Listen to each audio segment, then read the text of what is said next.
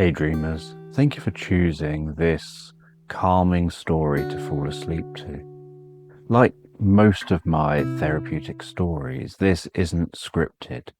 I just absorb myself in the experience and narrate what's unfolding before me. And as the story begins, so the video will transition to a black screen, and for those who find it helpful to settle down before tonight's bedtime story, I'll begin with a relaxation process. And if you don't need this, you can use the chapters to skip straight to the story. And if you'd like to support what I do here, please consider subscribing and perhaps sharing a few thoughts in the comments. Tonight, as you drift asleep, you find yourself as a writer relaxing on a sleeper train, heading through beautiful countryside towards a town on the edge of woodland, said to hide the secrets of a magical feline temple.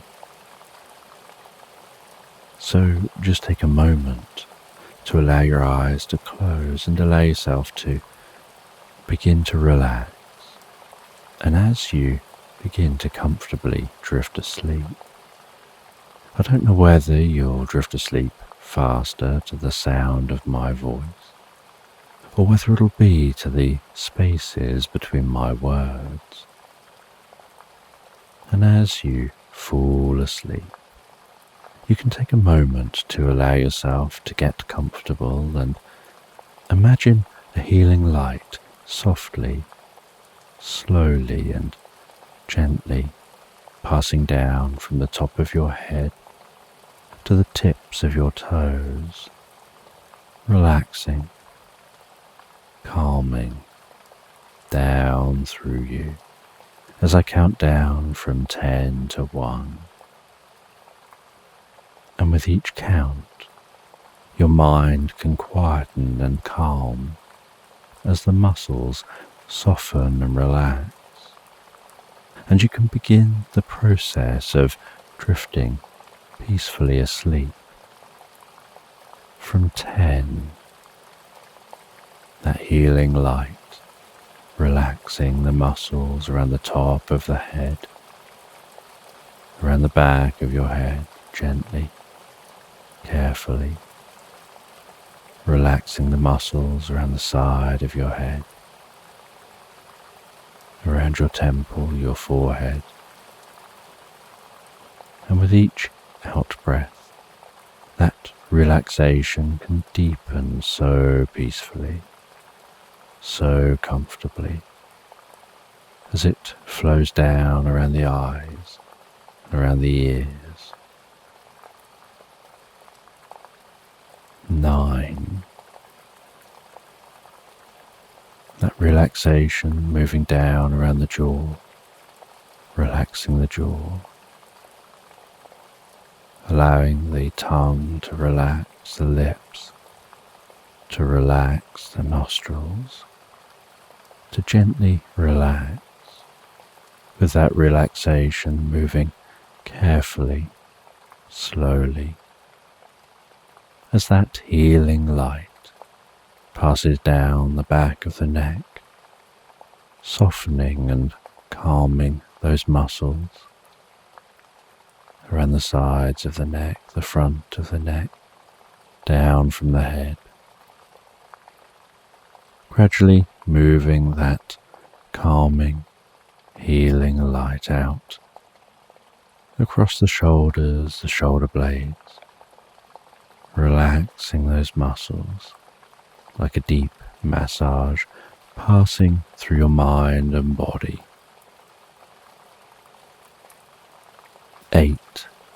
As that relaxation begins to move down those arms, and I don't know which arm the relaxation will move down fastest, whether it'll be the right arm or the left arm.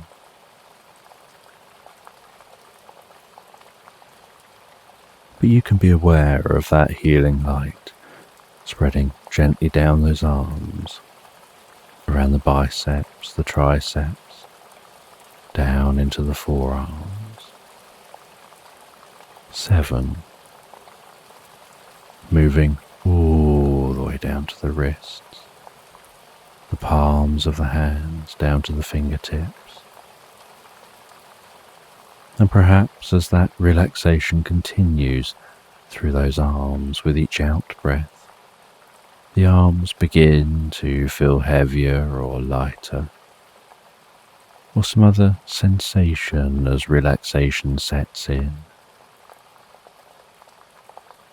And you know the process for sleep is that the body begins to relax. And while the body becomes physically relaxed, so the mind begins to drift and dream, initially to brief reveries before settling on the first dream of the night. 6. And that healing light can spread down from the shoulders and down around the chest, the upper back, softening and relaxing those muscles gently, calming the breathing, helping you drift deeper and deeper into the experience.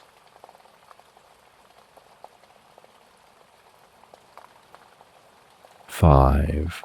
The healing light moving down towards the stomach, the lower back, the sides, relaxing those muscles as it goes, bringing a deep sense of peace and calm to your upper body, releasing any tension, perhaps occasionally finding yourself shifting just a little to feel more comfortable.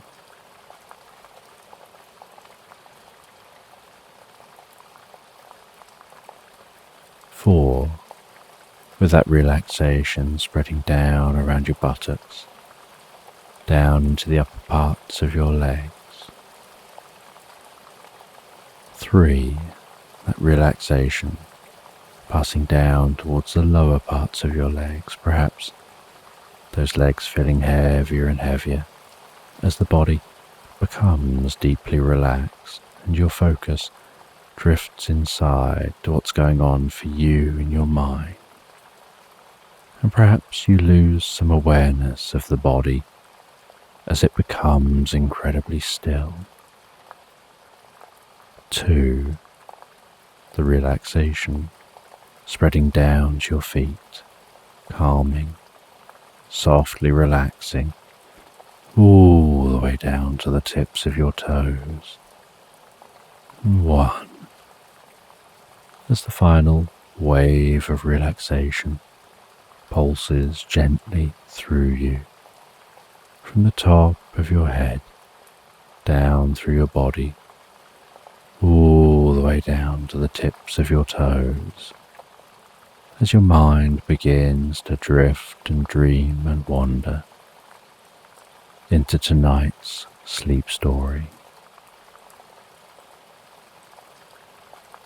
And you're travelling on a train through wide, open countryside, meadows surrounding the train, the afternoon sun passing gently across the sky, the clickety-clack and the rattling of the train on the tracks, the gentle mumble of other voices in the carriage, the occasional announcement from the conductor, the train rocking and vibrating gently as it travels comfortably along the track. And you're sitting at a table on this train, curtains hanging in the window.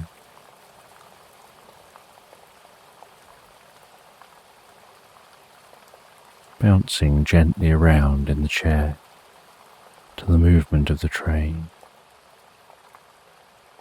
the liquid in a cup of tea, gently rocking and moving, creating circles of waves that travel in and out in that cup, occasionally interfering and becoming spikes, before calming again.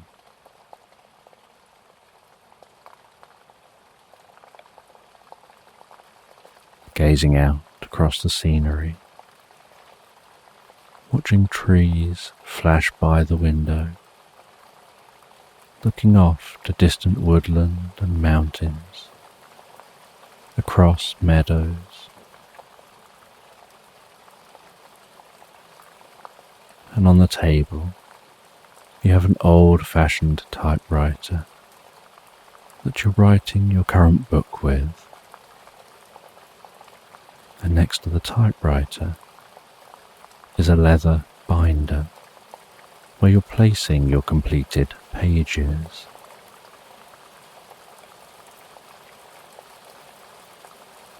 And while your mind is absorbed gazing out the window at the passing scenery,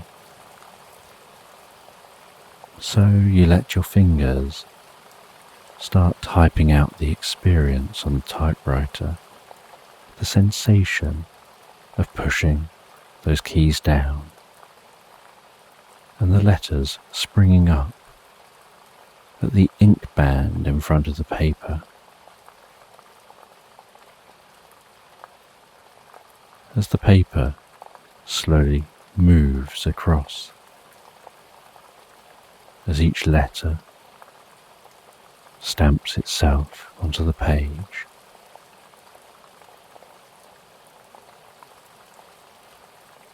And then the paper moves up a bit, slides back across, and you carry on with the next line. And you enjoy writing with a typewriter, because there's something visceral, a connection you feel with a typewriter that you just don't get when typing on a keyboard with a computer. Something about the sounds of typing, the smell of the ink, the feeling of hitting the keys and the weight of the keys as they move. You type about the experience of being on a train, the movement of the train, what you're feeling as you travel. Describing the peaceful scenery outside the window, the sensation of watching it flash by.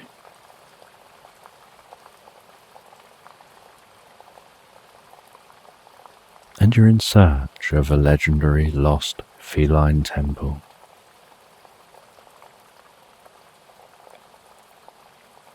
A temple that was situated in the heart of an ancient cat-worshipping civilization, where it's rumoured rituals used to be performed that allowed people to temporarily swap consciousness with cats that they were bonded to,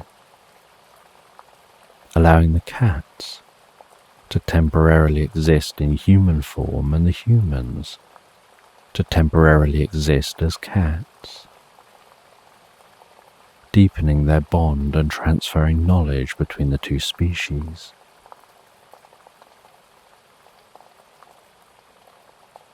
And as night falls,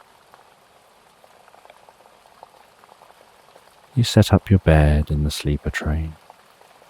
You settle down for the night, letting the movement of the train rock you gently to sleep. And the next day, you sit down, enjoy some breakfast.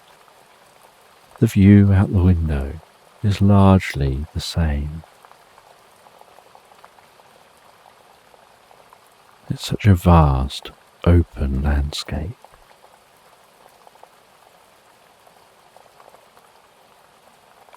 The journey continues on through lunch, not arriving at your stop until mid-afternoon.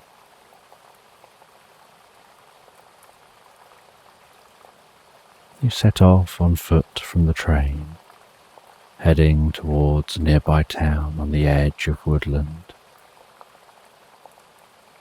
Just a single bag on your back, and your typewriter carried in your hand.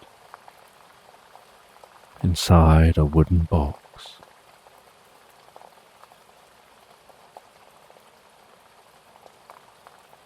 And you walk through the landscape, the sounds of songbirds wrapped around you, feeling the warmth of the sun overhead, hearing the rustling of the leaves as the wind blows a gentle breeze.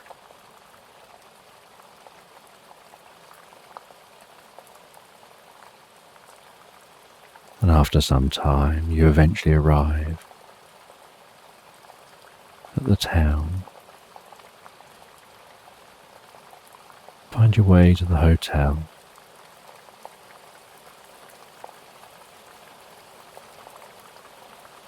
You check into the hotel and head back downstairs after putting all your belongings in your room. You eat dinner in the restaurant area, chatting briefly with the locals, before heading back up to bed. And the next morning, you decide to get an early start. You head down for breakfast, and then head out towards the woodland in search of the temple ruins. You walk into the woodland, noticing the way the sounds change. Some sounds seem more muted, other sounds seem to almost echo through the woodland.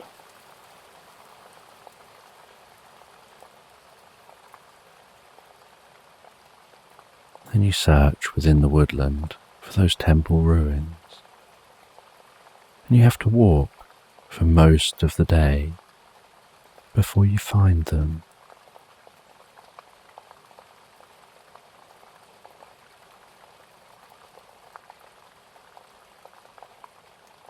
And you find the ruins in a slight clearing within this woodland.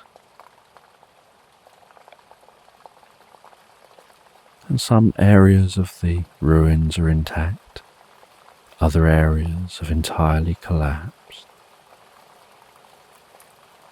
You head into the intact part of the ruins, discovering carvings on the walls which seem to depict the stages of the ritual.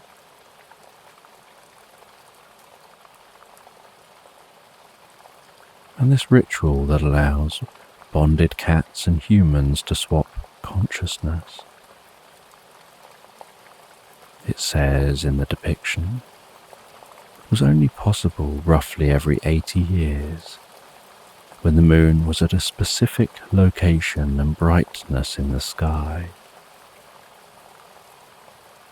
The ancient civilization used complicated calculations to work out when this would happen. Sometimes it could be as soon as 19 years since the previous occurrence. Other times it may not occur for 111 years. The moonshine would only illuminate the temple chamber with enough light for about 15 minutes.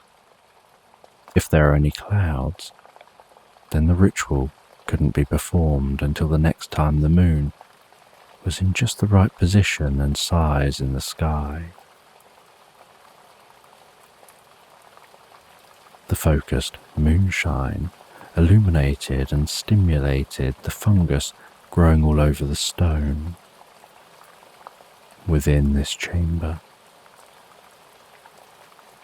Usually in the darkness, the fungus was dormant, but something about the concentrated moonshine triggered it to release spores which, when breathed in, led to short-lived changes in consciousness, swapping the cat's and humans' consciousness, where they were already synchronized due to their bonding. And although much of the temple was ruined, the ritual chamber still stood, and you could see the lunar aperture which casts the beam of silver light into the chamber when the moon is at just the right point in the sky.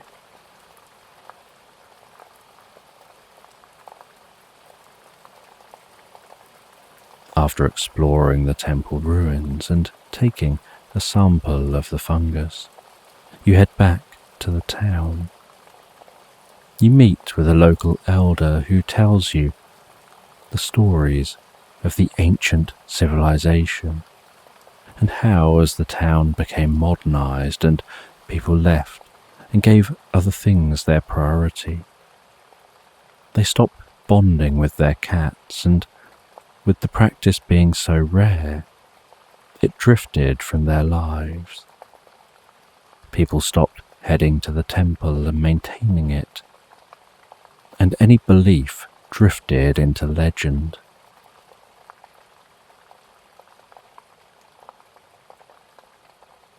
You purchase some old books of the legends before heading back to the hotel. And at the hotel you examine the fungus, and you read through the books while typing up your findings. You find yourself so engrossed in writing that you end up typing all night long. During the night, a cat wanders in, comes up to your room. You hear it purring at your door, gently meowing, so you let it in. It snuggles up next to you while you continue writing and purrs beside you.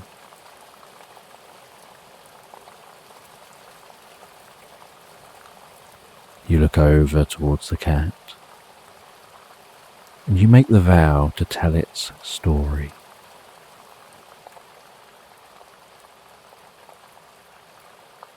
You work out from the texts when the next date would occur, according to the legends, when the moon will shine just in the right way into the temple. You discover that it'll be in 12 years' time, so you note this down.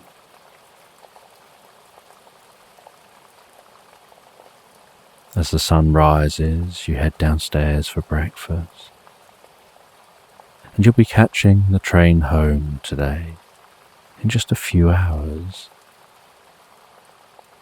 And the whole time you're eating breakfast, the cat doesn't leave your side.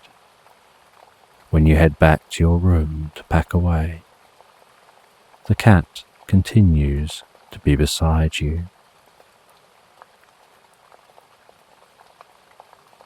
When you leave the hotel, the cat follows. And so you decide to take the cat home with you, thinking perhaps you'll return here in 12 years' time. Maybe you could have a go at the ritual.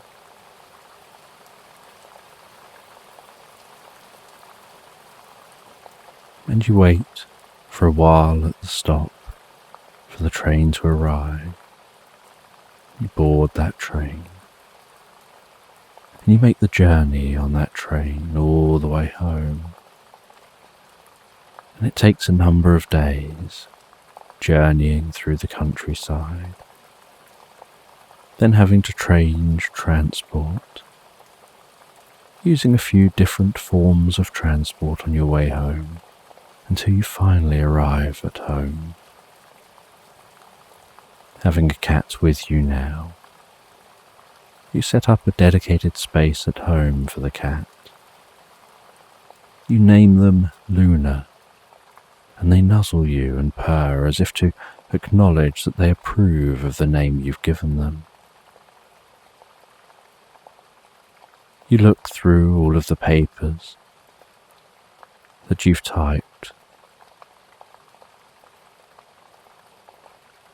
You find it interesting, some of the information you've recorded. You have something to eat and then rest down at home. The cat climbing on your lap. You stroke the cat while you rest, enjoying relaxing in a chair in front of a cozy fireplace. Feeling so comfortable being back at home, knowing you enjoyed your time away, but you definitely missed being at home in your own space.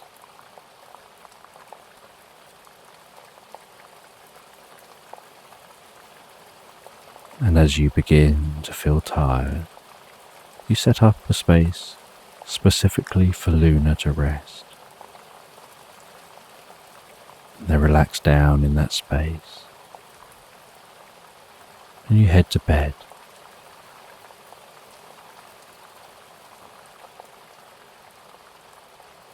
And as you rest down in bed, you review the experience you've had, what you've learned, what you may learn in the future,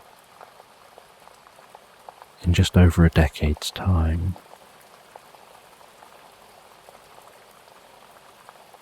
And you find yourself drifting and floating so peacefully, so comfortably relaxed asleep into Slumberland.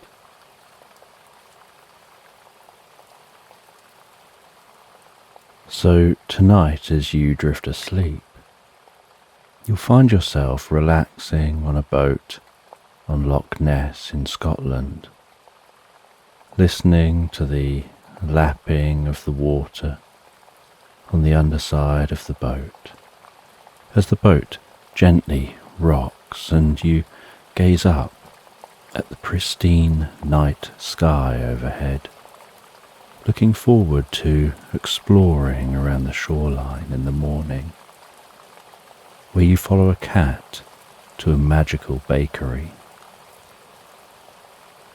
So just take a moment to allow your eyes to close and allow yourself to begin to relax. And as you begin to comfortably drift asleep, I don't know whether you'll drift asleep faster to the sound of my voice, or whether it'll be to the spaces between my words.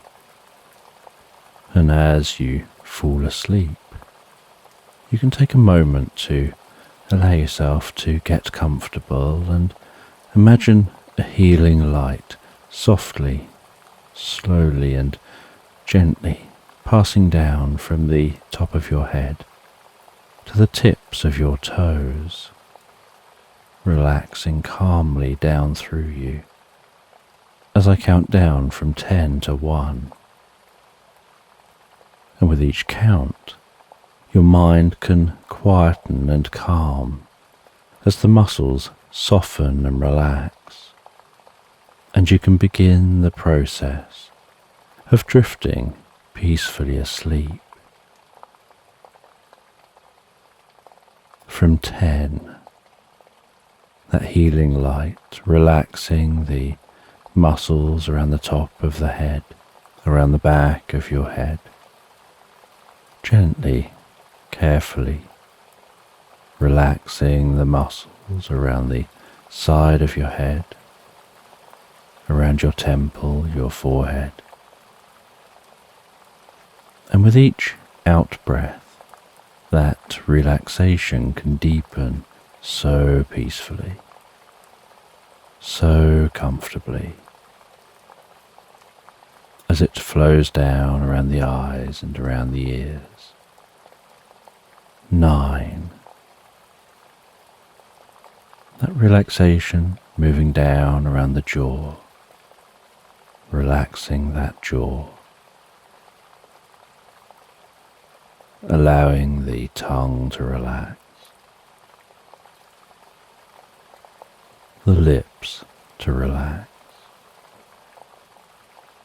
the nostrils to gently relax. With that relaxation moving carefully, slowly, as that healing light passes down the back of the neck, softening and calming those muscles.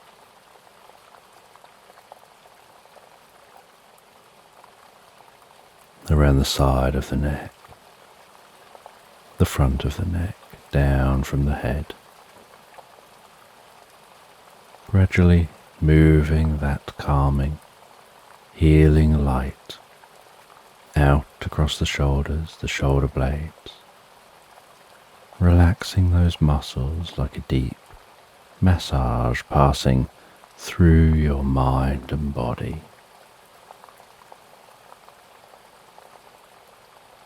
8. As that relaxation begins to move down those arms. And I don't know which arm the relaxation will move down fastest, whether it'll be the right arm or the left arm. But you can be aware of that healing light spreading gently down those arms, around the biceps, the triceps, down into the forearms.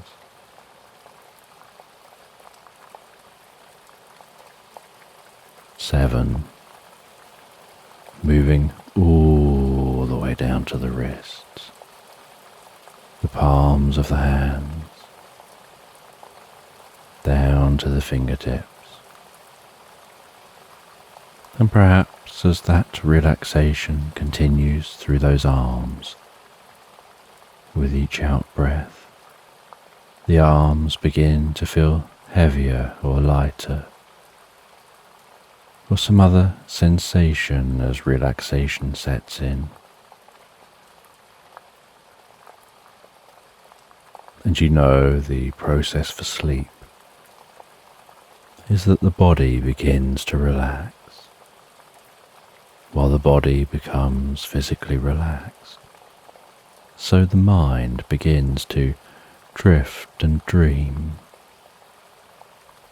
initially to brief reveries before settling on the first dream of the night. 6.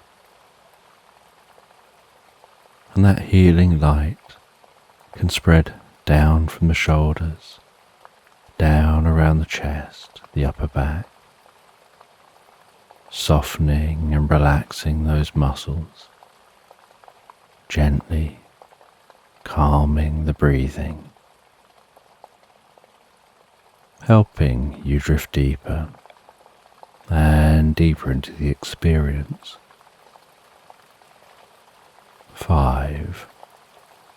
The healing light moving down towards the stomach, the lower backs, sides, relaxing those muscles as it goes,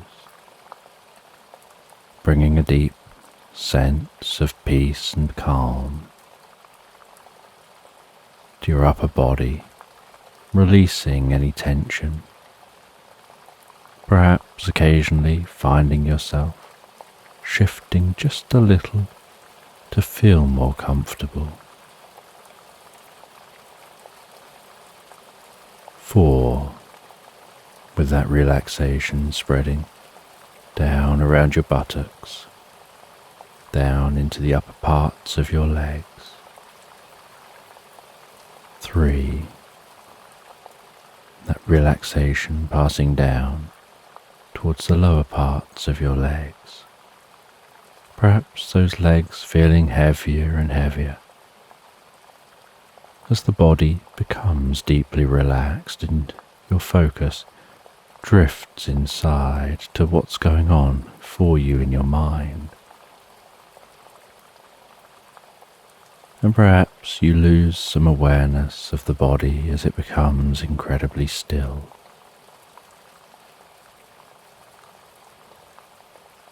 Two, the relaxation spreading down to your feet, calming, softly relaxing all the way down to the tips of your toes.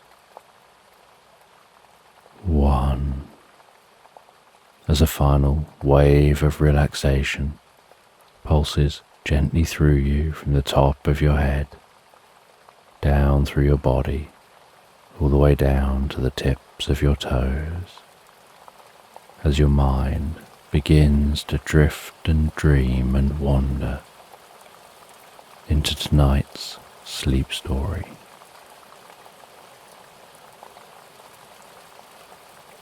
And you find yourself resting on a reclining chair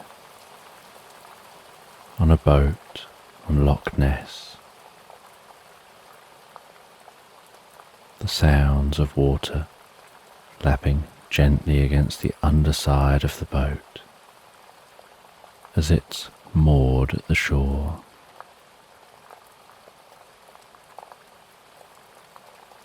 And it's late at night, and overhead you can see the night sky arching from horizon to horizon, stars twinkling, the dusty Milky Way smeared across the middle of the sky. The occasional shooting star fizzing past. The gentle scent of the fresh water as it continues lapping against the underside of the boat. The slight rocking of the boat in its mooring. Perhaps noticing the occasional hoot of a distant owl. And the coolness of the air across your cheeks, with that gentle breeze softly tickling your skin as you continue resting back in that reclining chair. And you lean over and pour yourself a warm drink. As you bring that drink up to your mouth, aware of the warm vapour rising up beneath your nostrils, up across your face, your forehead. The sensation of drinking that drink and the feeling of the warm drink soothing its way down through you. I'm really enjoying the deep sense of peace and relaxation resting on this boat. Just watching the night sky overhead. And as you finish that warm drink, you begin to feel tired. As you head down into the boat, you close the door behind you, head through to the bedroom, climb into the bed and settle down, and begin to drift asleep to the gentle rocking of the boat, the soft lapping sound of the waves against the underside of the boat.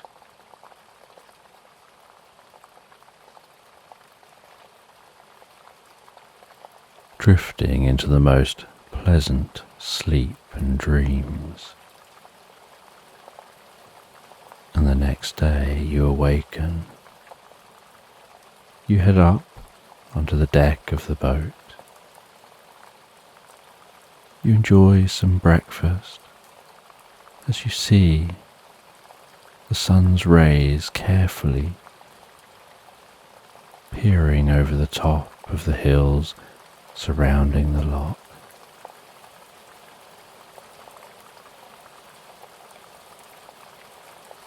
Seeing the way the light dances on the surface of the dark blue water.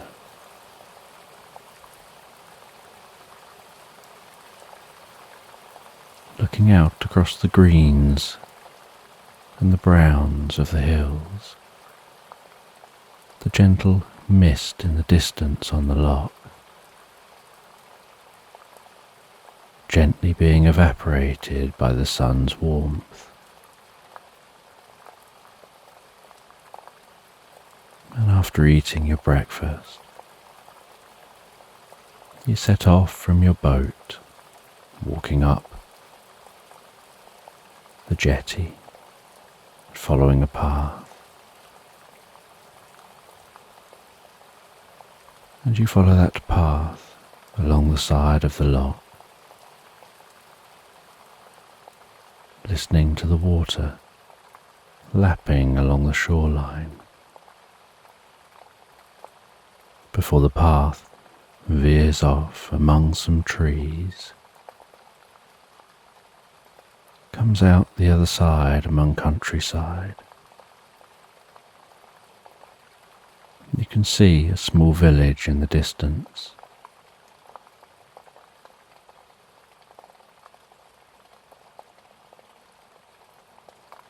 And as you're walking towards that village, you encounter a cat sitting on an old stone wall, and it meows at you as you pass. And so you slow down and stop, and the cat stands, makes eye contact with you, before lowering its two front legs down, partway down the wall, wriggles its bum a little before leaping, scurrying down the wall, onto the ground and over to you, weaving its way around your legs, purring, and you reach down and stroke that cat, feeling the warmth of its fur. It flops down on its side, you stroke its side, and it moves over onto its back. You stroke its belly between its two front legs. And then the cat leaps up and begins to walk, seeming to guide you towards that village.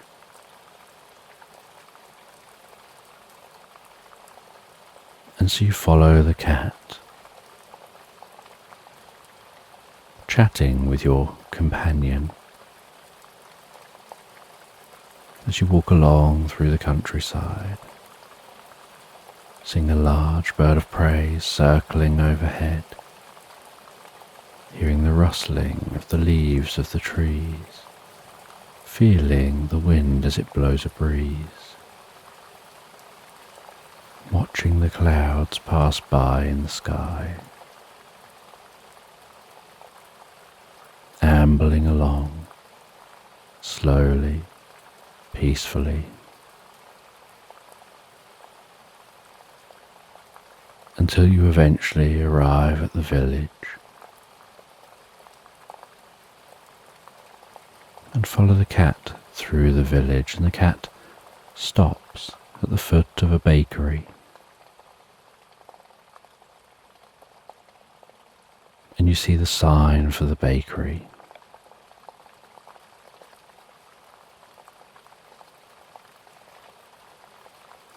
And you head into that bakery. The door trings as it opens. The bell rattles as it closes.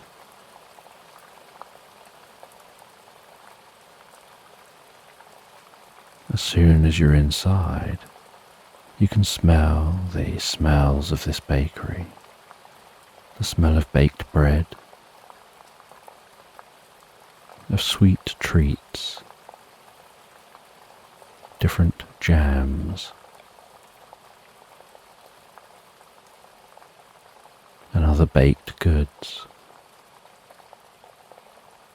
And a curious baker greets you and smiles in your direction.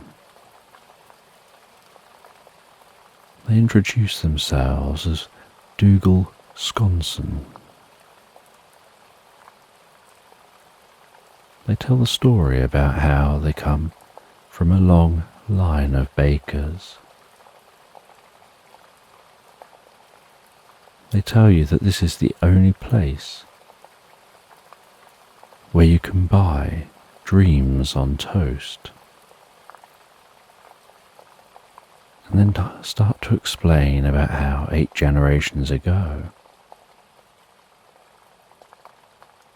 his relative was exploring some caves around Loch Ness when they stumbled upon a secret. They found themselves in a strange landscape with pulsating purple trees containing golden dreamberries that glistened and sparkled, and slumbering gleaner birds which eat the berries. And these birds eat one of the berries and then fall asleep beneath the tree, having the most pleasant dreams. And this relative found this fascinating, took one of the berries, tried the berry and found it the sweetest, most pleasant taste. But they also found that they became incredibly drowsy, and they fell asleep beneath the tree and had the most pleasant dreams. So they took some of those berries away with them, and they made some jam from the berries. And this jam proved to be incredibly popular, bringing dreams to all who ate it. And so they tried to grow dreamberry trees in their orchard, but the trees just never grew, and they realized that the trees only seem to grow in this strange landscape. And so each generation they've passed down the knowledge of where the landscape is and how to access it, keeping the location secret to anyone else so as not to disrupt the landscape, and to work in harmony with the landscape. The baker offers you some of this jam on toast. You take the jam on toast over to a table by a crackling log fire in this bakery. You have just a single bite of that jam on toast. Find yourself falling asleep in the chair, having the most pleasant nap with the most wonderful dreams.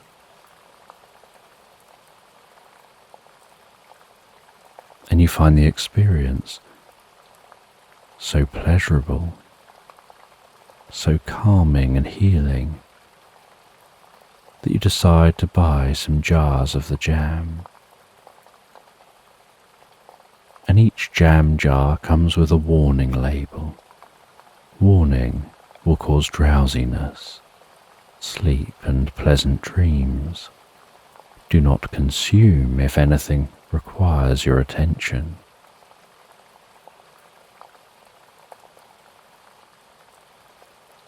The cat curls itself up on the rug in front of the fireplace in this bakery. You pet it for a moment, saying your goodbyes, before heading back to your boat.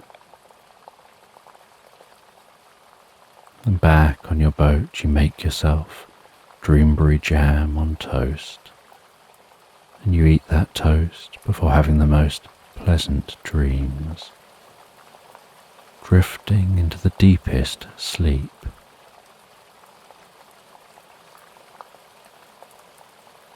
And the next day, you leave that mooring, continue along the coast a little further, watching as Urquhart Castle comes more and more into view.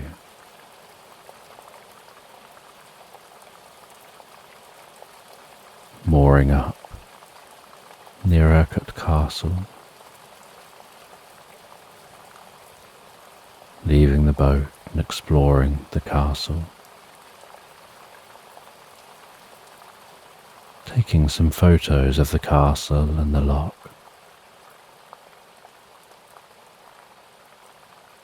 Before walking to the nearby village of Drumladrochit. And in Drumladrochit, among a pair of white stone buildings, you find an old mottled stone bookshop. And there's something deeply curious and interesting about this bookshop. You open the door and are instantly met by that old book smell and the sight of dust motes hanging in the air and the fuzzy beams of light creeping their way through the windows.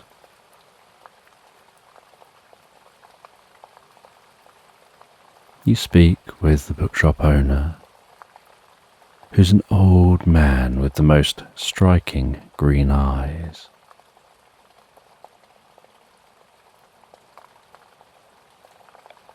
They explore among their books until they find an old book, an almost antique-looking book of ancient legends.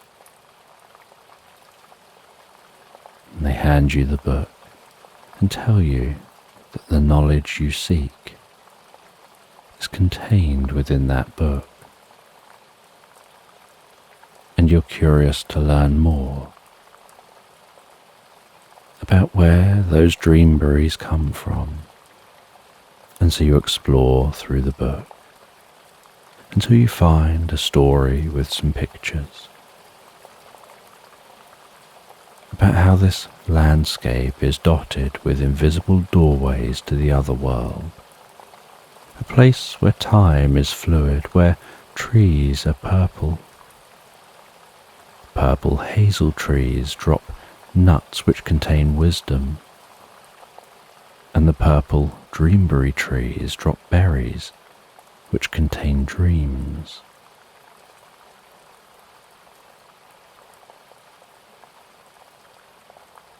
And this other world is the home of beautiful fae who dress in green. And this race of fae, they're called she. They live here in the other world,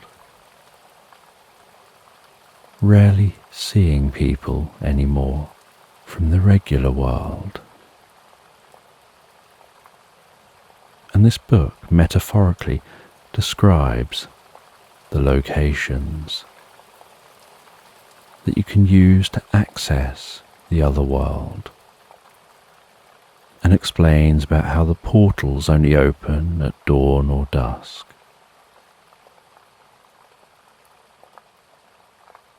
The bookshop owner suggests that perhaps you should go searching for the nearest entrance, and they help you to interpret one of the invisible doorway locations. And so that evening, as the sun begins to set, you head to the location where the portal may well be, and you find yourself walking through a portal, heading into the other world. You see the dreamberry trees. You see those birds. You meet a friendly she who shares about this place, explains about how times have changed. The world of man has changed, and they prefer now to keep themselves to themselves. They hand you a purple hazelnut, which you consume, gaining deep wisdom, understanding why you can never share about this place.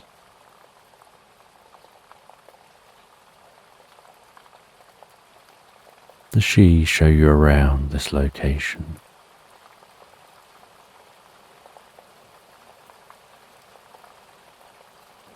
They show you to the different types of trees. They show you the differences in the environment, how the colours here are very different in the other world. And after you've looked around for a while, you head back to the portal, pass through the portal, knowing you'll never tell anyone where this place is, how to enter it. Being aware of the importance of that.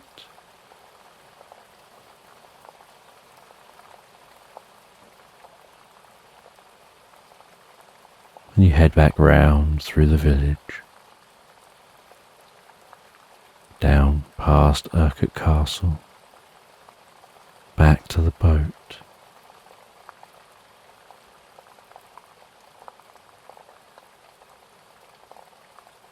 And you arrive back at the boat just as rain begins to trickle its way across the loch.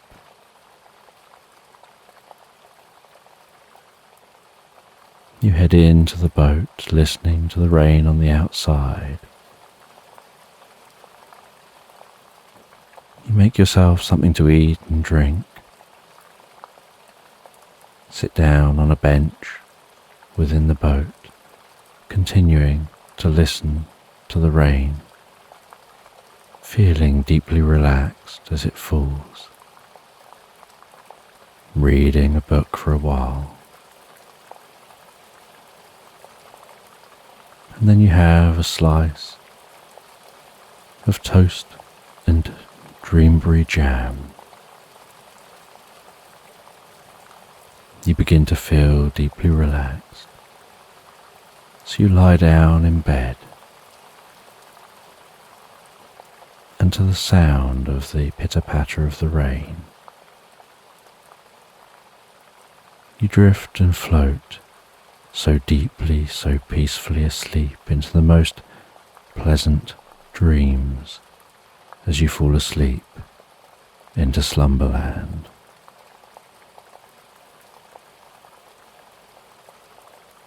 So tonight, as you drift asleep, you find yourself relaxing on the bank of a lake as the sun begins to set, enjoying the sound of the water lapping gently against the shore, before encountering a cat which sends you on a journey of discovery. So just take a moment to allow your eyes to close and allow yourself to begin to relax.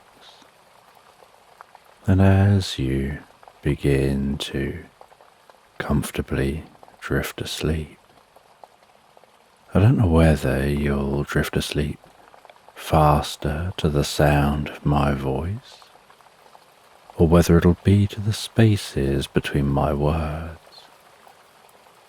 And as you fall asleep, you can take a moment to allow yourself to get comfortable and imagine a healing light softly, slowly and gently passing down from the top of your head to the tips of your toes, relaxing calmly down through you. As I count down from 10 to 1, and with each count, your mind can quieten and calm as the muscles soften and relax, and you can begin the process of drifting peacefully asleep. From 10, that healing light relaxing the muscles around the top of the head, around the back of your head, gently, carefully, relaxing the muscles around the side of your head, around your temple, your forehead, and with each out-breath, that relaxation can deepen so peacefully, so comfortably, as it flows down around the eyes and around the ears. 9. That relaxation moving down around the jaw, relaxing that jaw, allowing the tongue to relax, the lips to relax, the nostrils to gently relax. With that relaxation moving carefully, slowly, as that healing light passes down the back of your neck, softening and calming those muscles around the sides of the neck, the front of the neck, down from the head,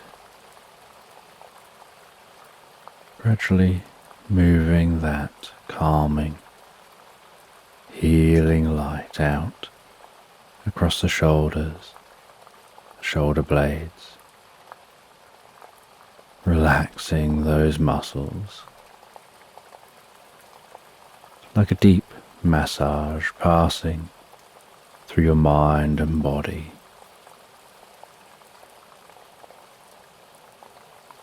8.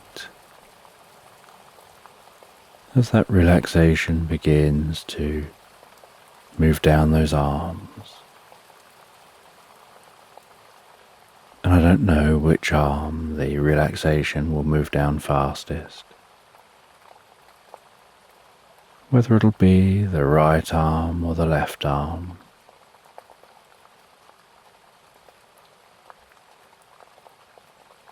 But you can be aware of that healing light spreading gently down those arms, around the biceps, the triceps,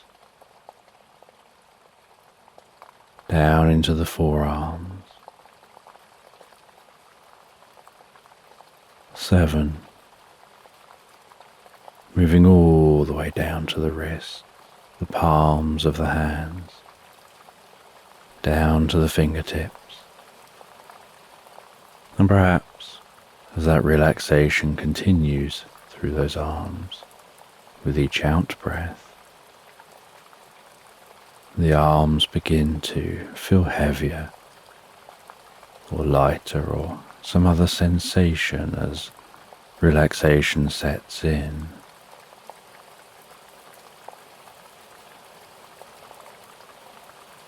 And you know that the process for sleep is that the body begins to relax, and while the body becomes physically relaxed, so the mind begins to drift and dream. Initially to brief reveries before settling on the first dream of the night. 6. And that healing light can spread down from the shoulders and down around the chest, the upper back, softening and relaxing those muscles, gently calming the breathing, helping you drift deeper and deeper into the experience. 5. The healing light moving down towards the stomach, the lower back, the sides, relaxing those muscles as it goes, bringing a deep sense of peace and calm to your upper body, releasing any tension. Perhaps occasionally finding yourself shifting just a little to feel more comfortable.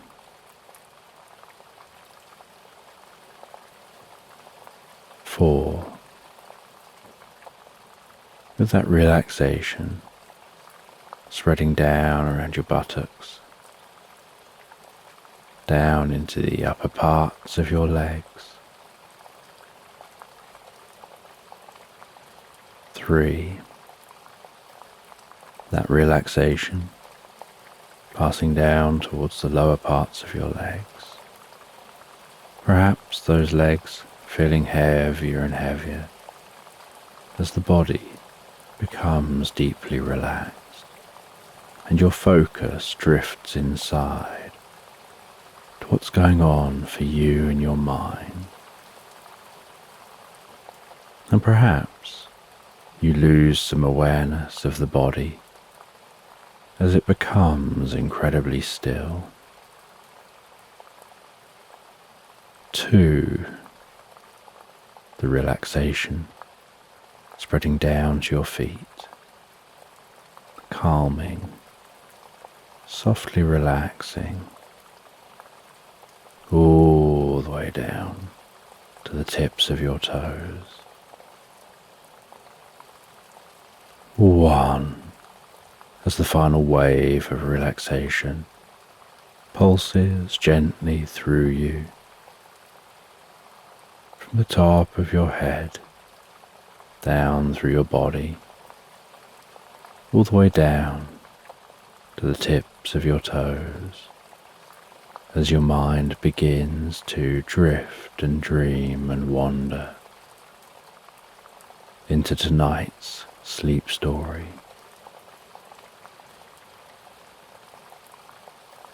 And as you relax into the story, you find yourself resting in a meadow beside a lake. And you can notice woodland in the distance. And as you rest by this lake, with that blue sky overhead, which is gradually changing colour as the sun begins to set.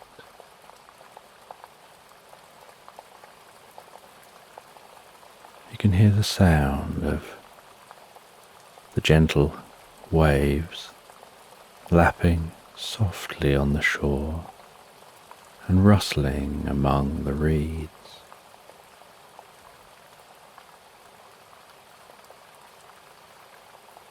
Seeing the way that the setting sunlight glistens and dances across the lake,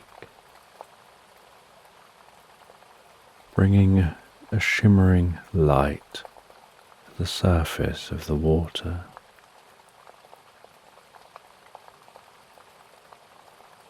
The sounds of ducks quacking, the sounds of sploshing as ducks poke their head under the water, diving down under the water before resurfacing again. And when they resurface, you can notice the way that the water just rolls off the duck's back. It doesn't absorb into their feathers. It just seems to bead and roll off of those ducks.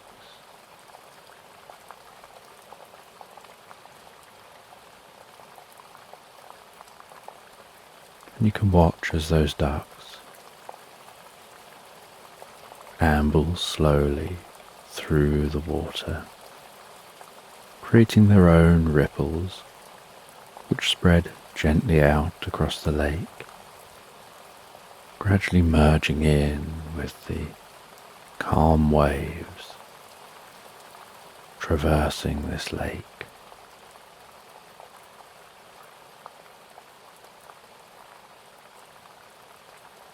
And noticing the changing colours of the sky as the sun creeps its way down to the horizon,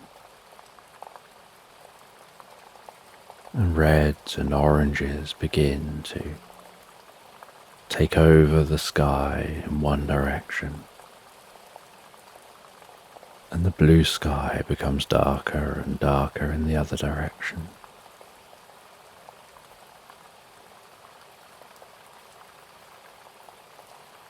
And noticing the first signs of the moon creeping its way into view,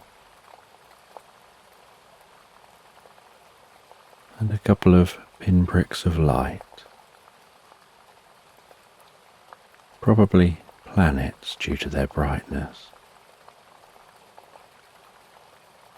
that are piercing through the blue sky.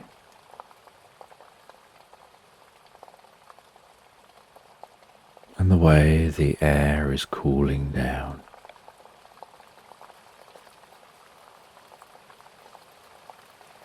as it gently wafts across the lake, carrying with it the deep scents of the meadow and the soft, distant sounds of wildlife. And there's a freshness to this air as it enters your nostrils. You breathe it into your lungs. That coolness, calming, that gentle breeze gently stroking your cheeks,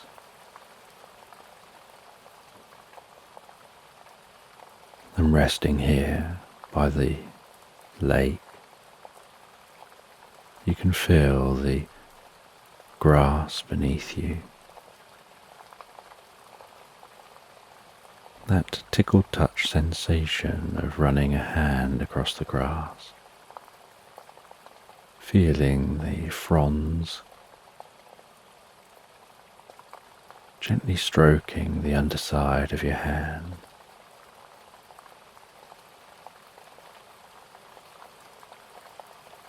And with the sun setting, you decide it's time to light a campfire and put up a tent.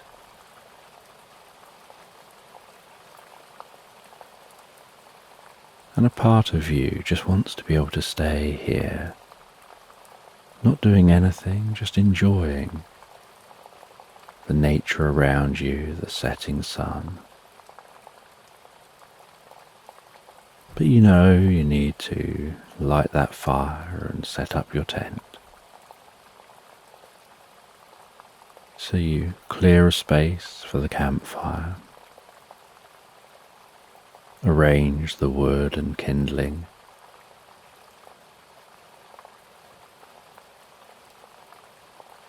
you light the fire and blow into the fire to help that fire take hold.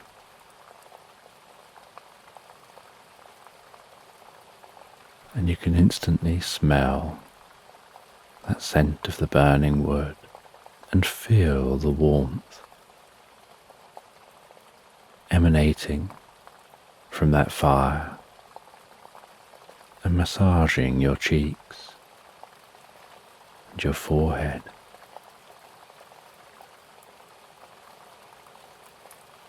And with the campfire alight, softly crackling away, shadows dancing,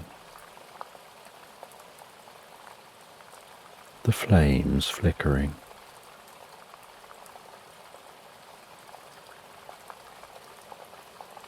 you set up your tent at an angle to the fire and the lake, and at the front of the tent it folds out like a small mat to sit on,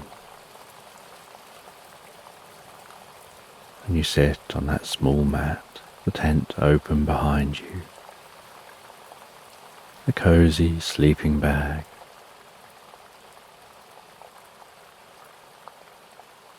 so inviting inside that tent,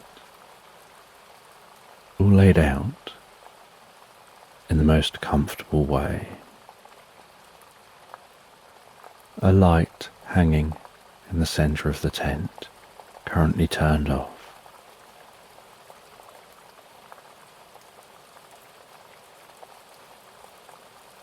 And while you relax there by the fire, you take out a saucepan and some food.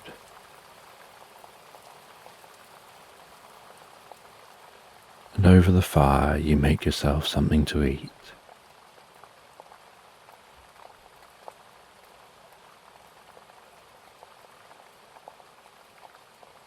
You enjoy eating that food and having a drink, and listening to the last sounds of the songbirds going to bed. As the last rays of sunlight creep over the horizon out of sight.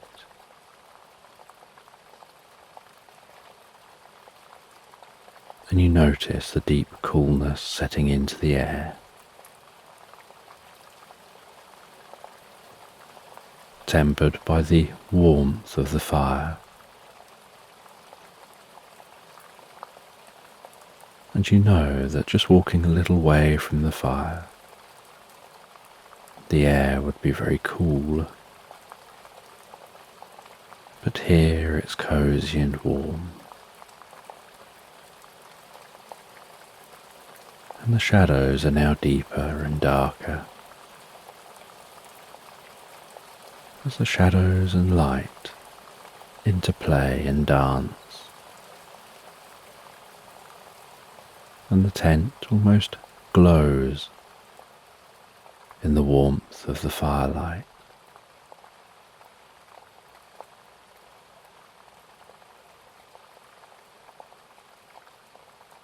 And gradually there's the gentle sound of crickets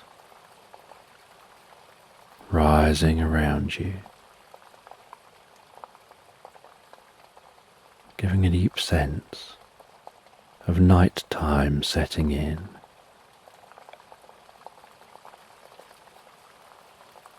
And after eating and drinking, you turn yourself around, lying down on your stomach, your feet deep into the tent, resting comfortably, and begin reading a book, propping yourself up on your elbows as you lie there reading.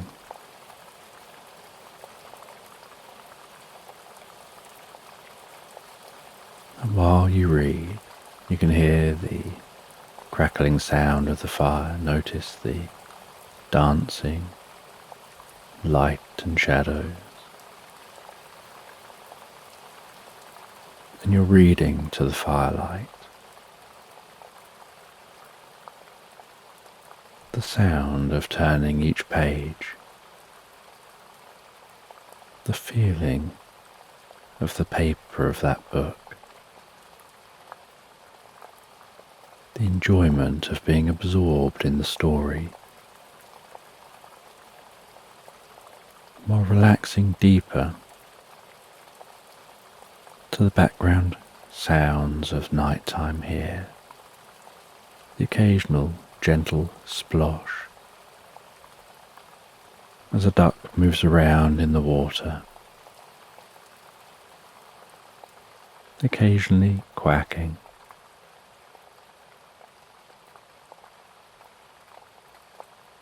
The sounds of the crickets, the soft rustling of the reeds,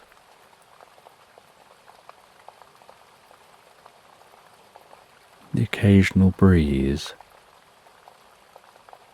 making the fire flicker faster before it settles down again as the air becomes still.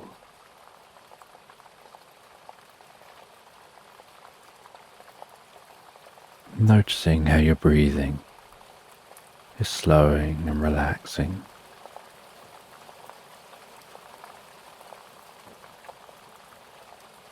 As you feel the environment so peacefully relaxing, deeper and deeper into the experience. And after a while, as the fire is burnt down to embers,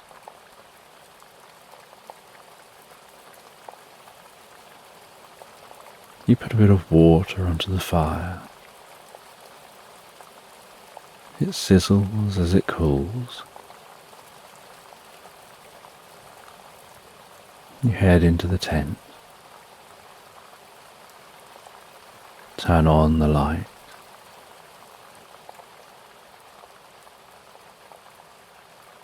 Seal up the tent for the night. Wrap yourself into the sleeping bag.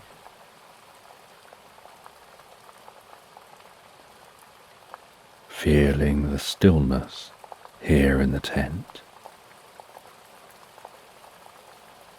The occasional gentle movement of the fabric of the tent as the wind blows a breeze. The calming nighttime sounds beyond the tent. You turn off the light with the tent giving off the faintest glow from the moonlight. And as you rest here, tucked away in the tent, you can notice the coolness of the air as you breathe that in and out, while your body remains so cozy and warm, just the perfect, comfortable temperature for you within that sleeping bag.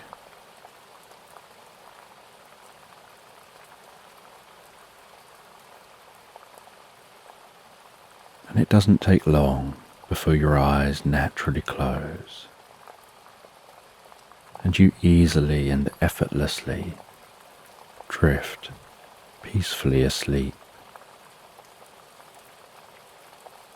And while you sleep, you have the most beautiful dreams. Dreams which are doing deep inner healing, supporting your well-being.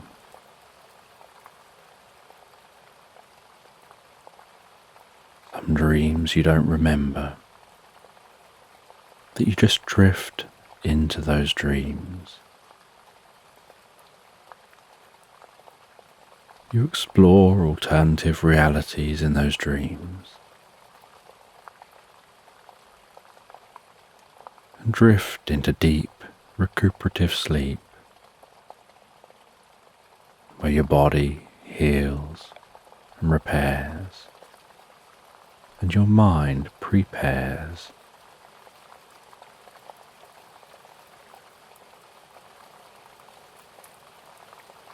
And you have the most pleasant night's sleep.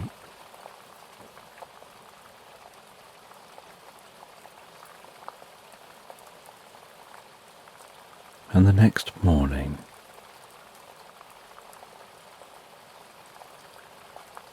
you slowly begin to wake up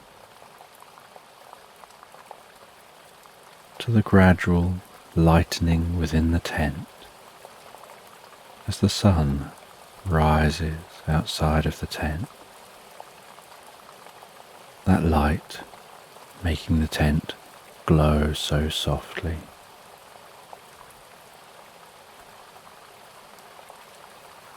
Beginning to notice that gentle glow and lightening within the tent, even as your eyes are closed, and you enter that state of sleep.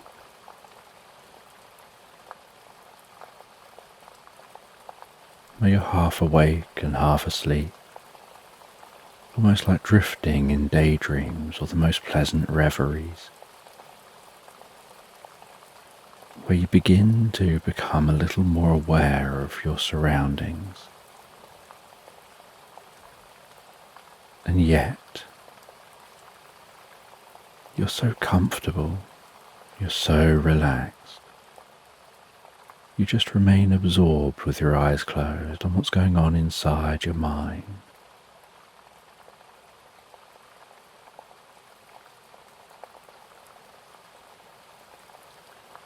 And you start to hear the sound of a cat meowing. And for a while you wonder whether that's inside your mind, somewhere in a dream, or outside your mind, just beyond the tent.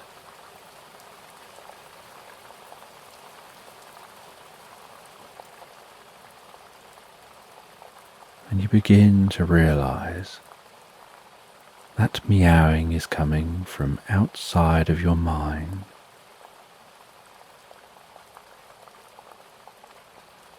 And you fully drift to wakefulness. You stretch a little, unzip yourself from the sleeping bag, open the tent and breathe in some of that fresh morning air.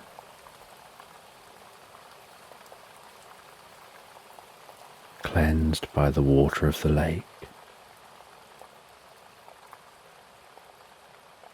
And as you open the tent, so you notice a tabby cat, looking so friendly, so kind, sitting before you. And around the cat's neck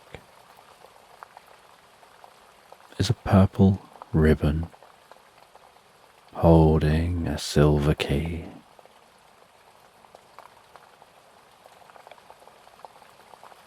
And when the cat notices you noticing it, And the tent is now wide open. It stands and walks towards you, buffs its head gently against you, rubs its head, its side of its neck, rubs its body and extends its tail, circles round and repeats this a few more times.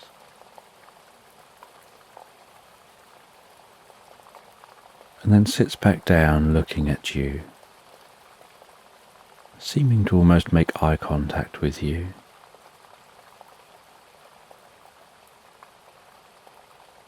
And behaving in a way that makes you think it wants your attention. And so you stroke that cat. It flops on its side, you rub its belly.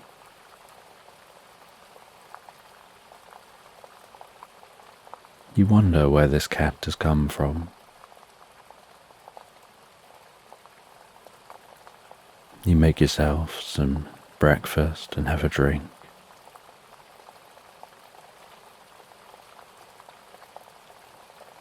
You pack everything away. You enjoy the early morning sounds of nature, sounds of songbirds, those ducks. And the cat looks at you expectantly and seems to be signalling that it wants you to follow.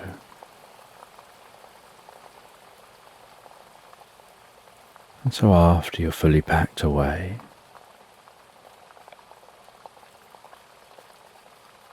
you initially begin to walk the direction you planned on going.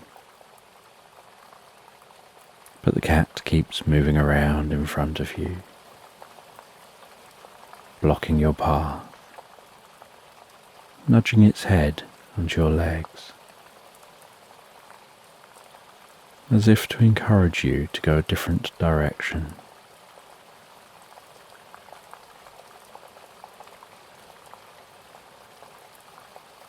And so you decide to humour the cat, and you'll follow it for a while. You begin following that cat away from the lake, wandering through the meadow. And as you walk through the meadow, so you enjoy watching the bees dart from plant to plant, the butterflies landing on plants before launching back into the air, the sounds of songbirds, noticing the occasional soft, fluffy cloud pass through the sky.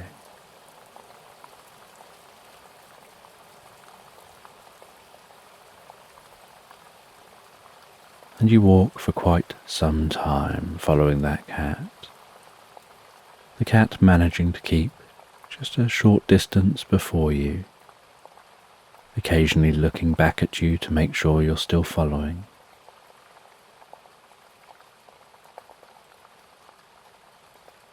And sometime into the walking, you discover the ruins of an old church. And you stop, enjoy some lunch, sitting on the remains of an old stone wall.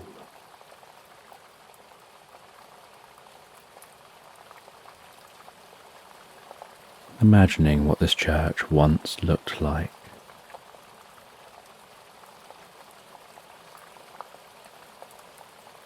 You hand a bit of the food to the cat, who graciously eats that food before continuing your journey through the meadow. eventually finding your way to a bridle way which passes through this landscape.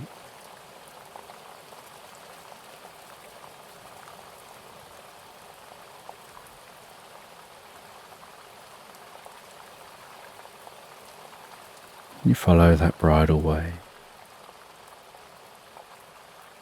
which is much easier to walk on than walking through the meadow.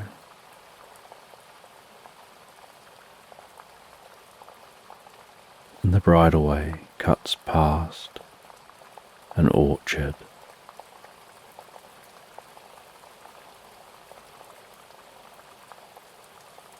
And you continue on,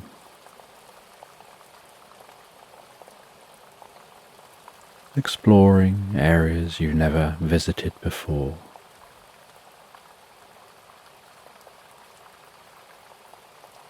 And as the evening sets in, you notice there's the light of a campfire in the distance. And you know that you'll need to stop at some point.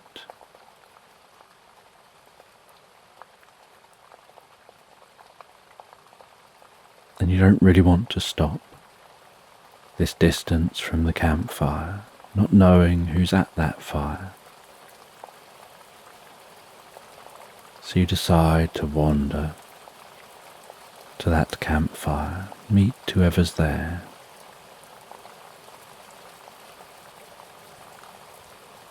And you can find somewhere to set up camp. After you've met this person. And so you arrive at that camp and meet a wanderer. And the cat purrs and rubs themselves against the wanderer, letting you know that this wanderer is safe and friendly, that they're a kind person. And the wanderer offers you some tea and food,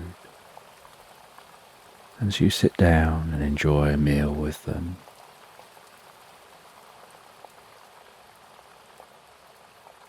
They explain to you the journey that they're on, and you listen with intrigue to their story.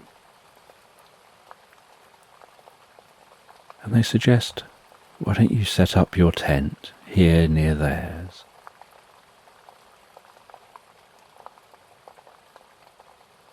And so you set up your tent diagonally to theirs. The cat tucks itself down into the tent and falls asleep, while yourself and the wanderer chat by the campfire late into the night, sharing different tales, enjoying each other's stories.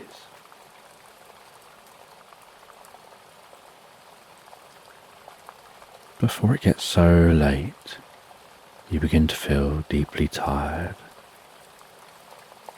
You say good night and settle down into your tent and drift so deeply, so peacefully asleep. And the next morning, you're awoken by the most beautiful scent of breakfast, the sounds of the food cooking. You open the tent. The wanderer offers you some breakfast and hands you a plate of that food and puts a little bit of the food down in a bowl for the cat. And you enjoy that food. And the cat seems to enjoy the food.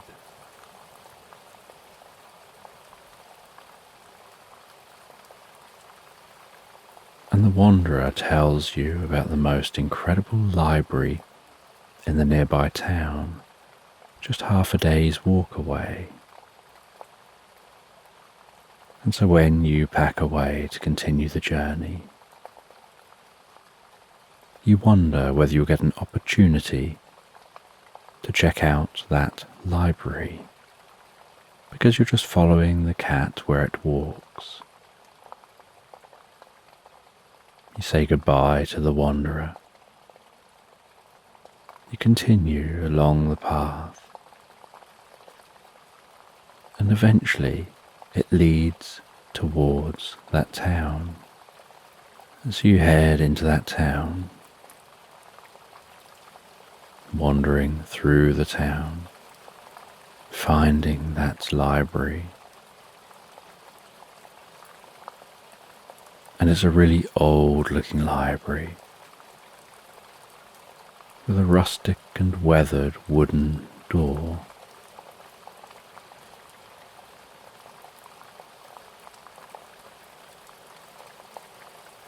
And you open the door and head into the library to be met with the scent of old books and the sight of dust motes hanging in the beams of light from the windows.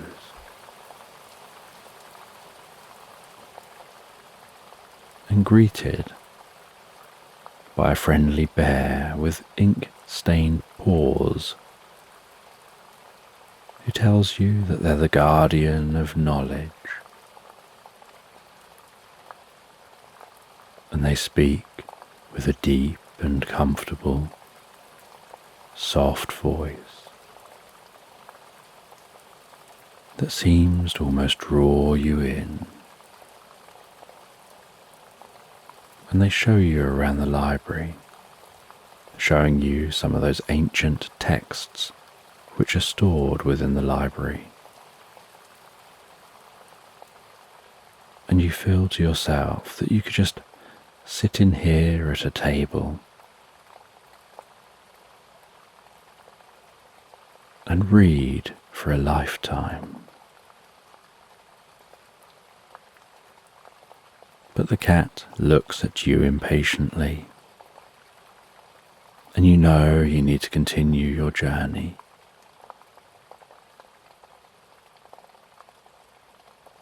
So you make almost a mental note that you want to come back and visit here once you're done following the cat.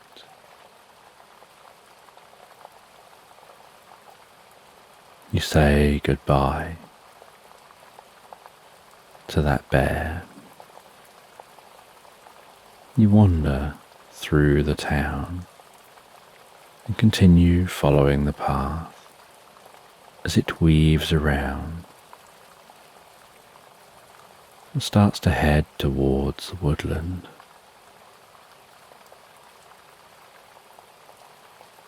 And as you wander towards that woodland, beginning to hear the rustling sound of the trees, you notice on the edge of the woodland the lights of a cozy cottage. And the cat seems excited and begins to speed up, heading towards that cottage. And you follow them all the way up to the cottage. You knock on the door, and there's no answer. You try the door handle, and the door doesn't open. You wander round and look through the windows, and it seems as if no one's home.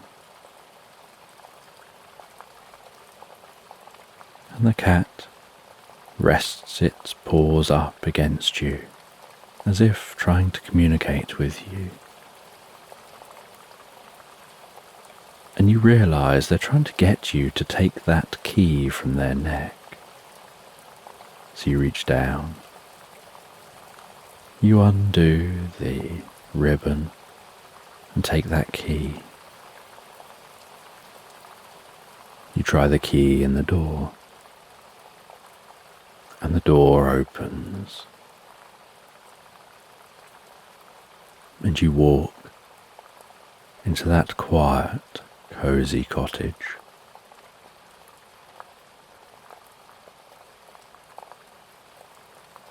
And you light the lamps within the cottage, helping to give that cottage a cosy glow, the soft orange light dancing around the walls. As you begin to explore,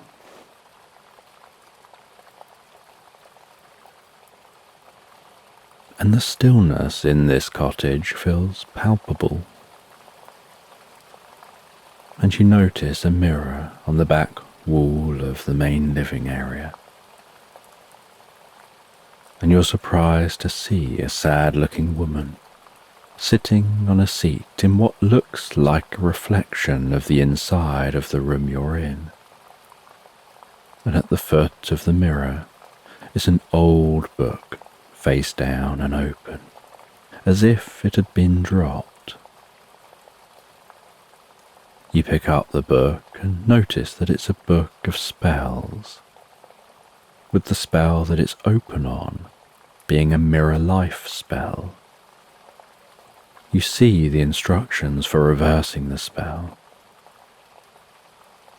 and decide to follow these instructions, and as you do, the mirror glows and sparkles and shimmers, and there's a faint hum in the room. The woman notices and heads over to the mirror inside the reflection and manages to step through the mirror, through that shimmering, and into the cottage.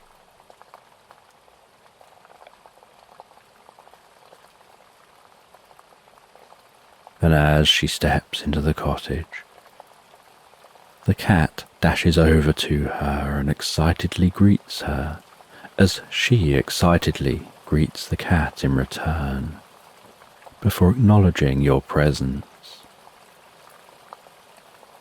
She explains to you that she felt that her life wasn't going anywhere. She questioned what she'd achieved in life. She visited the nearby town and visited the library, and in the library she found a book of spells. And she decided to do the mirror life spell, thinking that it would give her the opposite life, one where she'd achieved things and felt like she'd done something with her life. Instead, she got sucked into the mirror and trapped there. And while trapped, she had a lot of time to think, and she realized how much she actually has, and she began to miss her life and Wolfie, her cat. She was worried about Wolfie being left all alone in the cottage while she was stuck in the mirror cottage. She kept on trying to escape the mirror cottage, but all that existed in the mirror cottage was everything inanimate that was reflected in the mirror at the point she passed through. So when she opened the front door in the mirror cottage, there was nothing beyond the door. When she opened the windows, there was nothing beyond the windows. The only thing in this mirror cottage was exactly what was reflected in the mirror. And pleased to be back in her cottage, the woman lights the fire and asks if you're happy to stay for something to eat as a thank you. She feeds Wolfie, and Wolfie comes over and nudges against you as if to thank you for your help. She then prepares dinner, and you sit together eating in front of the fire. And after dinner, you continue chatting in front of the fire as Wolfie jumps up onto the woman's lap. And she pets Wolfie as Wolfie purrs and drifts peacefully asleep. She asks if you'd like to stay for the night. You say that you're happy to do this, and so she makes up the spare room. You settle down for the night in the most comfortable bed, drifting peacefully asleep. And the next day, Wolfie says goodbye, the woman says goodbye, and you're a long way off course with the direction that you're planning on going. But you are really only wandering. So you decide to just wander in a new direction from here.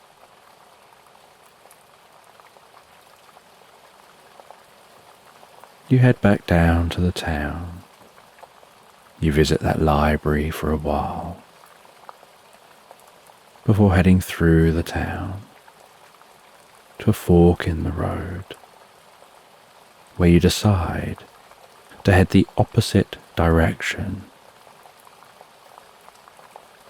to the one you came down as you approached that town before.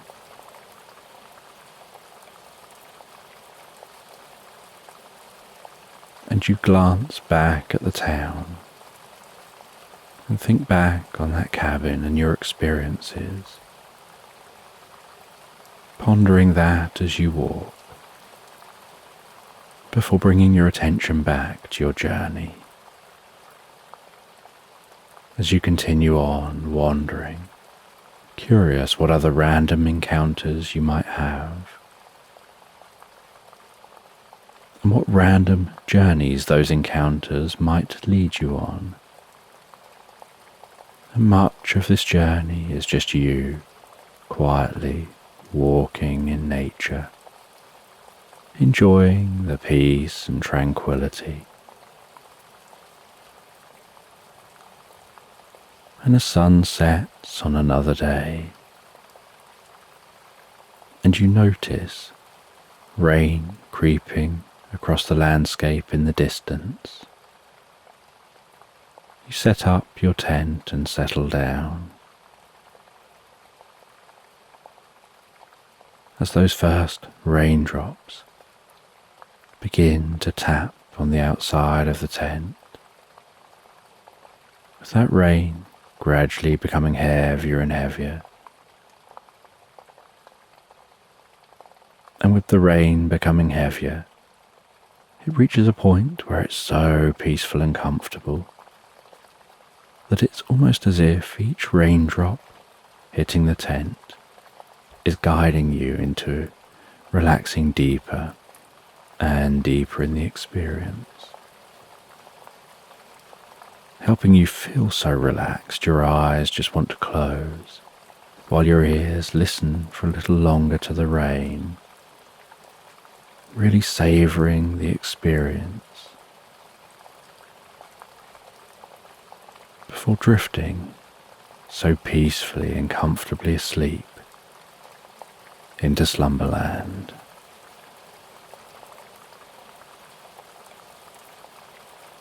So tonight, as you drift asleep, you find yourself relaxing in the golden haze of the setting sun, on a bench outside a quaint, bold windmill, before setting off on a magical journey of inner discovery.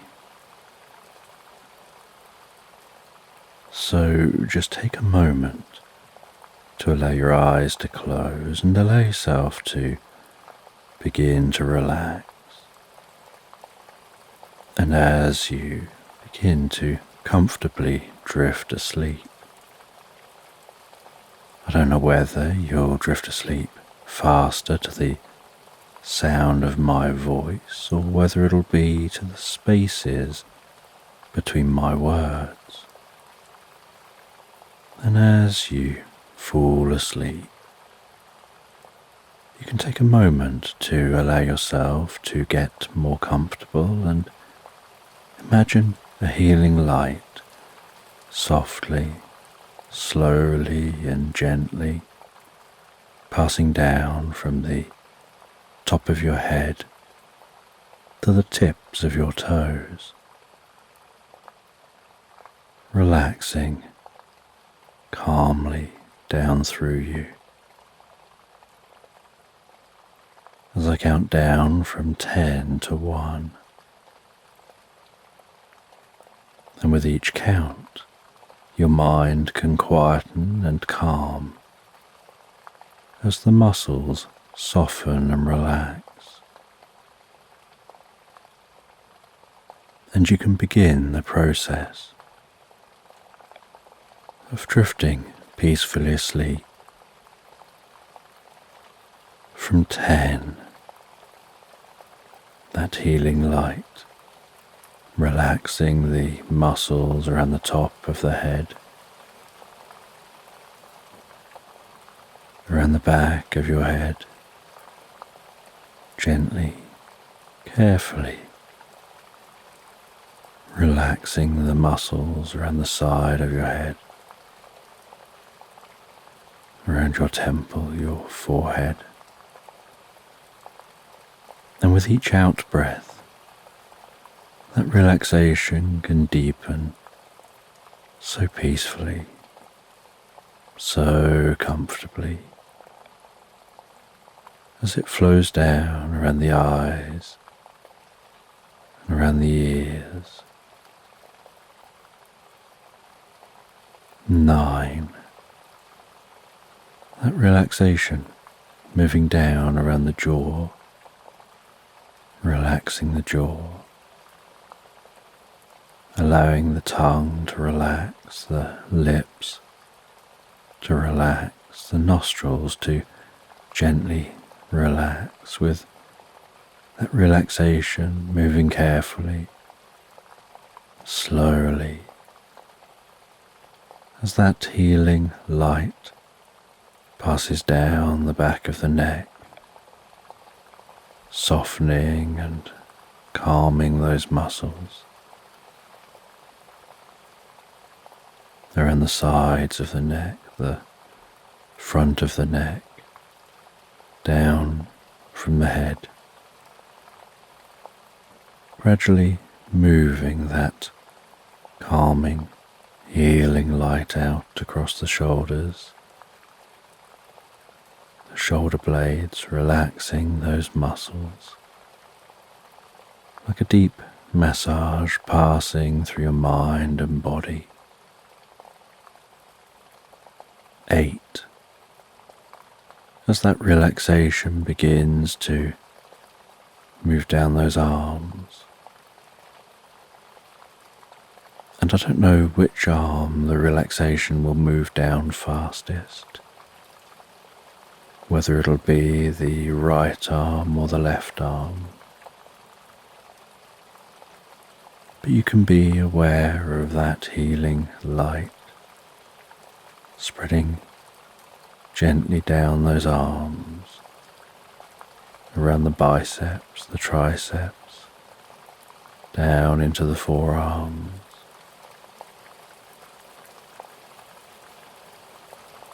7.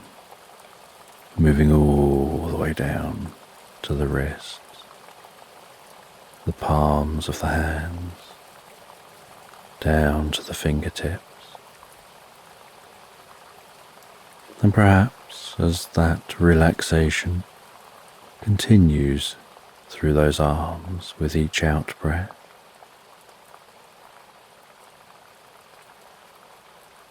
the arms begin to feel heavier or lighter, or some other sensation as relaxation sets in.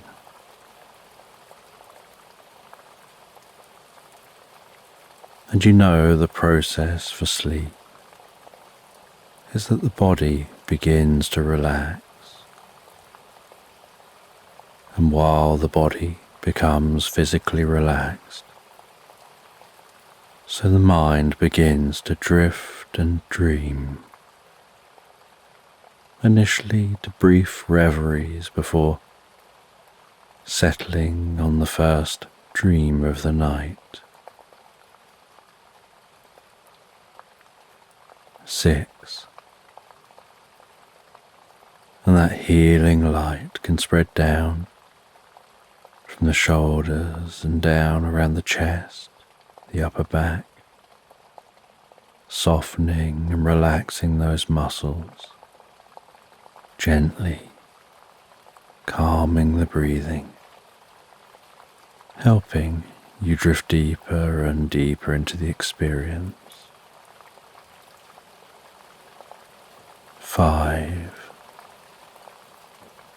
The healing light moving down towards the stomach, the lower back, the sides, relaxing those muscles as it goes, bringing a deep sense of peace and calm to your upper body, releasing any tension, perhaps occasionally finding yourself shifting just a little to feel more comfortable.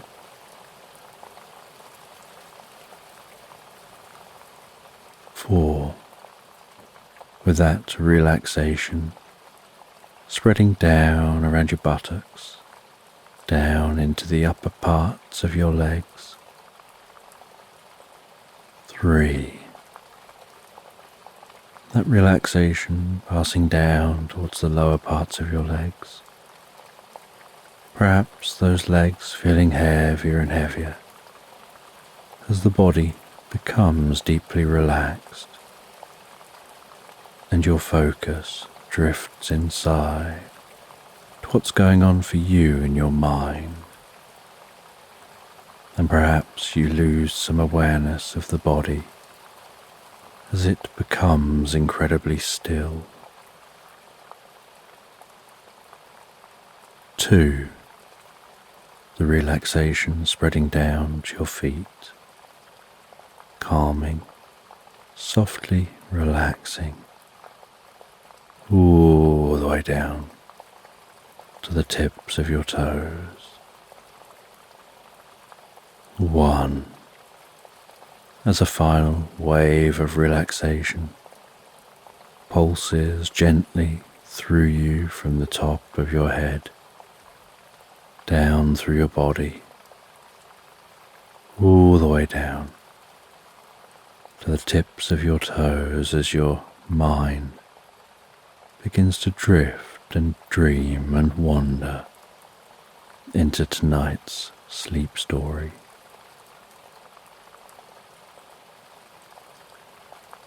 And as you rest and drift and dream, you find yourself sitting on a bench in the most calming, beautiful meadow at the foot of an old stone windmill. And there are some shrubs around the base of the windmill. The sound of the turning, creaking wooden sails above your head.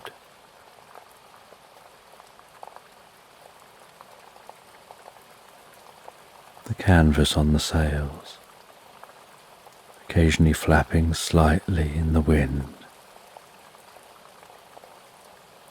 And attached to the windmill there's a small cottage.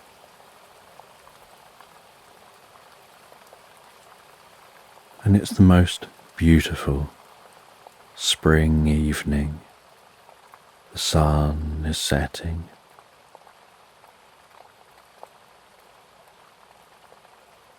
And this windmill is along a dirt track that weaves its way over the undulating hills of this meadow.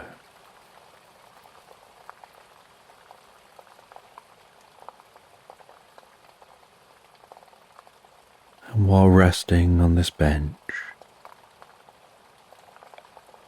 hearing the stones grinding, the flour, those turning sails overhead,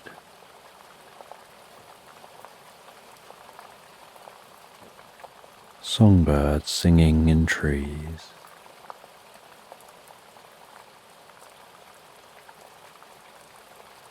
the sheep bleating peacefully as they eat in the meadows,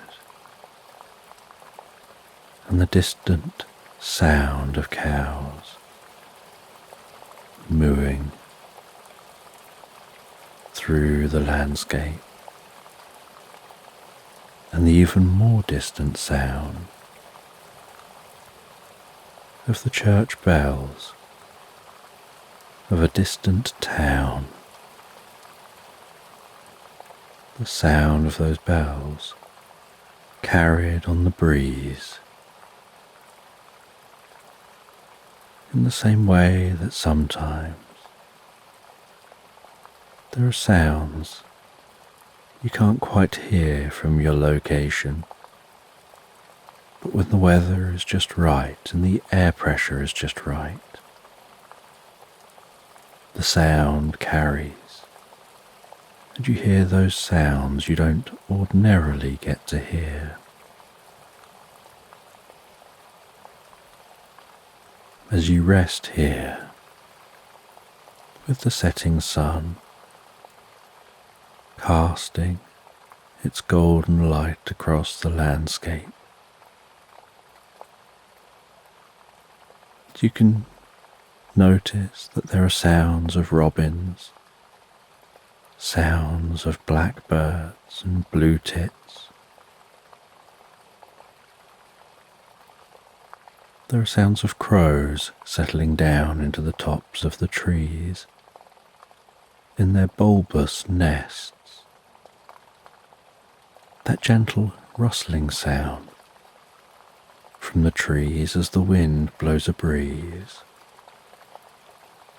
The scent of the wildflowers wafting their way to your nostrils, dancing around your nose, almost bringing a deep sense of peace and comfort to your senses. The scent of roses from some of the bushes at the foot of the windmill.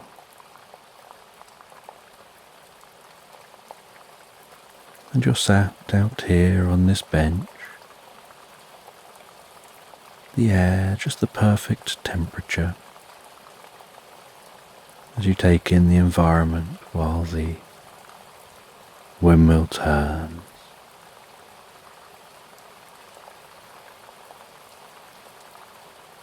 And the flower is formed.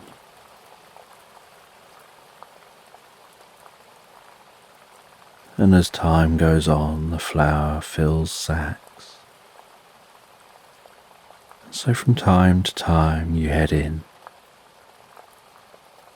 You move one sack, seal it up, place another sack ready to gather up more flour. The grain feeding through to the stones, powered by that windmill. And from within the cottage attached to this windmill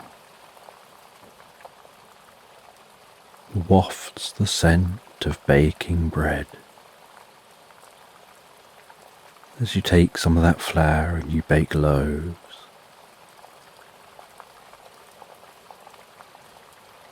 and once a day, every morning,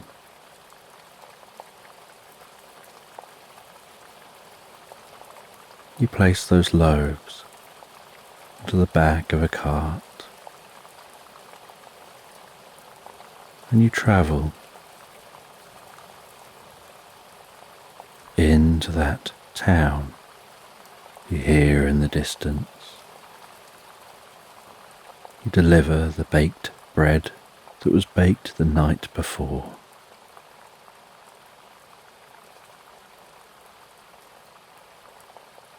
And then travel back to the windmill.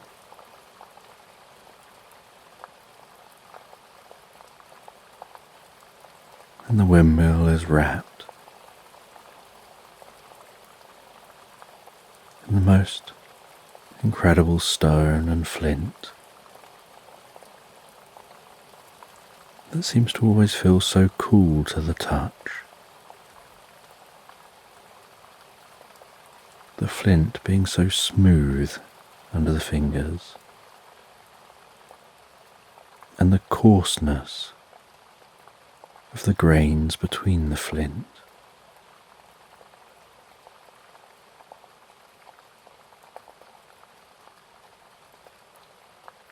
And you sit here and rest and drink a drink, enjoying the setting sun.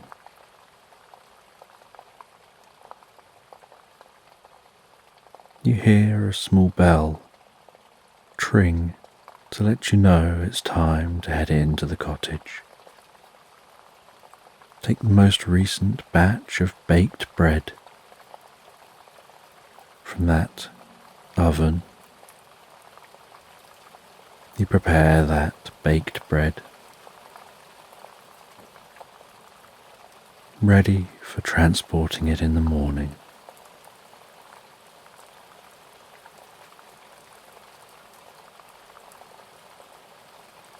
And after the sun has set,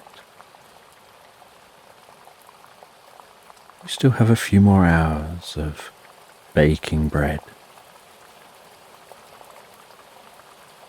And even in the evening after the sun has set, the air temperature is comfortable. You just have to put on an extra layer. The bird sounds have calmed down. You hear some of the other nighttime sounds of animals.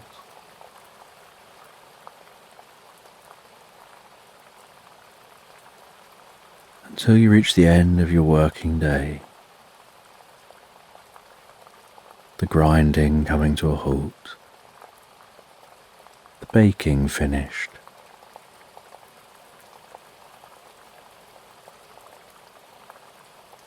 You make yourself some dinner, and after eating dinner and relaxing for a while, you head to bed and drift peacefully and comfortably asleep.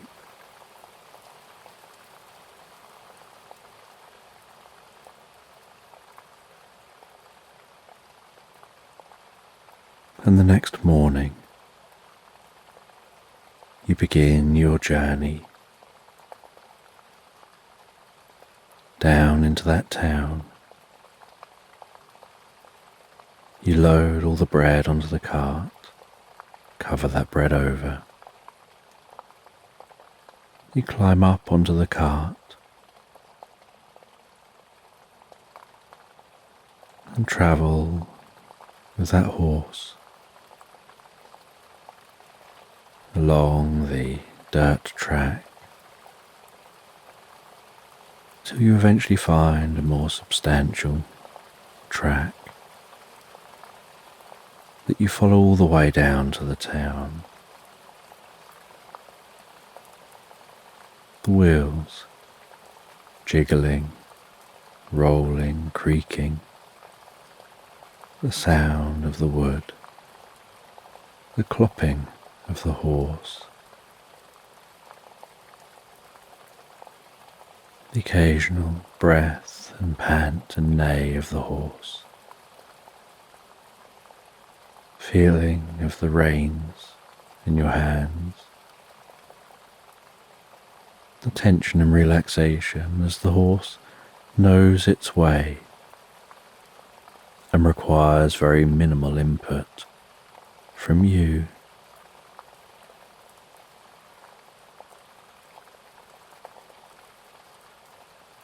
And you ride that horse down towards the town.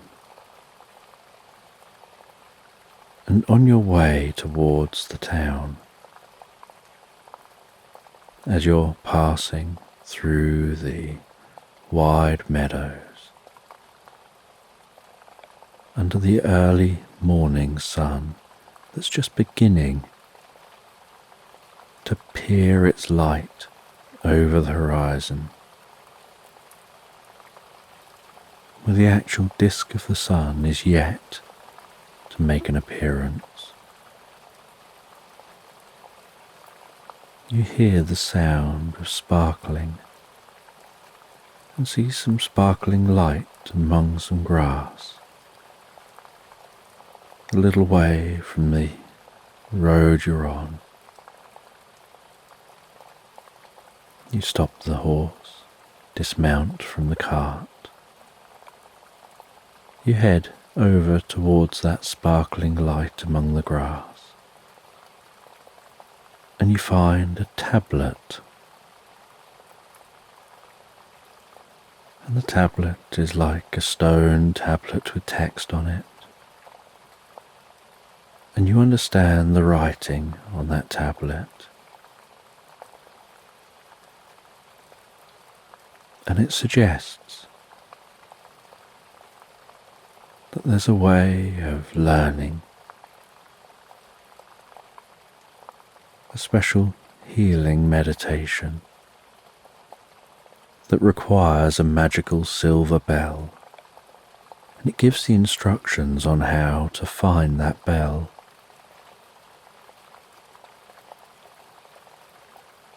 And so you take the tablet, continue your journey to the town,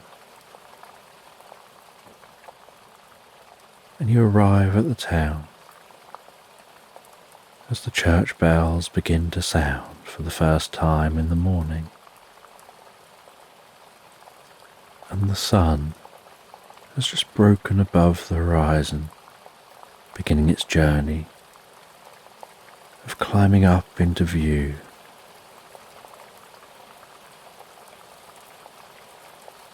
You head to the bakery.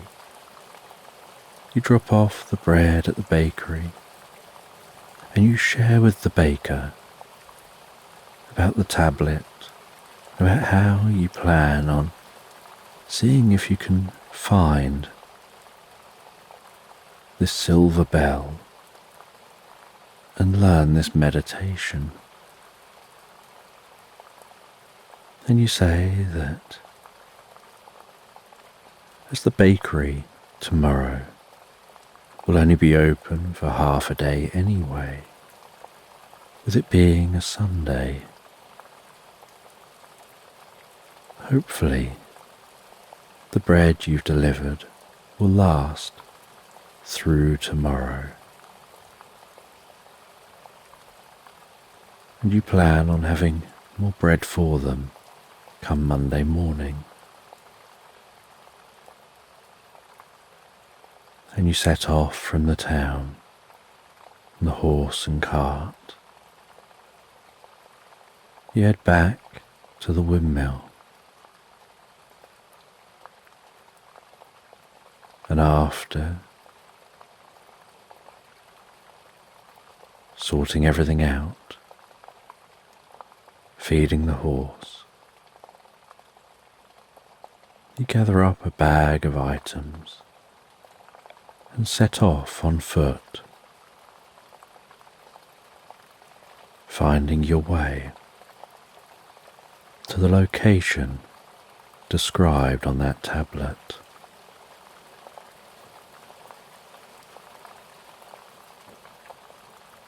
And you walk across those hills through the meadow,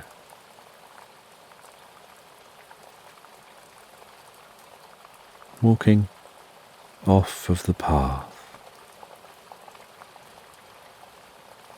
smelling those wildflowers, watching bees and butterflies and other animals and insects,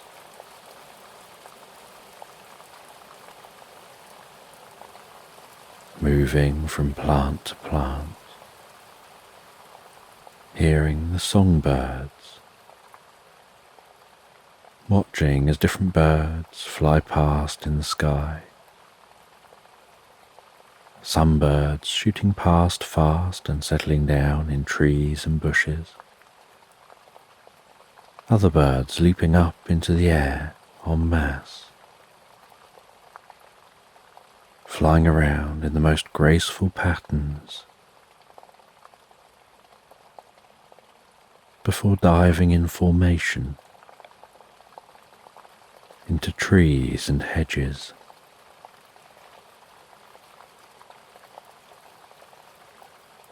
You find your way through the meadow, down to walk along the edge of a comfortable, relaxed, flowing river.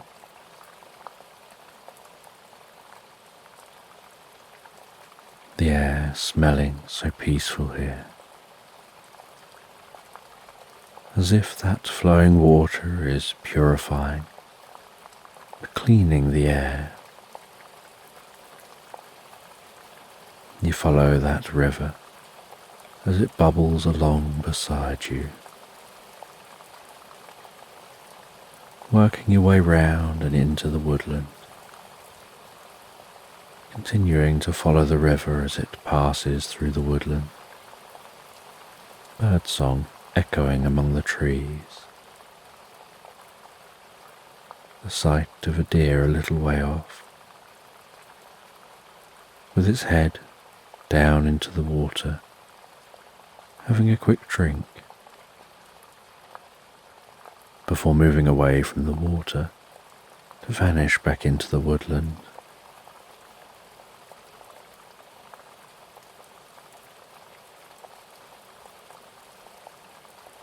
Enjoying how peaceful this walk is.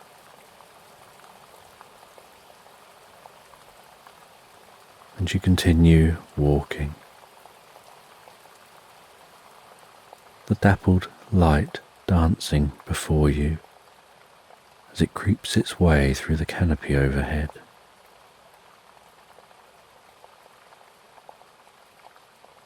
Finding your way out of the woodland, continuing to follow this river until you come to a lake shore.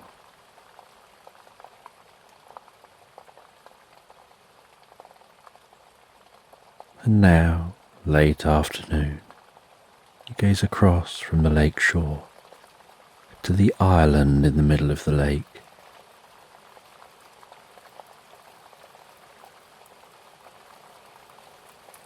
You head back and forth among the trees and the lake shore, gathering up some wood and making yourself a small raft.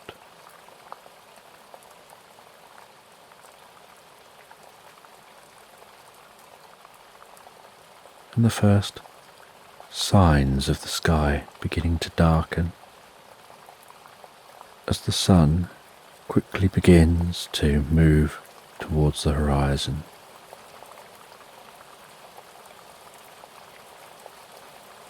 You feel there's just enough time to make it across to that island before darkness sets in.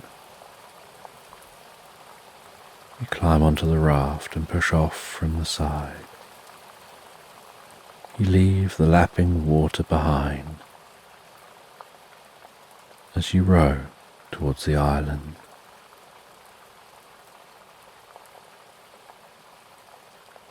And as you row towards the island, so the bird sounds in the distance quieten down.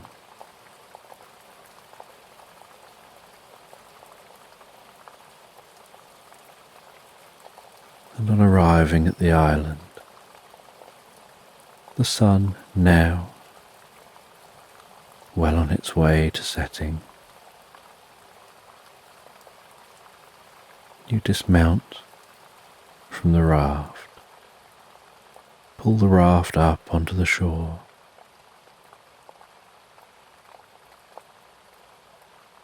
You begin to explore this small island, and you've never visited this island before. You visited the lake shore. You've sat and enjoyed picnics on the lake shore. But you've never crossed from the shore to the island.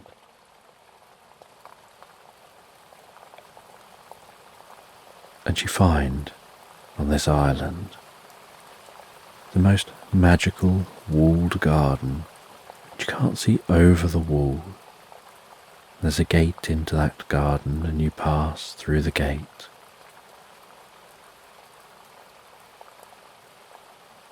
And in the heart of the garden you can see a small cottage.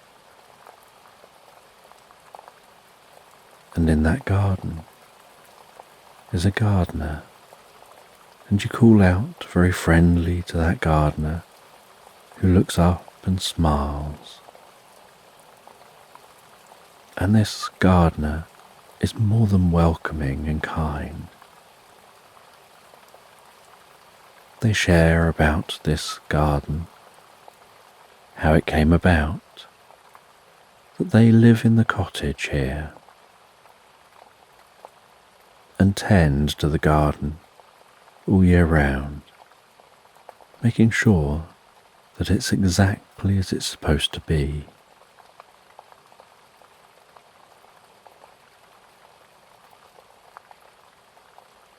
And they make you a warm drink, and you sit down with them in the garden. The sun setting, the sky gradually turning a dark blue, as stars begin popping into existence overhead.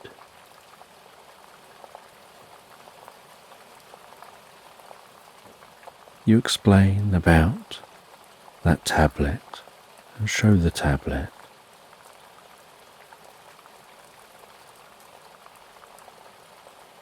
And the gardener invites you to follow them into the heart of the garden. And in the heart of this garden is a tree stump. And with the sun now fully set, and the area around you just illuminated by a handheld torch the gardener's holding,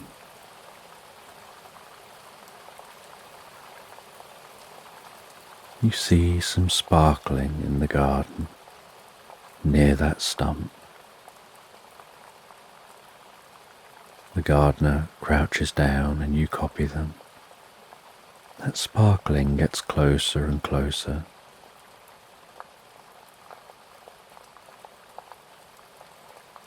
And a fairy flies over to you. You can hear their wings almost buzzing as they move so fast. And this friendly fairy is told by the gardener about why you're here. And the fairy waves her magic wand over your head, and sparkles of light sprinkle down from that wand, spreading out and wrapping around you, as you shrink down in size to being the same size as the fairy. And the fairy flies down to be walking alongside you. She takes hold of your hand, guides you among the towering plants and through the tall grass to that stump,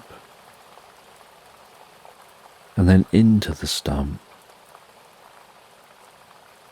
And initially, on passing into the stump, everything gets darker and darker, with the only glow being the sparkling the fairy gives off.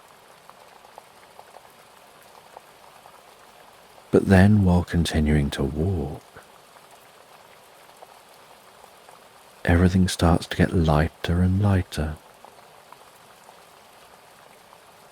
And you find you come out into a fairy world, and it's night time here like it is where you just came from.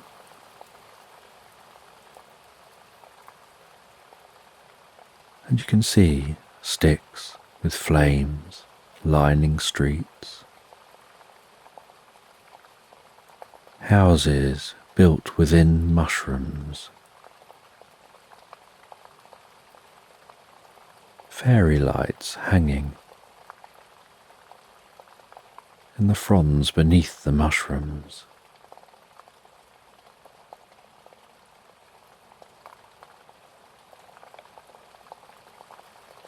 The occasional sparkling dust wafting around this space, weaving among trees,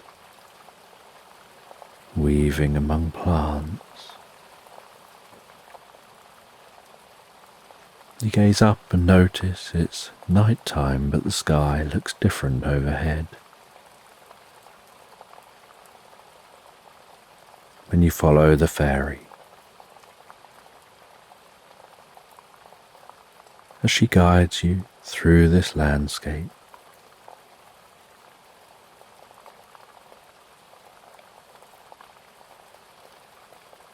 then she takes you to the heart of this landscape, where there's a giant mushroom. Together you walk into that giant mushroom. You descend a staircase in the heart of this giant mushroom, going down 10, 9, 8, 7, deeper and deeper under the mushroom, 6, 5, 4, 3, 2, 1, and deep in the heart of the mushroom. Deep down among the mycelial network, you come out into a chamber, and in the heart of this chamber, a silver bell's hanging on string which is weaved across the ceiling in this space. A silver bell's hanging on the mycelial network, like string weaved across the ceiling of this space. She unhooks one of those silver bells, hands the bell to you and tells you, if you sit still and tring the bell just once with a hand, holding it between your thumb and forefinger, and while still holding it, focus your ears on that sound of the bell as it rings and reverberates until the reverberations fade and disappear, and then ring the bell a second time, doing the same again, and then a third time doing the same again, each time keeping your focus on the sound of that bell.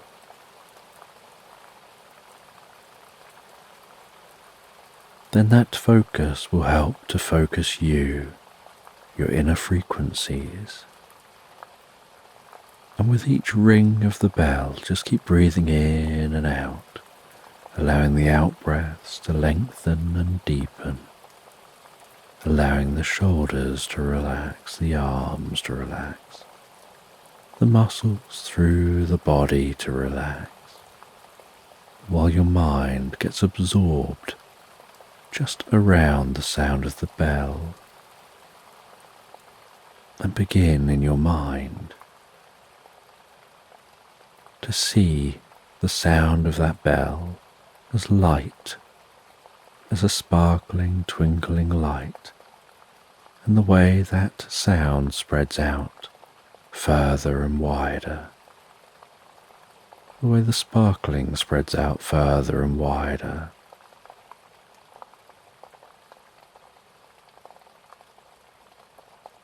And have a sense of that sparkling passing down through you, synchronizing within you as you drift deeper into the experience.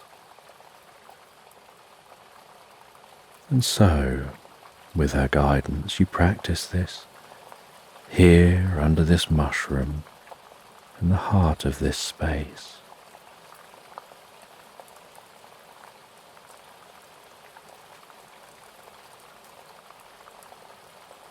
And you feel your cheeks warming as you relax deeper and deeper. And once you've mastered the technique, the fairy guides you out of the meditation, tells you to take the bell with you. A new one will grow in its place when the time is right. And she guides you back out of the mushroom, through the fairy world, back out into that garden. And back in the garden she waves her wand over your head once more, as you grow back to full size, and the bell grows to be the same proportions in relation to you. And the gardener smiles and asks if you found what you sought, and you acknowledge that you did. They invite you to spend the night. They prepare the most beautiful food. You sit and have the most interesting conversation. You can't help but be drawn to their library of old books. And so in quiet moments between the conversations, you ask if you can take a look through the books. You look through those books, smelling the old book smell, before being shown to a room with the most comfortable bed, settling down for the night and drifting peacefully asleep.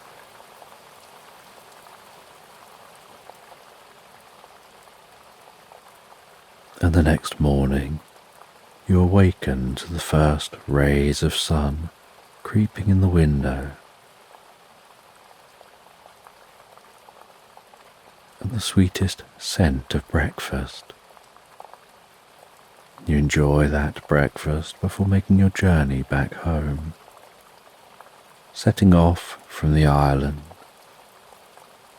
back to that bank of the lake.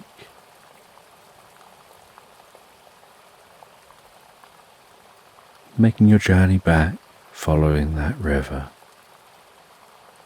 back round to the woodland, through the woodland, back to the meadows, over the undulating hills of the meadows,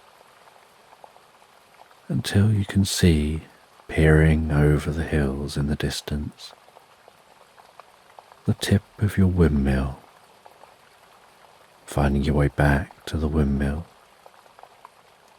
On arrival back at the windmill, you settle back home for a bit, have yourself something to eat and a brief rest, before continuing to make that flour, bake that bread, doing that well into the night, and then trying out that meditation, ringing that bell, focusing on the ringing until it fades, ringing the bell again, and repeating that process while breathing in and out. Those out-breaths lengthening and deepening, the relaxation spreading through the mind and body, and noticing that healing setting in as your mind and body synchronizes, and the frequencies through your mind and body seem to form an equilibrium and sing in harmony.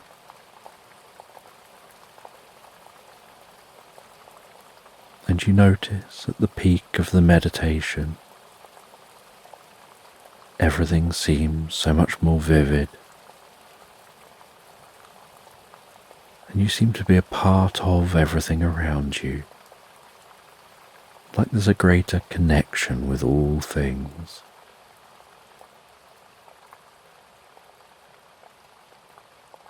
As if somehow the world feels richer, as if you can smell the differences between the smell of the baking bread, the nuances to that smell, each individual part that makes up the smell, while still enjoying the smell itself, and the same with the sounds and the sights.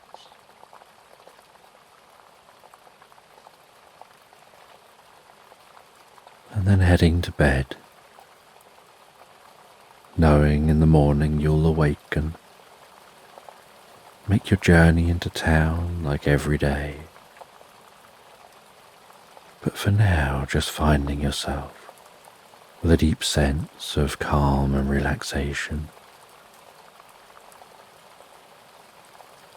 And this new meditation that you know you can do better each time you engage with it.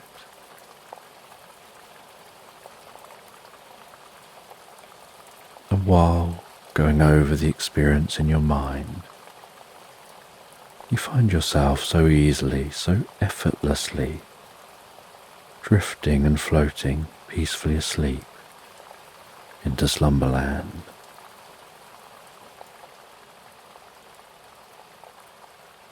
So just take a moment to allow your eyes to close and allow yourself to begin to relax.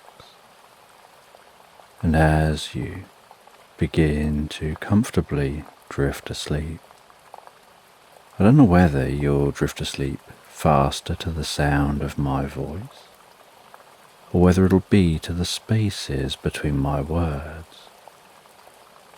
And as you comfortably fall asleep, you can just take a moment to allow yourself to get comfortable and imagine a healing light softly, slowly and gently passing down from the top of your head to the tips of your toes, relaxing calmly down through you as I count down from 10 to 1. And with each count, your mind can quieten and calm as the muscles soften and relax. And you can begin the process of drifting peacefully asleep from 10, that healing light relaxing the muscles around the top of your head, around the back of your head, gently, carefully relaxing the muscles around the side of your head, around your temple, your forehead. And with each out-breath, that relaxation can deepen so peacefully, so comfortably, as it flows down around the eyes and around the ears.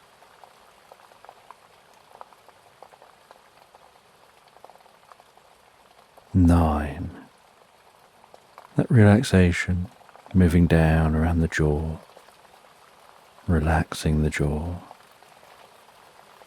allowing the tongue to relax, the lips to relax, the nostrils to gently relax.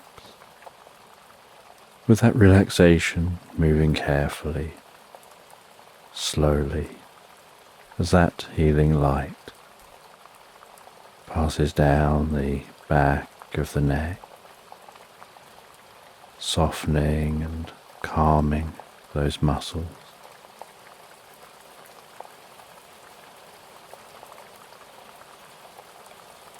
Around the side of the neck, the front of the neck, down from the head. Gradually moving that calming, healing light out across the shoulders, shoulder blades, relaxing those muscles like a deep massage, passing through your body and your mind.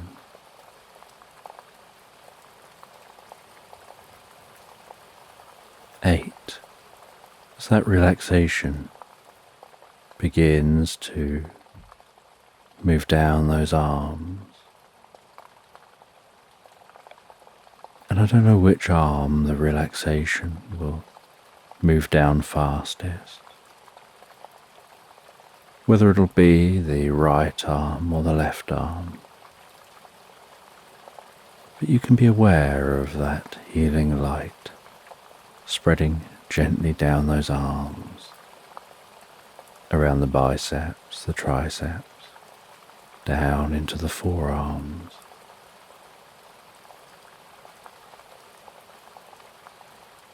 Seven, moving all the way down to the wrists, the palms of the hands, down to the fingertips.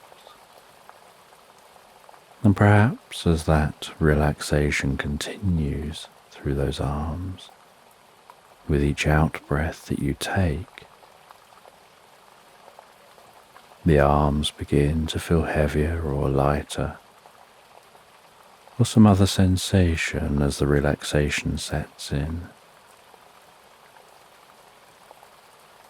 And you know the process for sleep is that the body begins to relax, and while the body becomes physically relaxed, so the mind begins to drift and dream. Initially to brief reveries before settling on the first dream of the night. 6.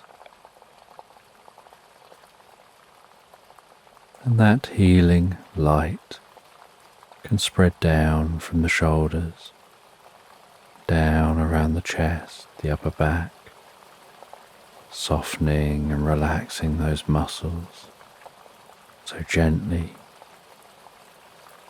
calming the breathing,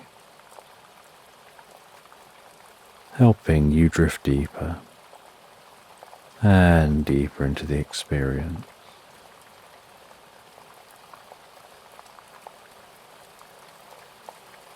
5. The healing light moving down towards the stomach, the lower back, the sides, relaxing those muscles as it goes, bringing a deep sense of peace and calm to your upper body, releasing any tension. Perhaps occasionally finding yourself shifting just a little to feel more comfortable. 4. With that relaxation spreading down around your buttocks, down into the upper parts of your legs.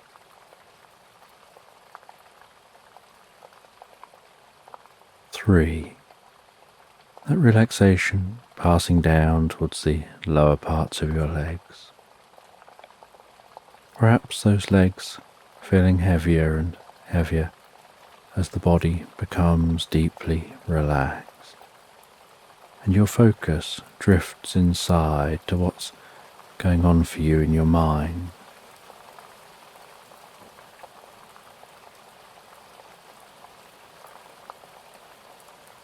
And maybe you lose some awareness of the body as it becomes incredibly still. 2. The relaxation spreading down to your feet, calming softly relaxing all the way down to the tips of your toes.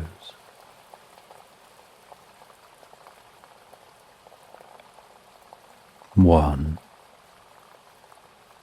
As a final wave of relaxation pulses gently through you from the top of your head, down through your body, all the way down to the tips of your toes, as your mind begins to drift and dream and wander into tonight's sleep story. And you find yourself walking through a meadow on a cliff, heading towards a tall lighthouse before you.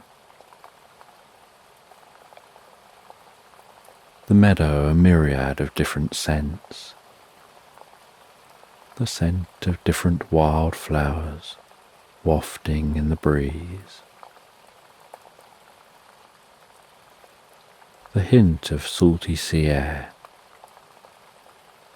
travelling from the ocean below up the side of the cliff and resting itself down across the meadow.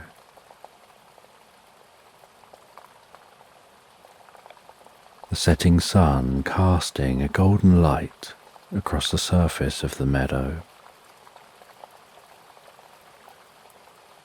sharpening the shadows of the trees as they stretch off into the distance.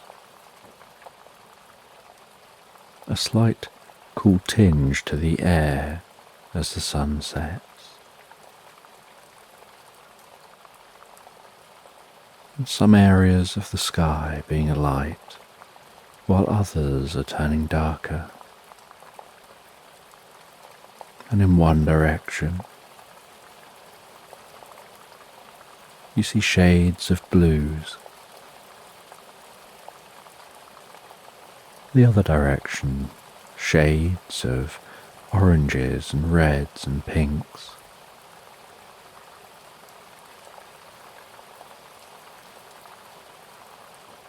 Hearing the sound of the crashing waves at the foot of the cliffs, almost playing out a tune as they rumble into the shore, curl up onto the shore, and pound the cliff in a rhythmic row of beats.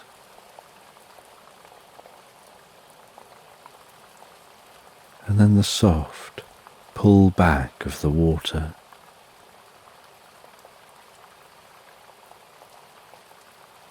before the sound calms down, ready for the next wave to roll in.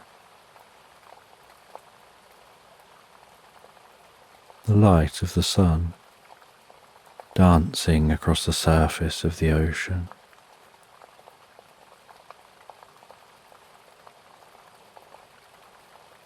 White horses galloping to the shore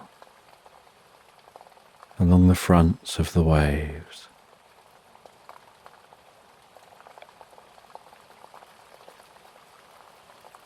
A cool breeze tickling at your cheeks.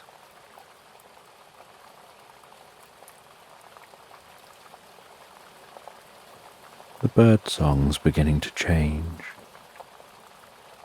as daytime birds find their way home.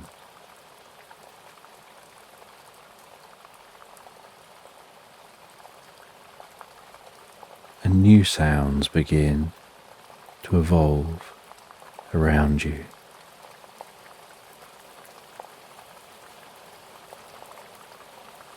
As you walk towards the lighthouse, each footstep like a weight gently thudding on the soil beneath your feet.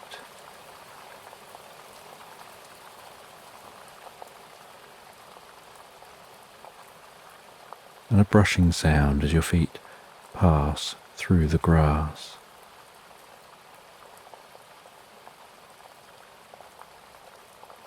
And you continue walking towards the lighthouse just as the sun continues to set.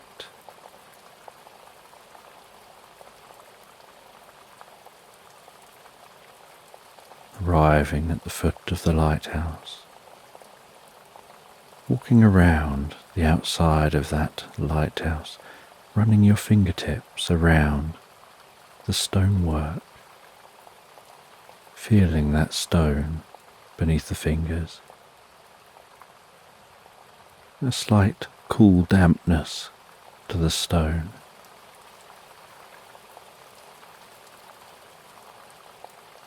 Some moss growing in cracks within the stonework, plants hugging the bottom of the lighthouse, small windows that are slightly too high up for you to be able to see inside. You ascend the steps. You knock on the wooden door, hearing that knock echo within the lighthouse, almost reverberating up and down inside that lighthouse. And with no answer, you carefully open the door, announcing your presence. You find that no one is in the lighthouse. You close the door behind you. And within the lighthouse, as you look around, you can see curved bookcases lined with old books, scent of which wafts over to your nostrils as the air is disturbed by the open door. And as you close the door, the sounds outside quieten down, almost sounding muted, yet you're still aware that they're there.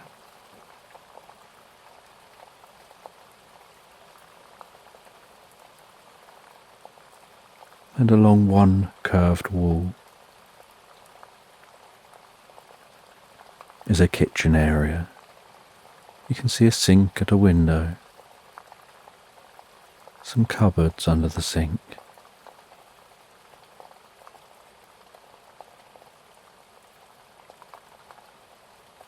some kitchen items upon the work surfaces. In the centre of the room is a round dining table with a couple of wooden chairs around that table. Almost opposite the kitchen is a sofa, and the sofa looks uncomfortable in its position, with its flat back, and it's moved away from the wall to try to reduce the contrast between the curved wall and the straight sofa.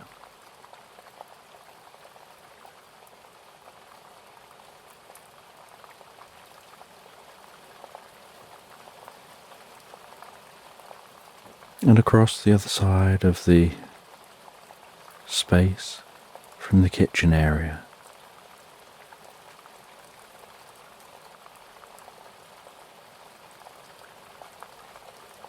is a comfortable reading nook with a sofa and a couple of seats, and a small fire and small chimney leading up to a small hole on the outside of the lighthouse.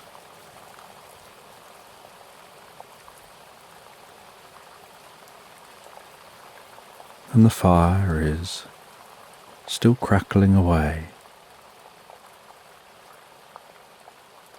and you walk over to the dining room table, and on the table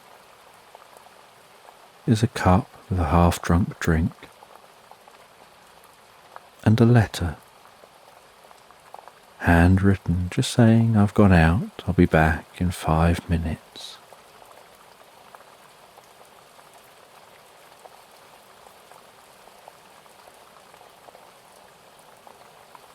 And you walk over and begin to look at what books are on the bookshelves,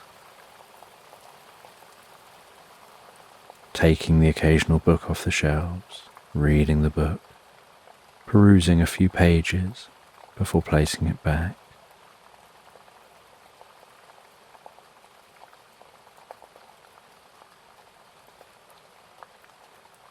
You make yourself a drink.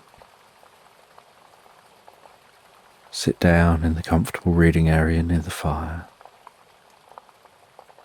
feeling the warmth of the fire as you relax back into a chair, holding your drink.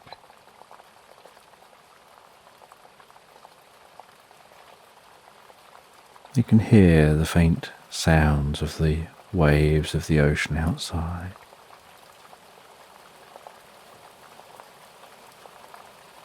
And between the rolling waves, this space becomes comfortably quiet.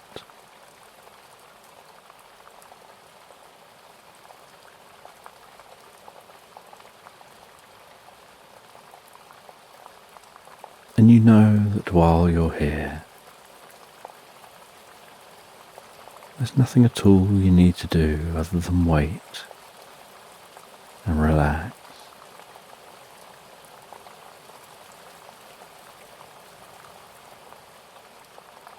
And you've so far only been exploring this ground floor space of the lighthouse. And after a short time, you hear the latch go on the door.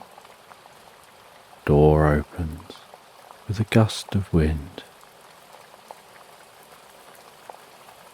and a man steps into the lighthouse, the friendliest looking man, the kindest eyes and a warm smile.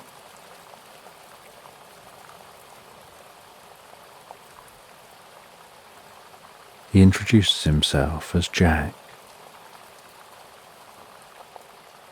He's the lighthouse keeper who tends to the lantern, makes sure that it's always shining. And Jack goes to offer you a drink and then notices you've already had one and sits down at the table, finishing his drink. He welcomes you to his lighthouse.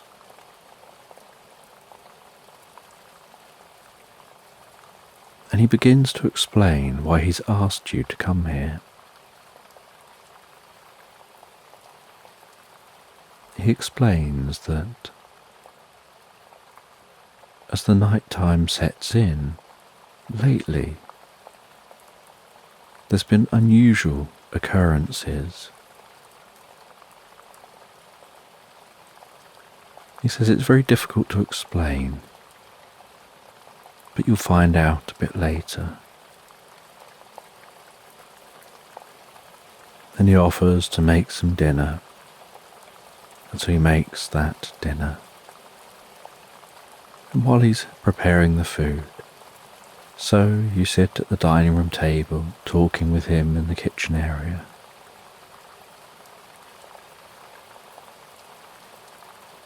And while the dinner's cooking, and it's just a case of waiting, he says he'll show you to the room you'll be staying in. And together you ascend the spiral staircase, which wraps around the inside wall of this lighthouse.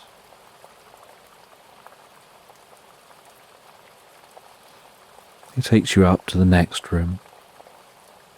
He shows you this level and the room that's on this level. Takes you up a level higher and a level after that. into a small room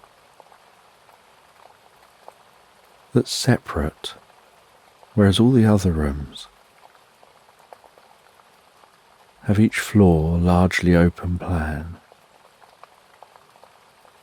This room is separate, with the steps wrapping around the room,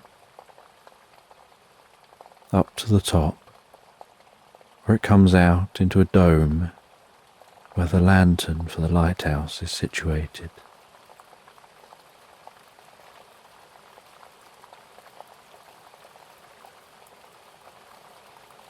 And there's a small building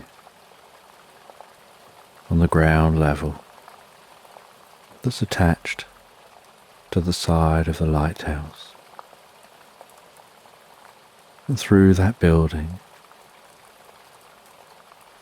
is a bathroom and some storage.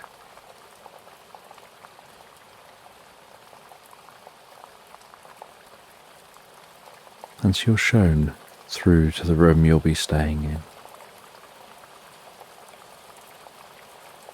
He opens the latch, pushes the door open with a creak, gestures for you to head in.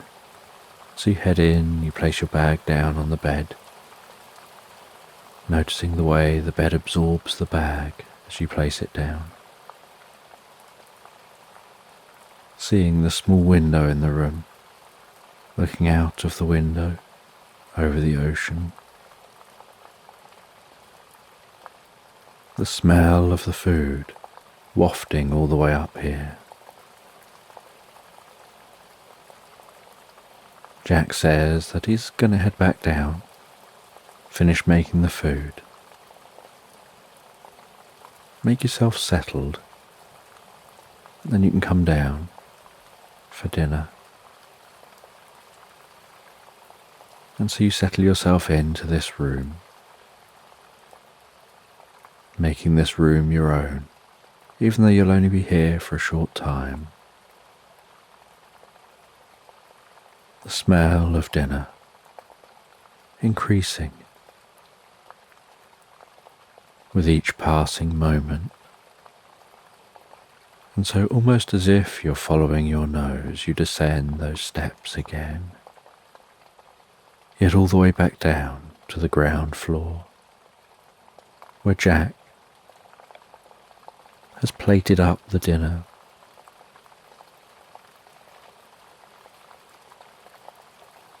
It's dark now outside the lighthouse.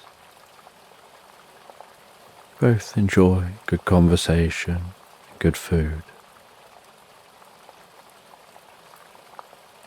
And after eating, Jack washes up as you sit by the fire enjoying a drink.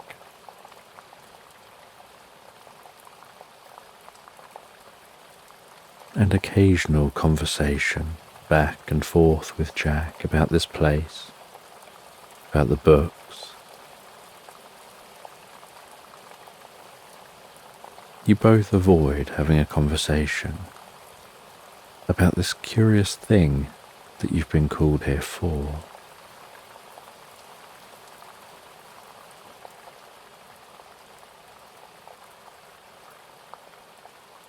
And after washing up, Jack sits with you in a seat opposite. And you ask him about being a lighthouse keeper, what it's like.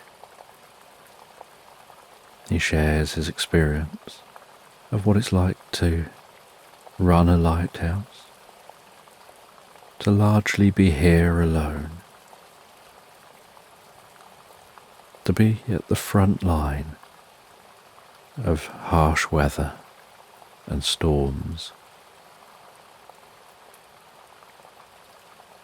He explains how the top of the lighthouse, although looking solid and sturdy, actually sways ever so slightly with strong wind, and that this is by design. And yet it can feel a little unnerving at first, because you don't expect a building to be moving in the wind. And Jack explains that it's that slight movement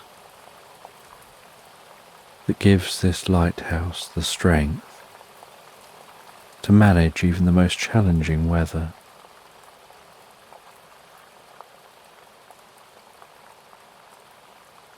And after a while of talking, Jack looks at his watch and says it's time to get up to the top, to the lantern. And you follow Jack up the stairs, all the way up to the lantern. And in this glass dome you watch as a mirror moves around a giant light, directing a beam out, sweeping across the ocean. And the casing for the light is only open at the front, so the light doesn't shine as it swoops all the way to the back.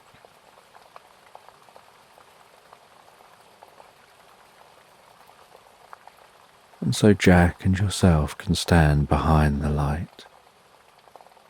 Without that light turning and facing you,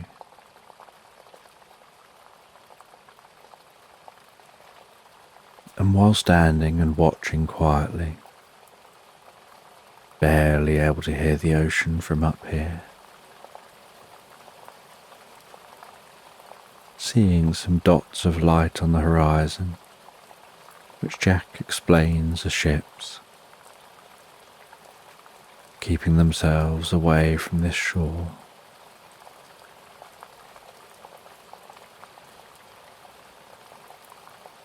You have moments of talking and moments of silence, and in one of the moments of silence, Jack suddenly bursts out with instructions for you to look in a certain direction. And you look off in that direction, and you see what looks like sparkling, fluorescent green lights bubbling beneath the surface of the ocean, moving and weaving and seeming organic.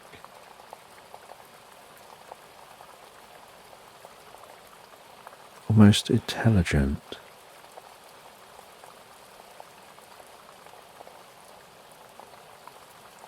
And the lights get brighter and brighter. They reach the surface of the water, and in the darkness you see those lights rising from the surface in a formation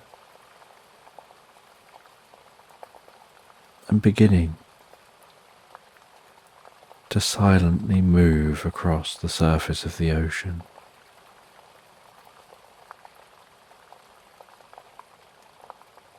And it's hard to tell as you watch exactly what you're watching.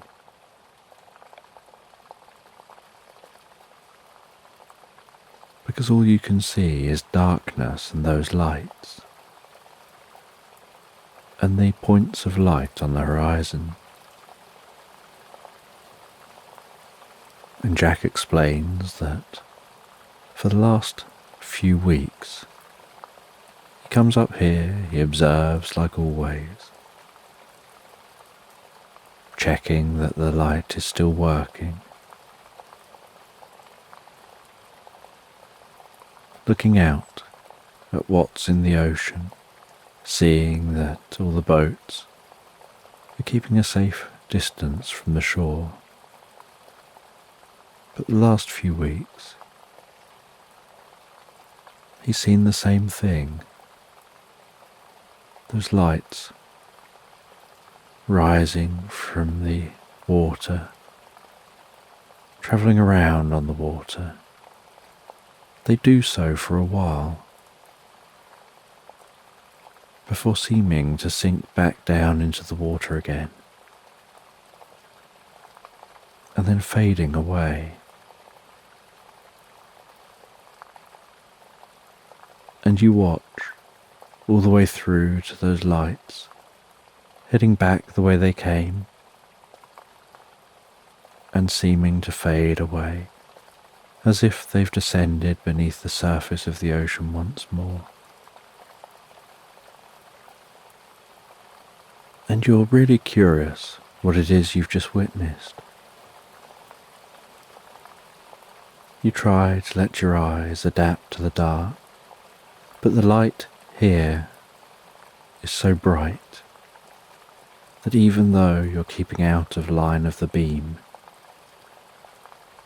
your eyes never fully adjust to the dark well enough to be able to make anything out, so you don't really fully know what you've seen.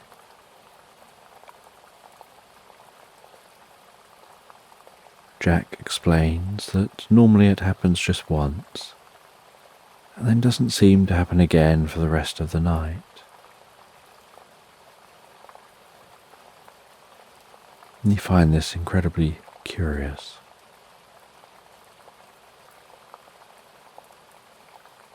And Jack and yourself descend the steps. It's beginning to get late, so you head to bed. You say that you'll definitely investigate this in the morning. You settle down in bed, finding it to be so comfortable and deeply relaxing as you drift peacefully asleep.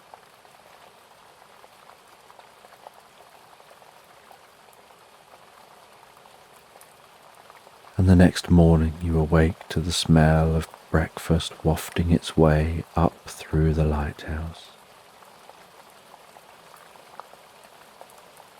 You get ready and dressed, prepared for the day. You descend those steps. You sit and enjoy breakfast with Jack. After breakfast, you explain you'll be going out, seeing if you can learn more about those lights.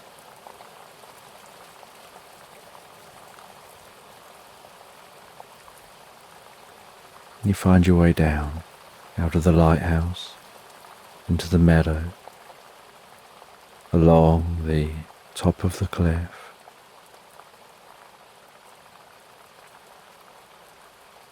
until you reach a path that weaves and descends down the side of the cliff. You follow that all the way to the stones at the foot of the cliff. The sound of the ocean, almost thunderous, even though it's not particularly rough, as it rolls up onto the stone, claws them back and drags them into the water.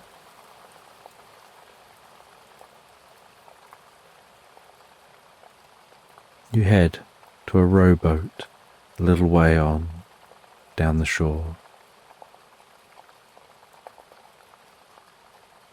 You drag that small rowboat towards the sea.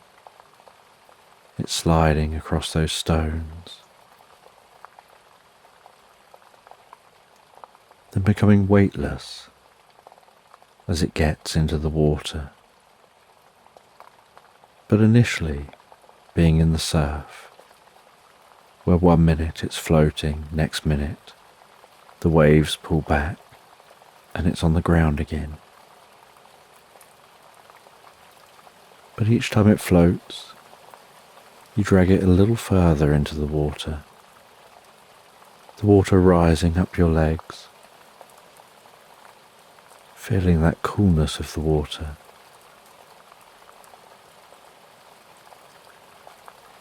Then you climb into the rowboat, with the oars pushing off from the shore as a wave pulls back helping to tug you better out into the sea. You paddle beyond the line where waves roll over and break. You look up towards the lighthouse and begin to try to get your bearings. Try to work out exactly where you saw those lights. You paddle out to that location, keeping your eye up on the lighthouse,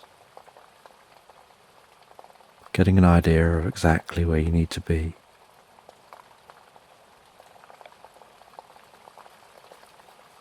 Your rowboat now just bobbing gently up and down in the water.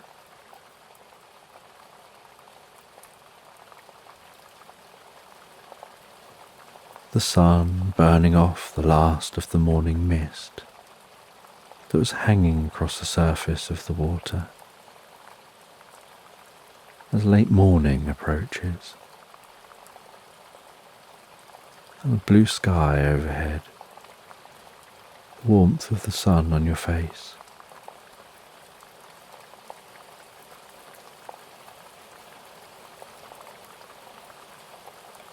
And from where you are, you look down into the water, and you can't see all the way down to the bottom.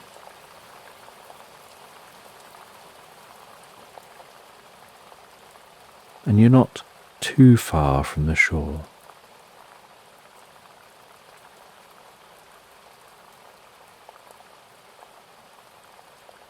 You attach a rope to the front of the boat. You take your overclothes off to reveal a wetsuit. You take a snorkel and mask out of your bag and seal your bag back up. You place some flippers on your feet. Attach that rope to you.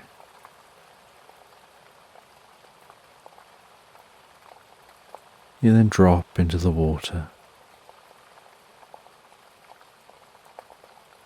and swim down underwater. You drop into the water. You take a few deep breaths. Place the mask over your eyes and nose.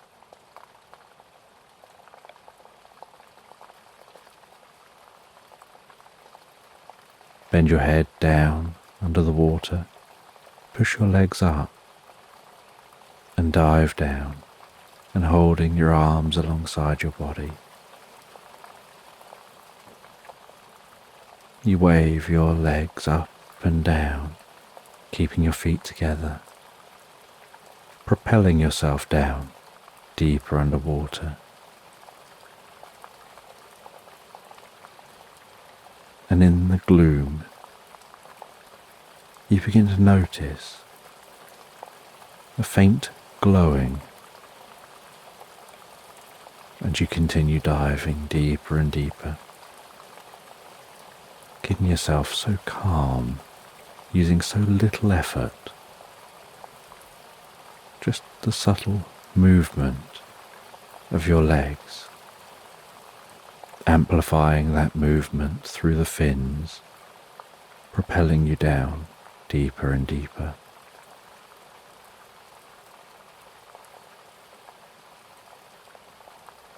And as you reach the bottom, so you notice something unusual. The bottom is covered in stones and silt and rock formations. All the sorts of things that a ship could get caught on.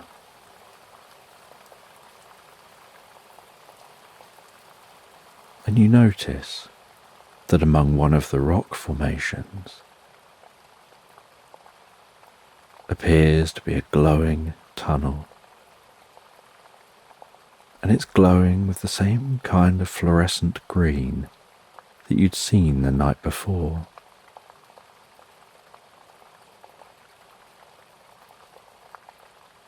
And still feeling relaxed and swimming perfectly comfortably, you swim towards that glowing green and notice something unusual about it. As you reach it, you reach out, and your hand goes through that glowing green at the front of that cave, and suddenly feels heavy. And you notice that it's almost like there's a force field that's holding back the water.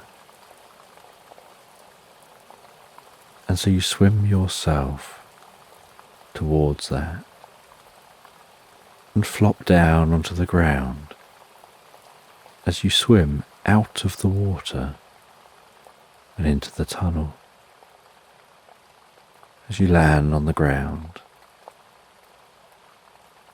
you breathe in the air, noticing it's breathable.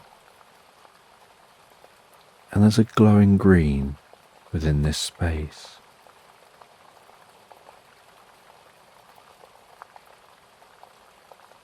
And you tie the rope within this cave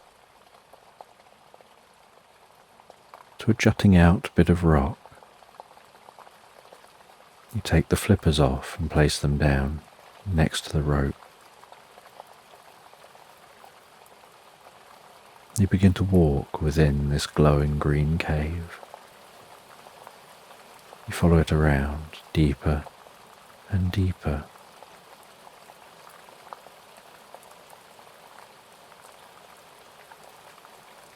Aware of the silence setting in within the cave.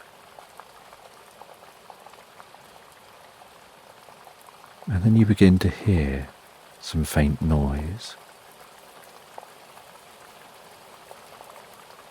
And the other side of this cave seems to be what looks like another force field.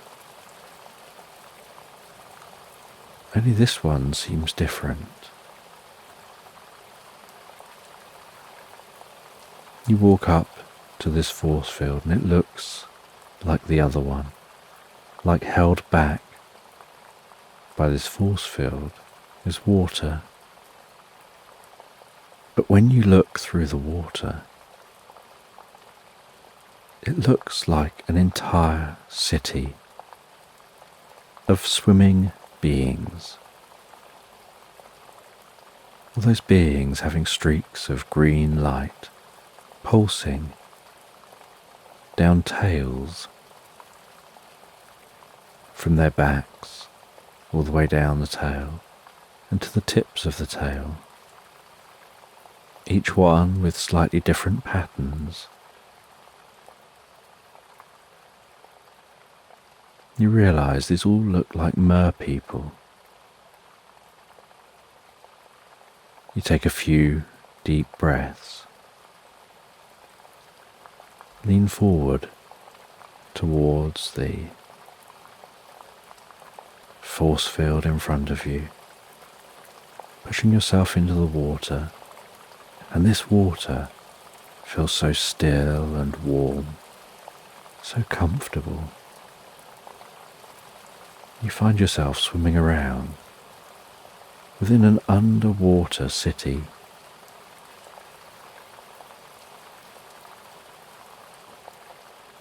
And one of the mer-people happens to see you, and they swim over towards you, and you swim back towards the hole. You get back into the cave. The mer-person follows you. You back away from the force field to give room for them to come into the cave too. And as they pass through the force field, their tail dissolves into legs, and they're stood there before you, And it's almost like, without saying anything, you can understand and hear what they're thinking.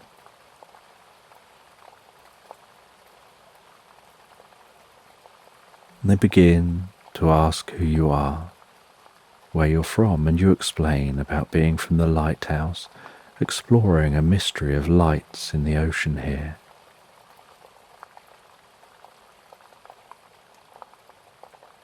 And they explain who they are, that they're a mer person. There's an entire civilization of mer people on a different location to here. And they're a very advanced civilization. They have these portals which allow them to travel to different locations, almost like holiday destinations. And they're able to swim, but when they dry off, their legs form. And it's an adaptation that allows them to be able to be in water or on land.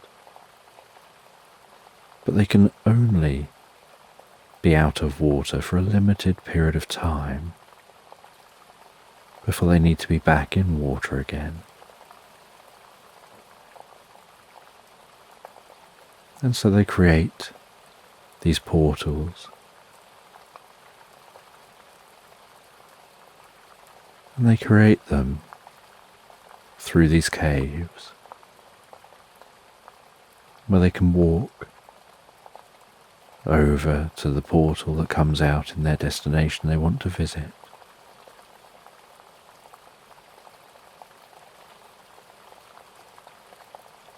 And now you know what was making that light. It was just these mer people visiting. And you're curious to learn more about the mer people, their culture, where they're really from,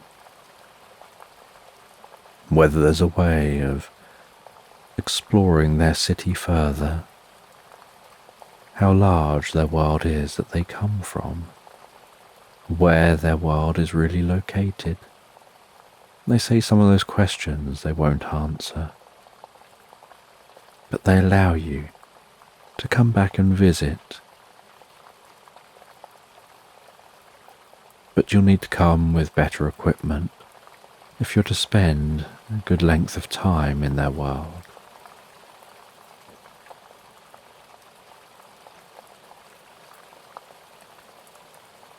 And so you say your goodbyes.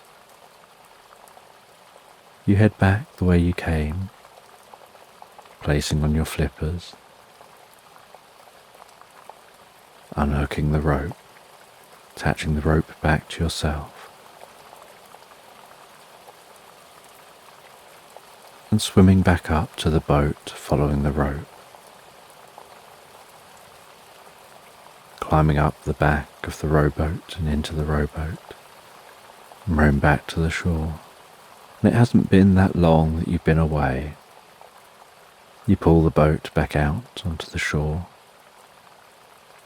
placing it back where you found it, heading back to the lighthouse and explaining what you discovered, and explaining that you plan on revisiting, but taking some scuba gear, but that you're going to keep it quiet, because although you'll revisit,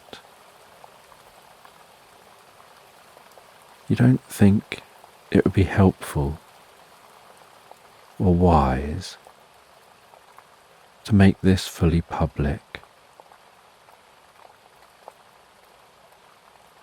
You explain about how the mer people can exist in water and on land, about their tail turning to legs,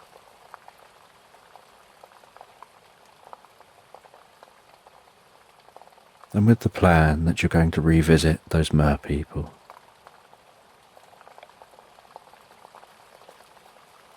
And this time take some scuba gear with you. You head up to bed at the end of the night. You sit there for a while drawing up your plan, exploring what scuba gear you'll need, what you'd like to learn, how long you'll have to explore.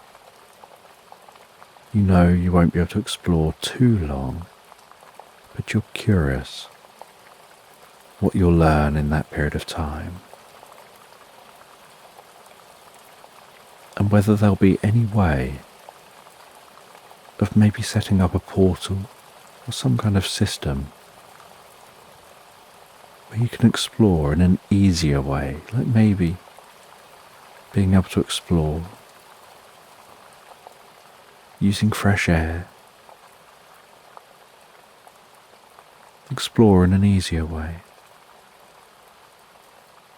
And after developing your plan, knowing you'll be here for a few more days, but even after you've gone, you hope to come back and visit again, or maybe learn about other locations where you can access the mer people's world from.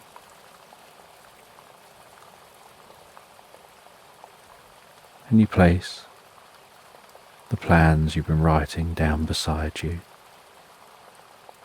You relax down into this most comfortable of beds, the faintest sound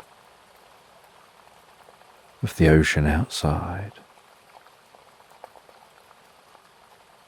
and you drift and float so peacefully, so comfortably relaxed asleep into Slumberland.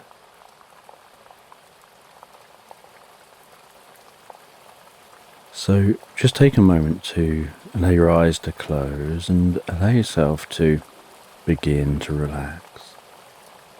And as you begin to comfortably drift asleep, I don't know whether you'll drift asleep faster to the sound of my voice, or whether it'll be to the spaces between my words. And as you comfortably fall asleep, you can just take a moment to allow yourself to get comfortable and imagine a healing light softly, slowly and gently passing down from the top of your head to the tips of your toes, relaxing gently down through you as I count from 10 to 1. And with each count, your mind can quieten and calm as the muscles soften and relax. And you can begin the process of drifting peacefully asleep from 10. That healing light, relaxing the muscles around the top of the head, around the back of your head, gently, carefully relaxing the muscles around the side of your head, around your temple, around your forehead. And with each out breath, that relaxation can deepen so peacefully, so comfortably, as it flows down around the eyes and around the ears. 9. That relaxation moving down around the jaw, relaxing the jaw, allowing the tongue to relax, the lips to relax, the nostrils to gently relax. With that relaxation moving carefully And slowly, as that healing light passes down the back of the neck, softening and calming those muscles around the sides of the neck, the front of the neck, down from the head, gradually moving that calming, healing light out across the shoulders, the shoulder blades, relaxing those muscles like a deep and comfortable massage passing through your mind and body. 8. As that relaxation begins to move down those arms, and I don't know which arm the relaxation will move down fastest, whether it'll be the right arm or the left arm,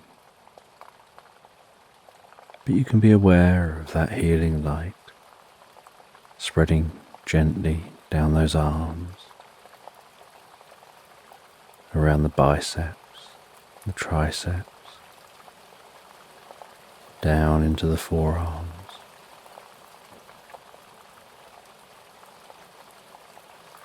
moving all the way down to the wrists, the palms of the hands,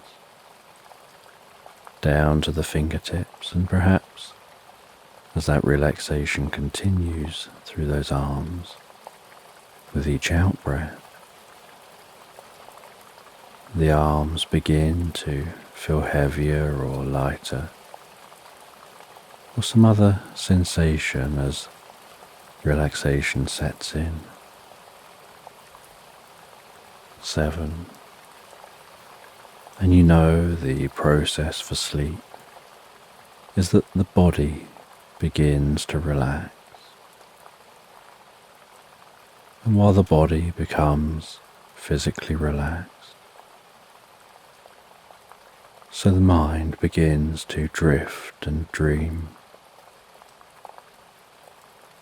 Initially to brief reveries before settling on the first dream of the night. 6. And that healing light can spread down from the shoulders and down around the chest, the upper back, softening and relaxing those muscles gently, calming the breathing, helping you drift deeper and deeper into the experience.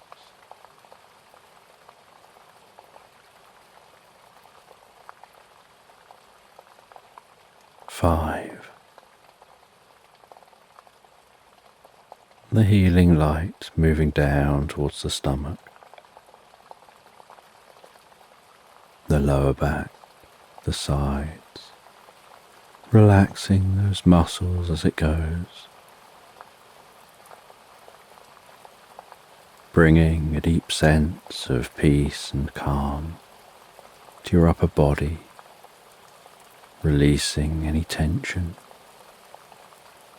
perhaps occasionally finding yourself shifting just a little to get a bit more comfortable. 4. With that relaxation spreading down around your buttocks, down into the upper parts of your legs. 3. Passing that relaxation down towards the lower parts of your legs, perhaps those legs feeling heavier and heavier. Maybe as the body becomes deeply relaxed and your focus drifts inside more on what's going on for you in your mind. You lose some awareness of the body as it becomes incredibly still. 2. With that relaxation spreading down to your feet, calming, softly relaxing, all the way down to the tips of your toes. 1. As a final wave of relaxation pulses gently through you from the top of your head, down through your body, all the way down to the tips of your toes, as your mind begins to drift and dream and wander into tonight's sleep story. And you find yourself at Faraway Cottage, the most beautiful cottage in this landscape.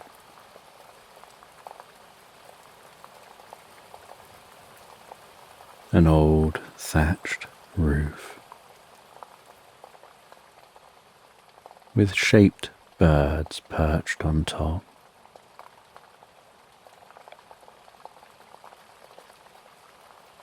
Stone walls, slightly arched windows,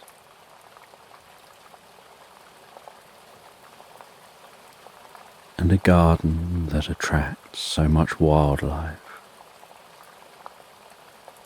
and gives off the most beautiful scent of flowers.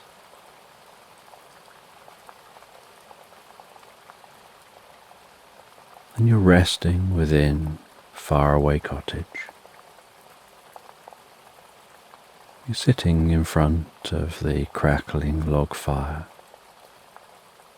enjoying a good book, while resting in the most comfortable and cosy armchair.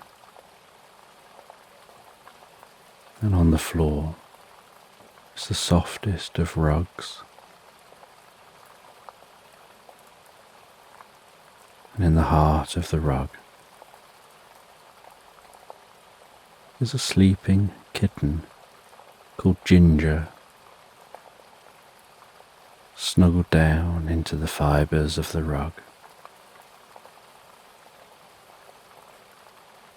breathing in and out. Occasionally Ginger's paws twitching as Ginger dreams.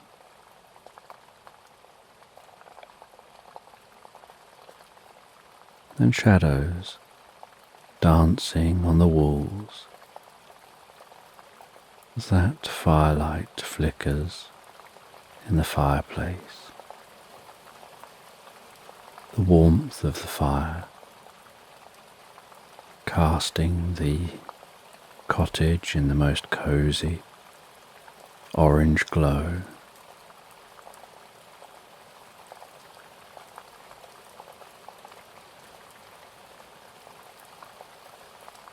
Bringing a deep sense of peace and comfort to your mind and body.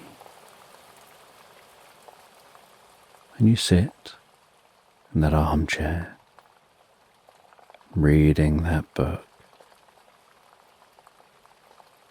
feeling a deep sense of peace and relaxation, feeling like this moment is almost timeless.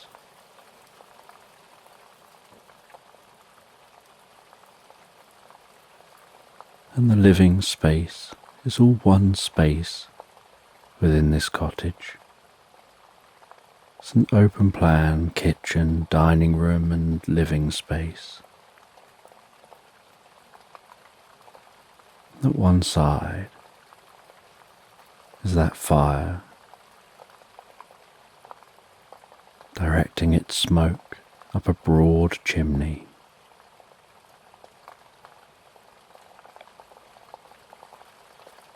And above the fireplace is the most beautiful picture. And ornaments adorn the shelf above the fire. and rustic bookcases line the walls.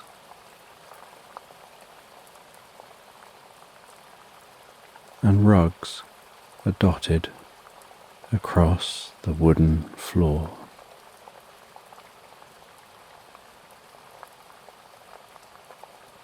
And at the far side of the room is a kitchen space with wooden work surfaces, an island where you occasionally bake and use that space for your baking. And around the sides is a sink in front of the window, gazing out across the garden.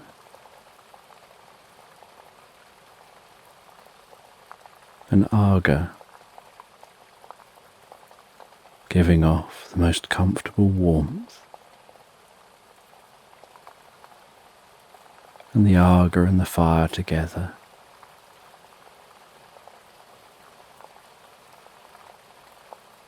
warm the room.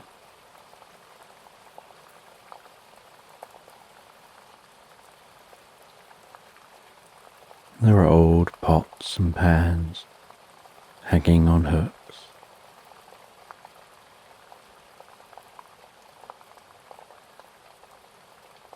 and china plates decorated with the most beautiful ornate patterns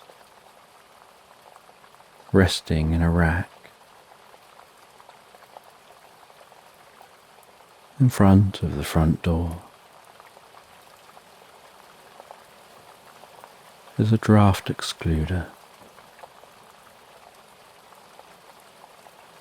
and over the windows are the most beautiful curtains.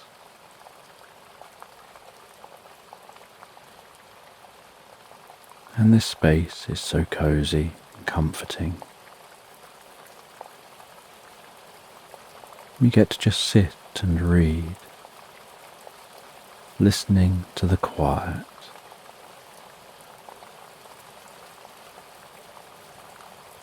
Here in the faraway cottage.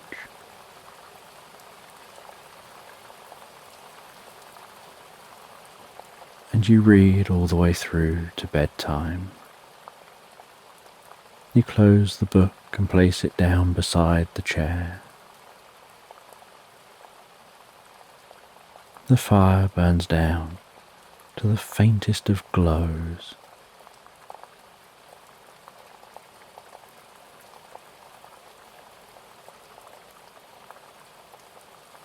The room still warm and comfortable. Ginger awakes and scrambles up onto your lap.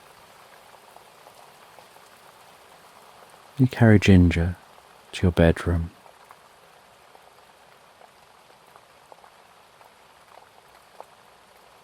And in the bedroom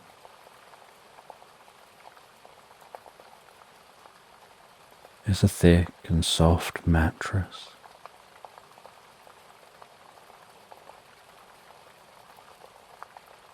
Blankets draped across the bed. Soft pillows propped at the back of the bed.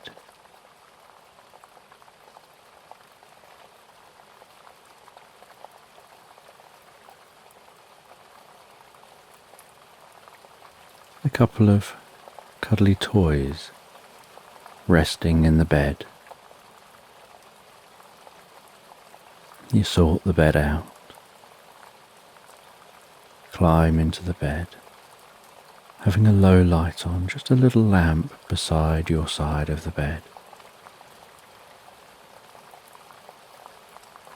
Ginger crawling over to the other side of the bed, resting down, looking at you in a way that makes you know They want you to just gently stroke them. And so you gently stroke them as they drift back asleep, purring beside you, while you read a little bit more book in bed, under this dim and cozy light.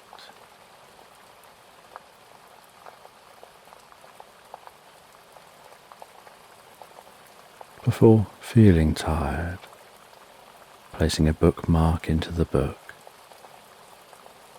closing the book, placing that down beside you on the bedside table,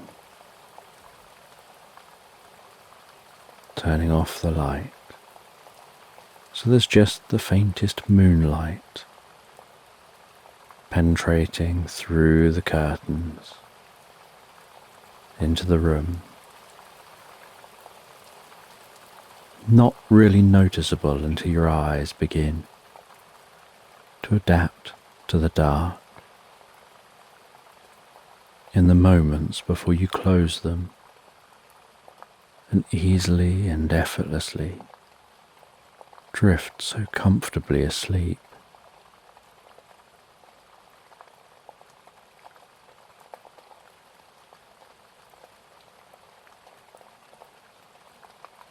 And as you rest and drift and dream, your mind and body heals.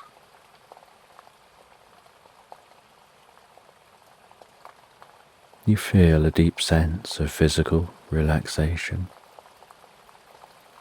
passing through you as your awareness drifts deeper and deeper into the most pleasant dream.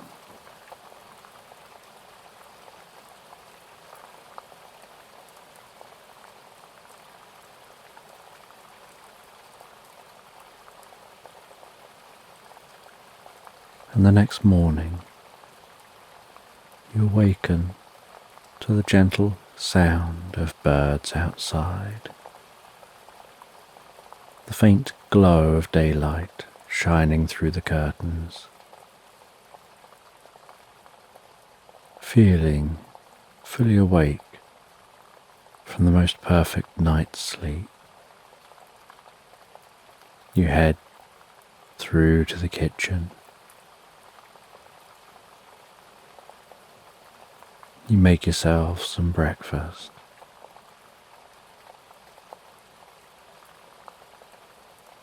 You head out into your garden, sitting on a metal chair with a soft cushion on the chair, at a metal table, enjoying the breakfast and a drink, breathing in the fresh country air. There's a slight coolness to the air as the sun is just beginning to warm the earth.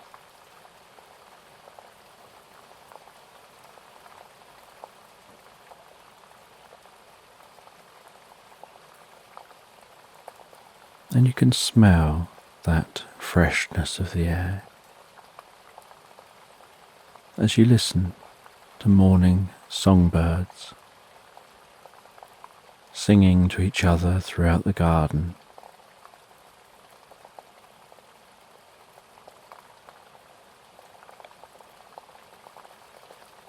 You see a butterfly resting on a plant in a beam of sunlight, wrapped between shadows, its wings spread, absorbing the warmth of that light.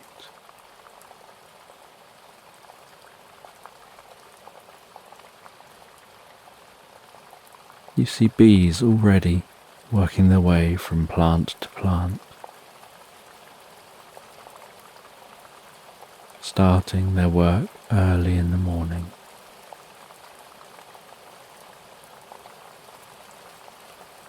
You hear the sound of the pond at the end of the garden, and the waterfall that gently trickles into that pond, creating rhythmic, soft ripples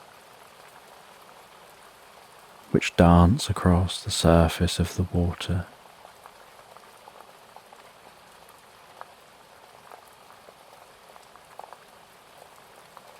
You see a dragonfly flit into the garden, dart over to the pond, and seem to hover for a time above the water before darting off again.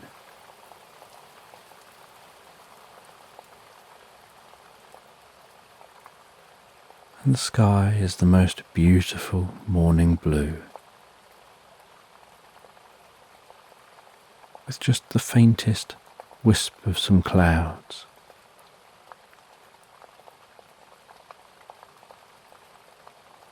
Painted sparingly across the scene.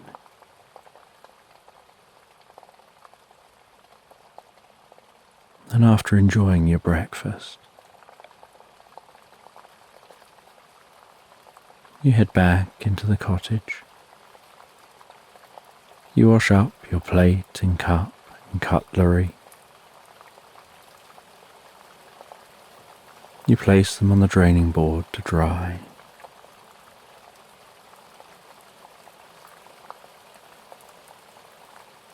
You place some cat food into a bowl for Ginger.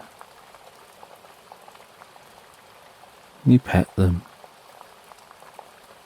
as they come over before they go and eat. You keep an eye on them as they go over, nuzzling their nose into the food. You smile ever so slightly before turning and walking through to the living room.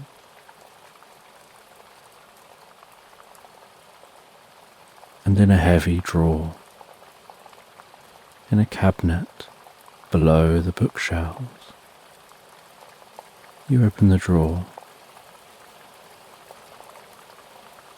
You take out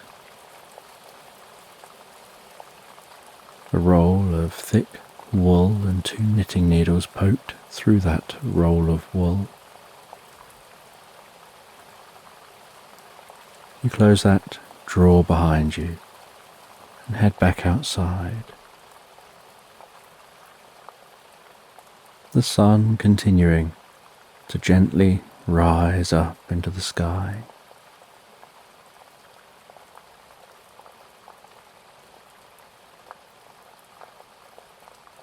You sit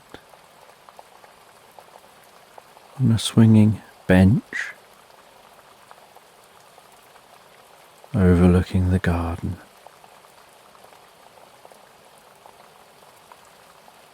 The sun shining down onto you and the bench and onto the garden, bringing a deep sense of warmth and comfort. You place that roll of wool beside you.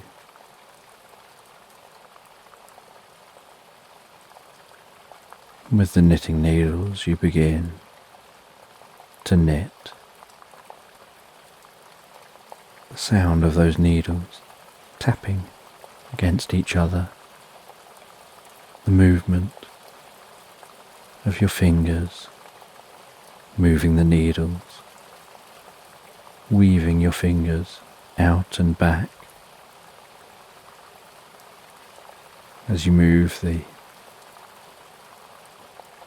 wool around those needles as you knit.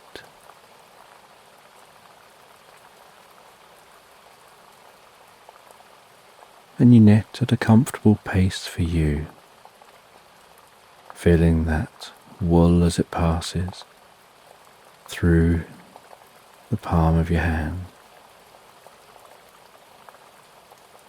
almost tickling while passing past your fingers.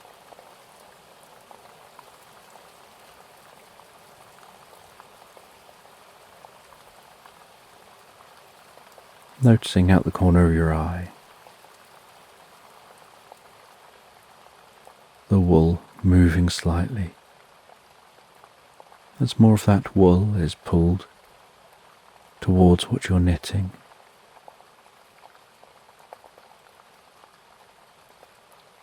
And you knit at a very comfortable pace. You don't try to knit fast, and you're not knitting slow. You're knitting so that the whole experience feels and sounds relaxing, falling into the most comfortable rhythm.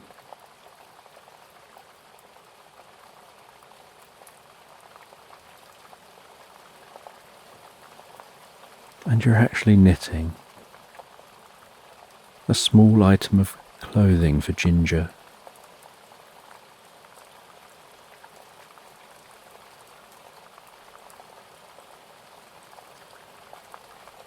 Something that'll keep them warm on cold evenings when they want to head outside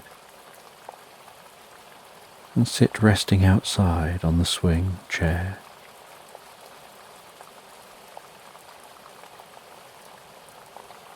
Or at the table.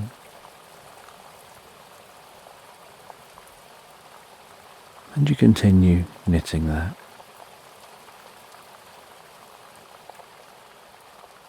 And while you continue knitting, so the sun continues passing across the sky, rising higher in the sky as lunchtime approaches.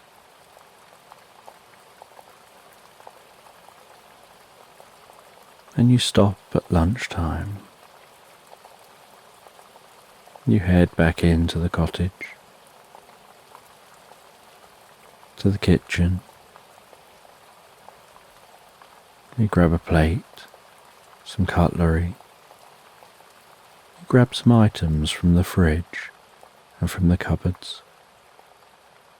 You make yourself some food.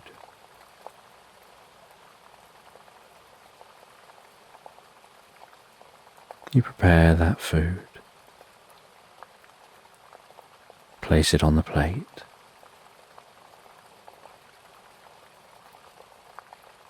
You check on Ginger again.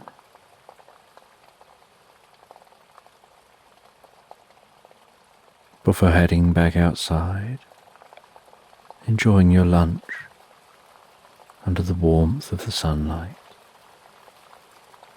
relaxing in this cozy garden at the back of your cottage. Sounds of leaves rustling as the wind gently blows a breeze. Songbirds singing.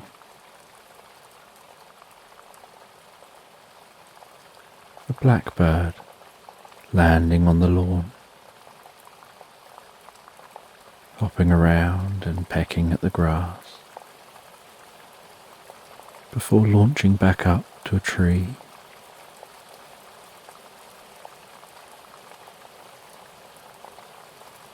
A robin out on a limb, singing so beautifully, its red breast vibrating and fluttering with each note.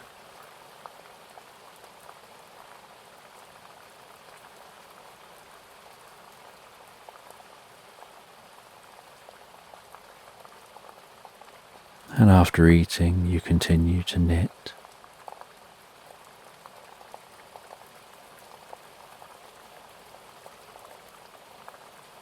And later than expected,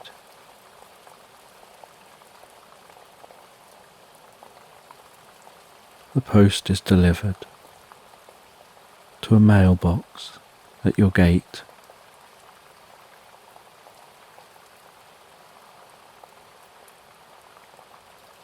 You wander down to the front of your property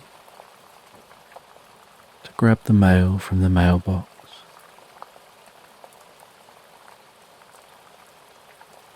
And among the mail is a postcard.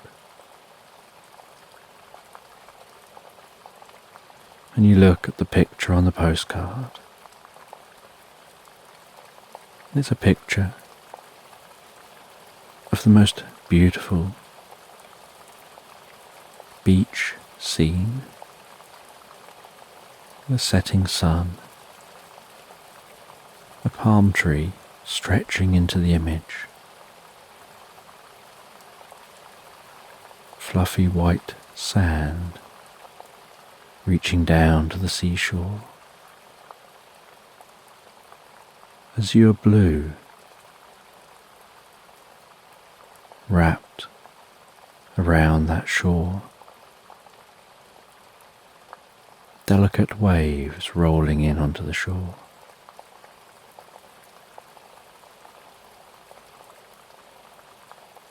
You turn the postcard over. You see the stamp on the back, the markings across the stamp, your address, and the handwriting from a friend addressed to you. And you begin to read that postcard as you walk back to the bench, sitting back down on that swinging seat, rocking so gently as you read the postcard.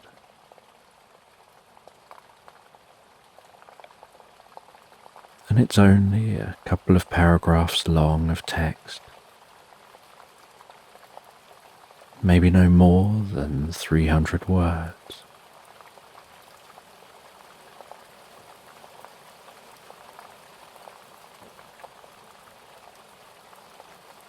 And yet it's surprising how much your friend has been able to squeeze into that text about what they've been doing, about where they are, asking how you've been, saying it'll be great to catch up when they're back.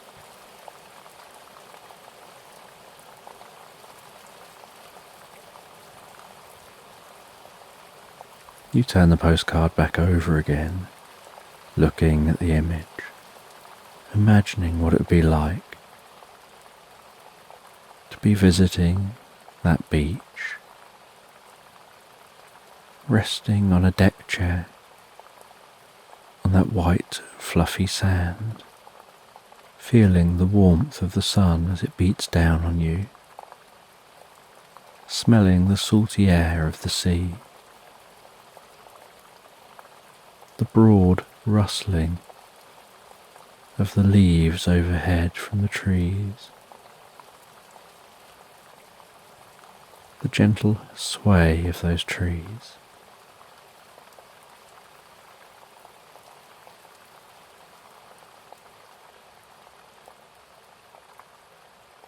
the sound of the ocean softly lapping onto the shore, pulling a little bit of sand into the water as it goes.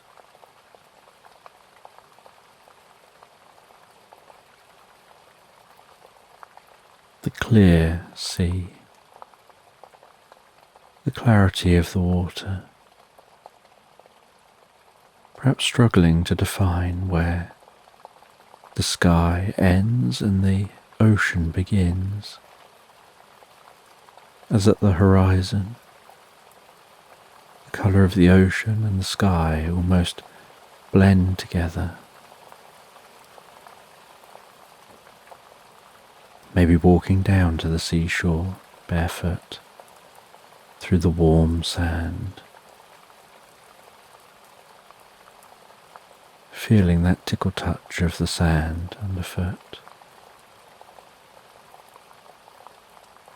and the coolness when your feet pass beneath the surface of the sand. The way the sand firms up as you approach the water's edge. The warmth of that tropical water, and standing a little way into the water, perhaps just above your ankles, and watching small fish swimming around your ankles.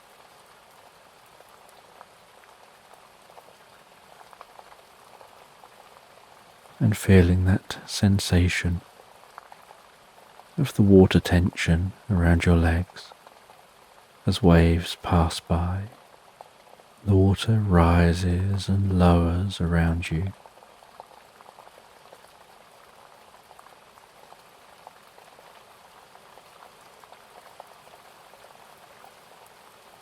And what a sunset here would be like.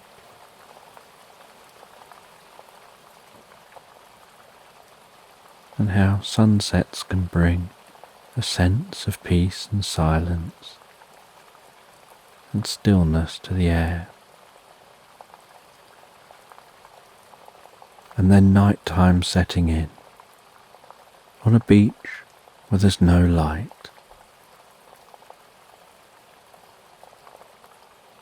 And so the environment becomes incredibly dark.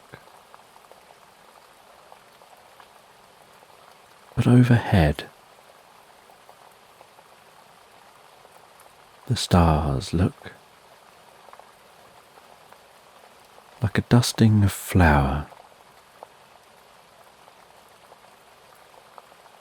splattered across the sky.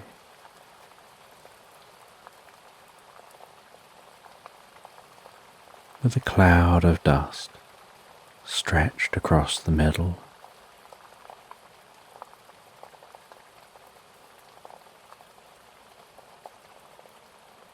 The occasional shooting star fizzing past overhead. The moon seeming so large when it's near the horizon.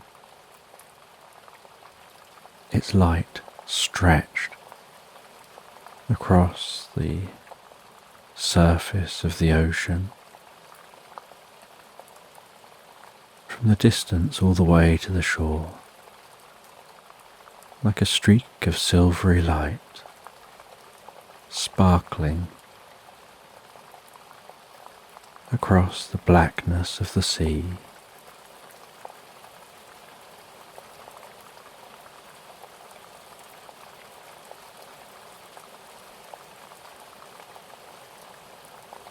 And you place that postcard down beside you. Ginger jumps up and sits beside you, and you continue knitting. As the sun continues to mark out its afternoon trajectory, and you relax deeper and deeper into the experience of that knitting, becoming so absorbed that it's almost like time stands still.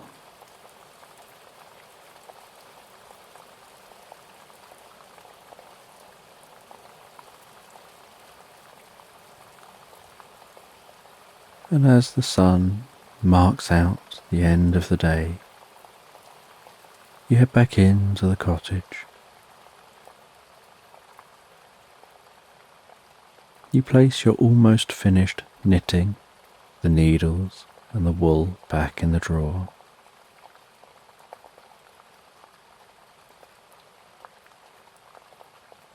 You place the postcard under a magnet on the fridge.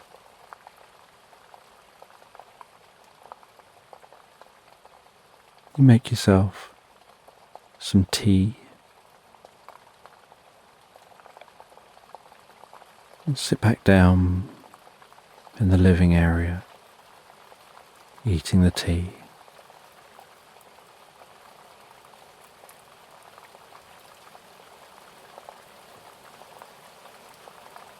And after eating that tea,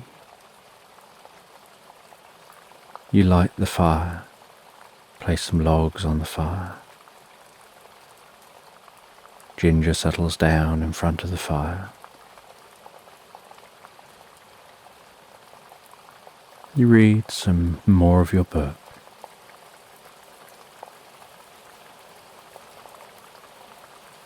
Enjoying how slow and comfortable life is.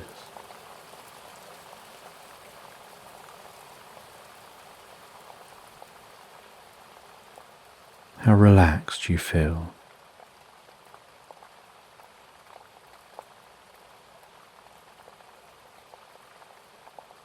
And as another night sets in, so you head to bed.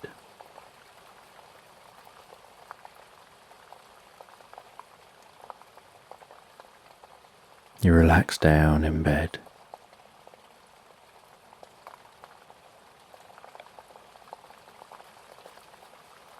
Thinking back over your day.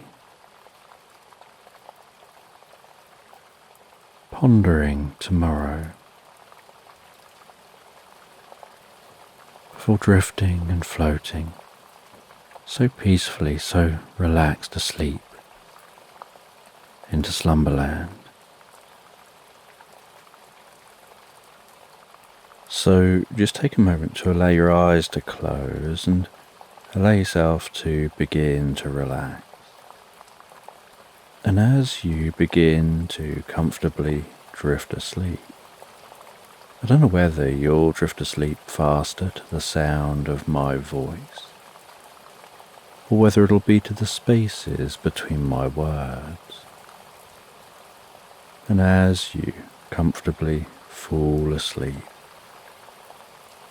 you can just take a moment to allow yourself to get more comfortable and imagine a healing light softly, slowly and gently passing down from the top of your head to the tips of your toes, relaxing gently down through you as I count down from 10 to 1. And with each count, your mind can quieten and calm as the muscles soften and relax.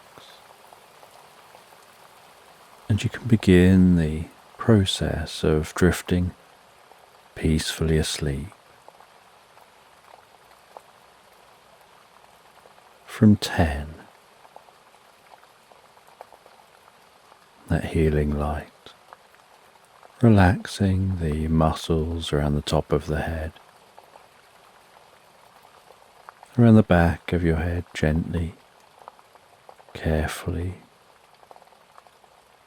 relaxing the muscles around the side of your head, around your temple, your forehead. And with each out-breath, that relaxation can deepen so peacefully, so comfortably, as it flows down around the eyes and around the ears. 9. And that relaxation can move down around the jaw, relaxing the jaw, allowing the tongue to relax, the lips to relax, the nostrils to gently relax.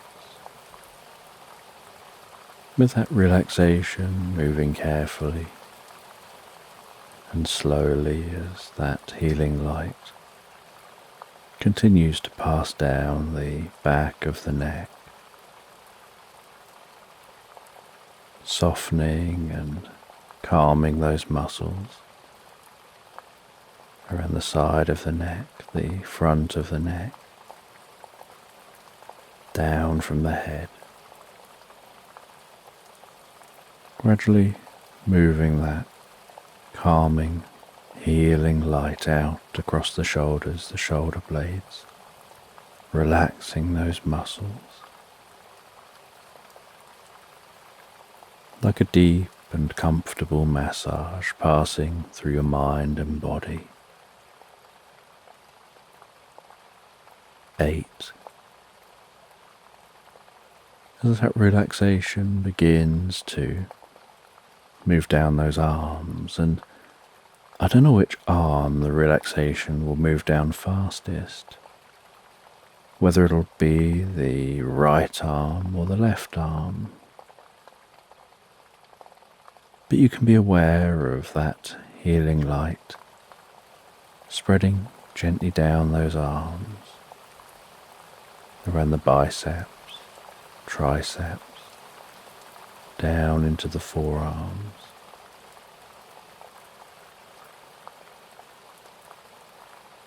Seven, moving that relaxation all the way down to the wrists, the palms of the hands, down to the fingertips. And perhaps as that relaxation continues through those arms, with each out-breath, the arms can begin to feel heavier or lighter, or to develop some other sensation as relaxation sets in. Or perhaps they become so deeply relaxed, it's almost as if you become unaware that they're even resting there.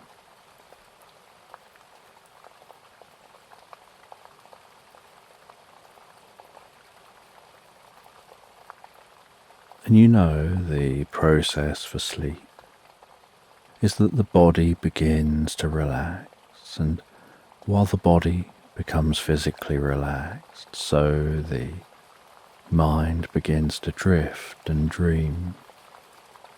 Initially to brief reveries before settling on the first dream of the night. 6. And that healing light can spread down from the shoulders and down around the chest, the upper back, softening and relaxing those muscles so gently, calming the breathing, helping you drift deeper and deeper into the experience.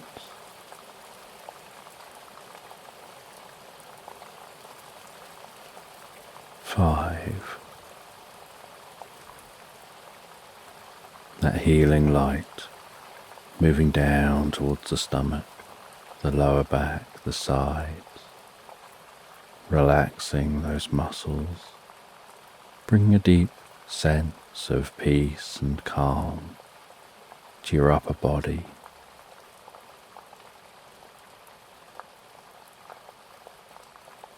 Releasing any tension, perhaps occasionally finding yourself shifting just a little to get a bit more comfortable.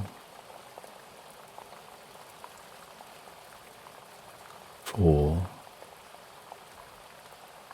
With that relaxation spreading down around your buttocks, down into the upper parts of your legs.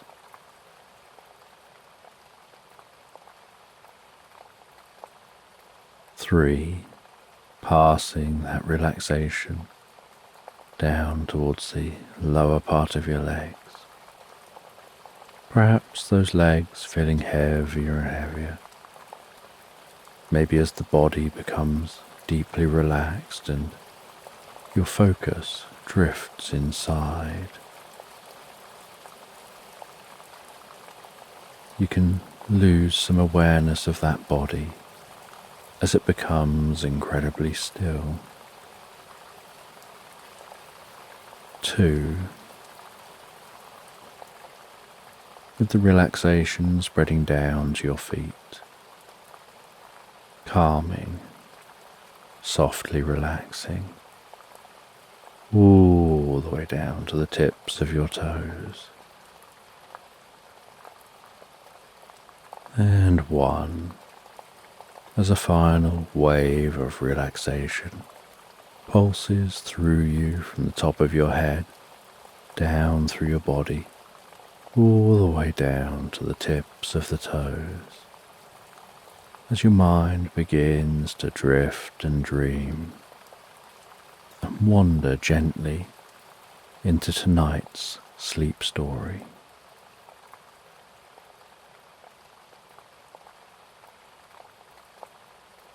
And in tonight's sleep story, you find yourself taking shelter under a tree in the middle of a meadow.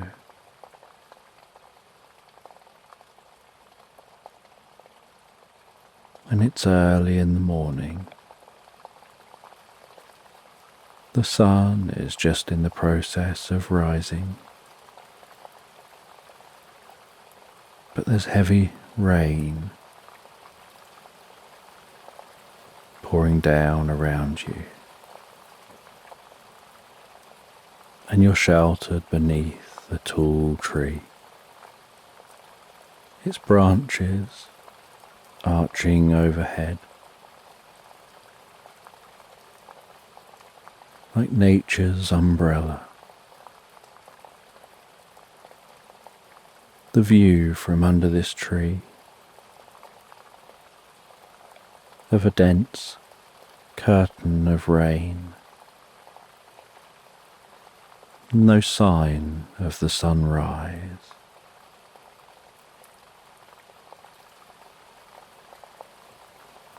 Just a gentle grey in all directions, barely able to see that far through the rain, unable to see any features around you as the landscape disappears into the haze of that rain. The occasional sight and sound of water dripping from overhead, as some drops of that heavy rain manage to find their way down the assault course of branches through that canopy overhead. But barely a drop reaches the ground underneath this tree, and the air smells so soft and fresh.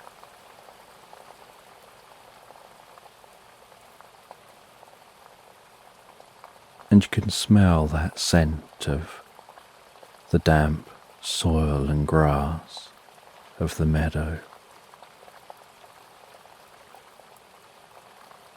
The way the heavy rain changes the scent of wildflowers and freshens the air.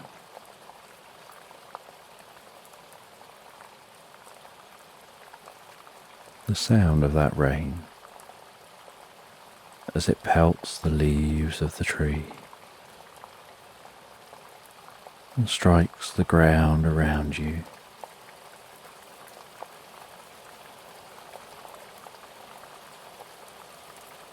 And the streaks of that rain passing through the sky.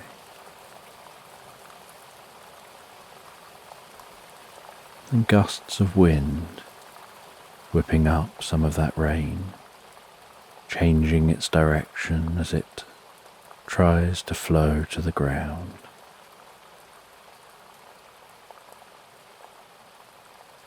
And you rest with your back against the tree, unsure how long this rain will last. You can feel the bark of the tree against your back and smell the scent of this tree.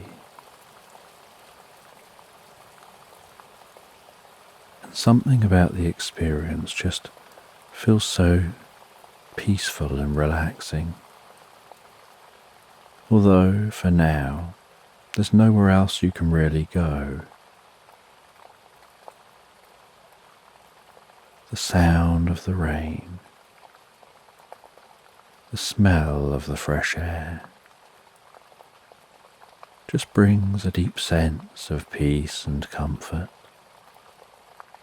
that for now you're very happy to remain in this location.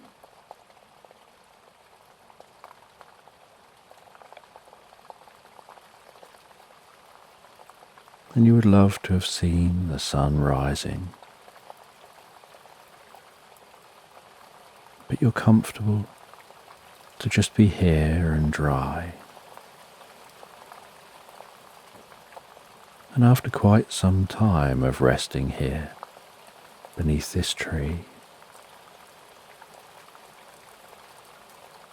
you notice the sky seems to be lightening very slightly. The rain still seems to be just as heavy at the moment,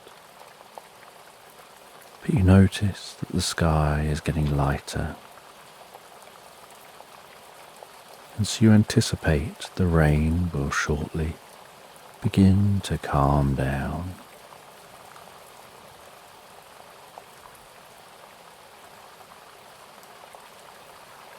And you sit yourself down onto the ground beneath the tree as you wait. And after a while longer, it sounds like that rain is calming. And even longer still, you notice the rain calming and the sky lightening.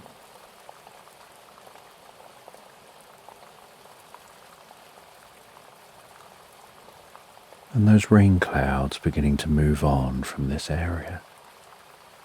And there's still moisture in the air. But there's something deeply refreshing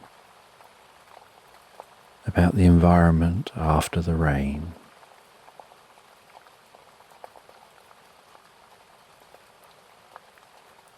And as those clouds move away, so the sun shines on the ground. A gentle mist begins to form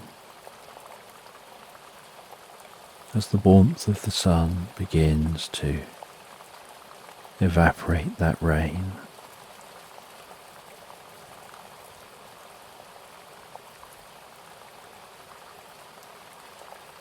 And as the sun shines from behind you, you can see your early morning shadows stretched out before you, the long shadow of the tree, the gentle golden light of this morning.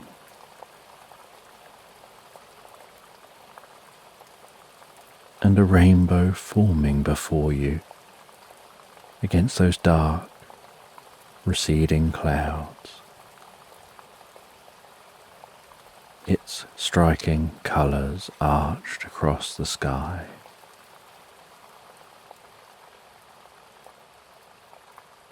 Like an ethereal moment in time.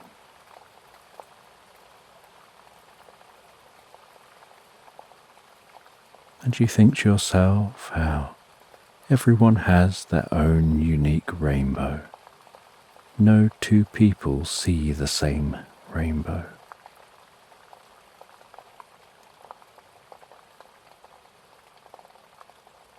And you notice that within and outside of that rainbow, as the rainbow gets bolder and brighter, so some additional rainbows form.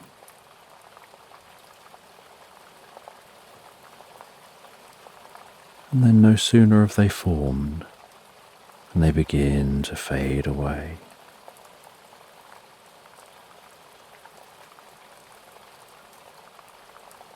And as the rainbows fade away, so you walk out from under the tree, walking through the damp grass of the meadow, smelling the freshness of the air, still, the occasional bit of moisture in the air reaching your cheeks, catching in your hair.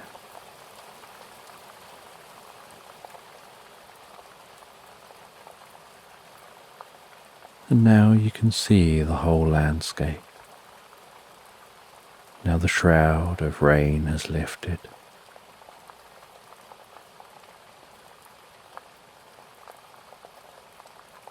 And as you walk through this landscape,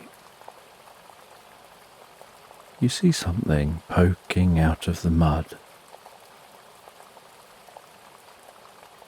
Something that the rain had begun to uncover.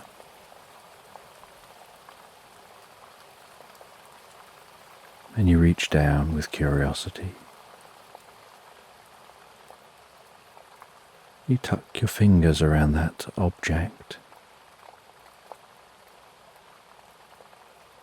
You move it a little beneath your fingers, feeling its shape and weight, and realize it looks a bit like a mask. And you carefully pull it out while uncovering it more with the other hand, separating that mask from the mud. And it looks like an old wooden mask which has probably been buried for many years within this mud. And this mud here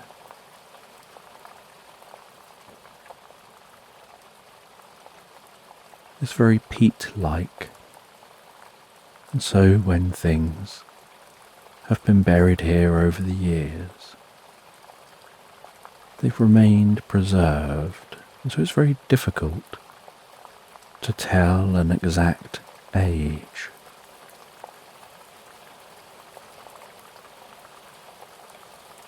Then you wipe the mud off the mask, and you crouch down and wipe your fingertips among the damp fronds of grass, using the grass almost to wash and clean your hands, and then wiping the mask in the tall grass, to use the grass to try to clean the mask off a little more.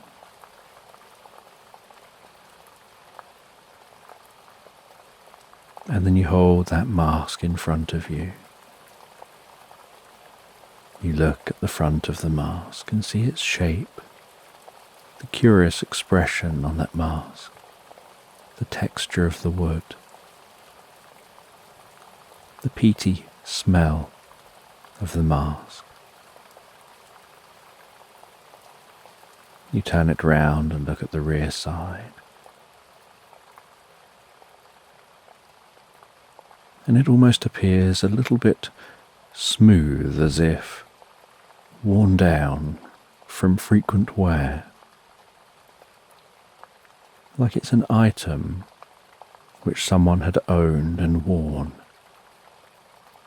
for many, many years, very frequently.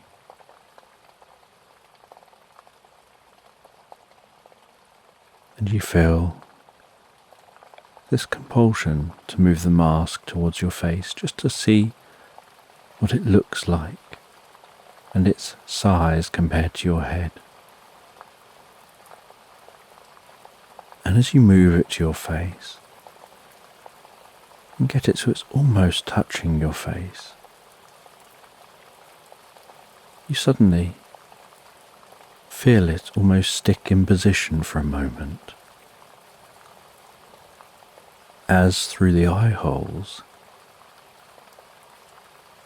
the world around you shifts and changes, and then you hear the world as different,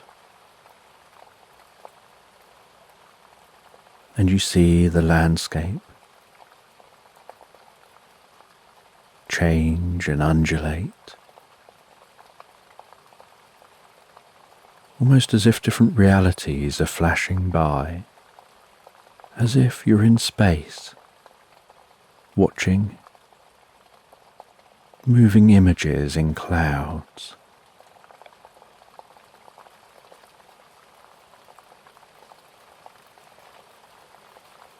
And then you hear a noise, like a whispered voice, directing you to go in search of a dream catcher. A dream catcher that went with this mask and some ancient rituals, and to reunite the two.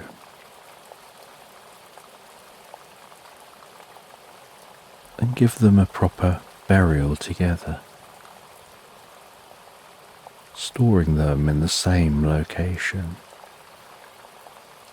And you don't know where the voice came from. It was almost as if it came from within your mind, but it most definitely wasn't your voice.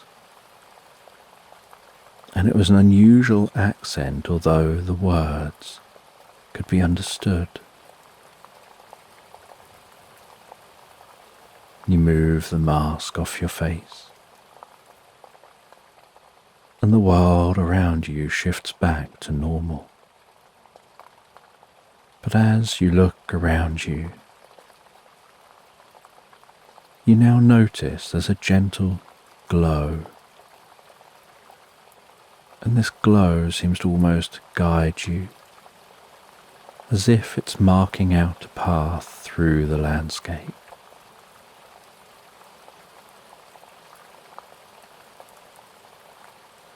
And so you begin to follow that glow, walking through this meadow.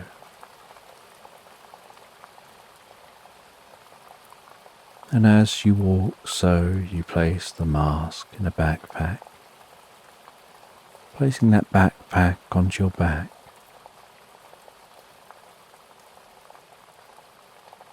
And it's as if a change has happened within you, that glow just seems to remain.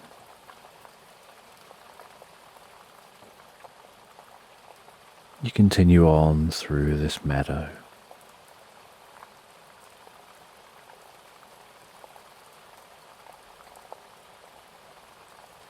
And the dark clouds continue on into the distance. The sky now turning the most perfect blue.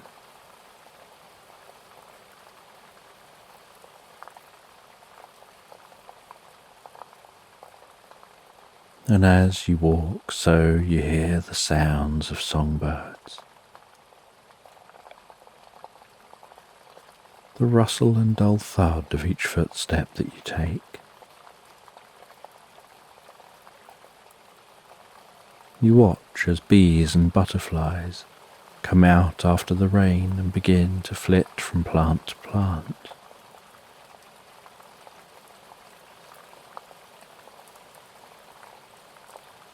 And you follow that glow in the direction of some woodland.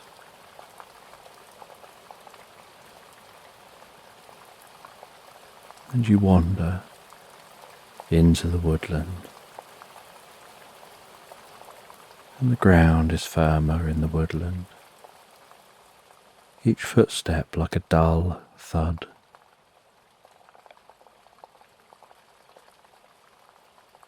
The gentle rustling of the leaves of the trees, the echoing of songbirds singing through the trees.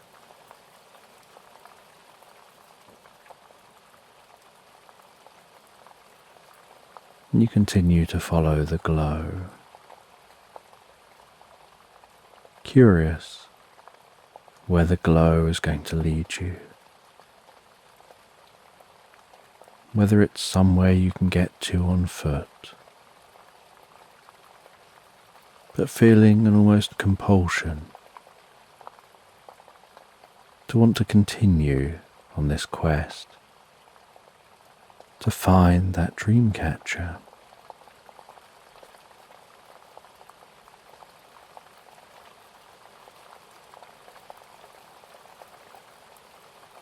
And as you continue through the woodland, so the day continues to get later and later.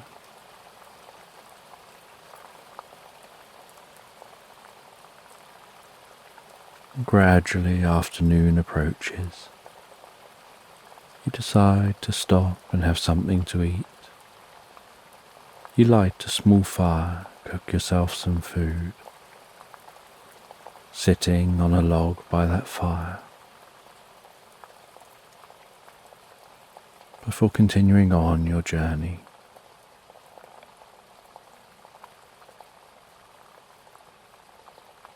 And you notice, as afternoon moves to early evening,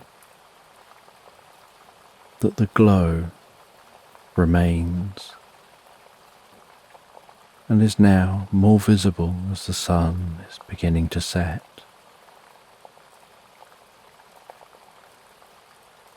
And in the distance, you see the lights of a cabin.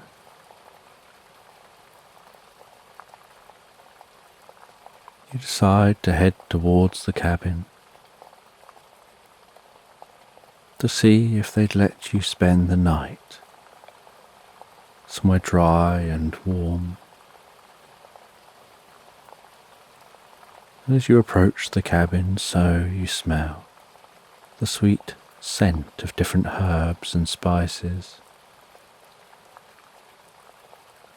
At the cabin door you knock, and you wait.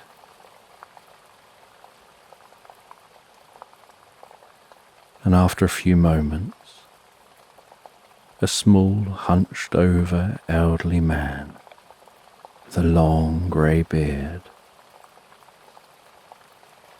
a very toothy smile,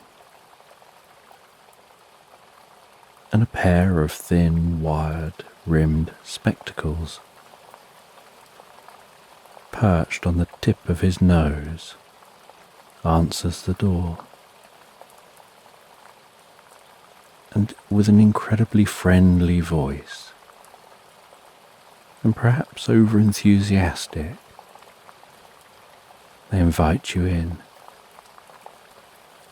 And inside their cabin, the fire is crackling comfortably in the fireplace,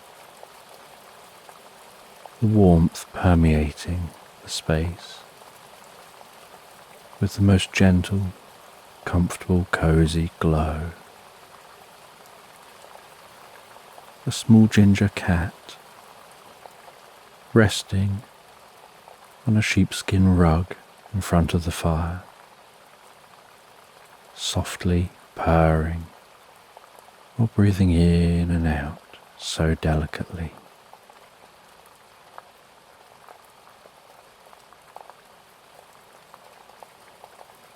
You share your journey with this person and say that you are wondering if it would be okay to spend the night somewhere dry and warm.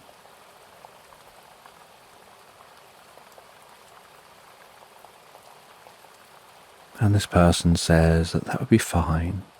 They'll make up the spare room. And they make you a drink and suggest you sit by the fire for a while before they disappear off. You hear them pottering around. And as they potter around out of sight, you hear them mumbling away to themselves. And they come back in. And they sit down opposite you. They tell you that's all done, it's all set up.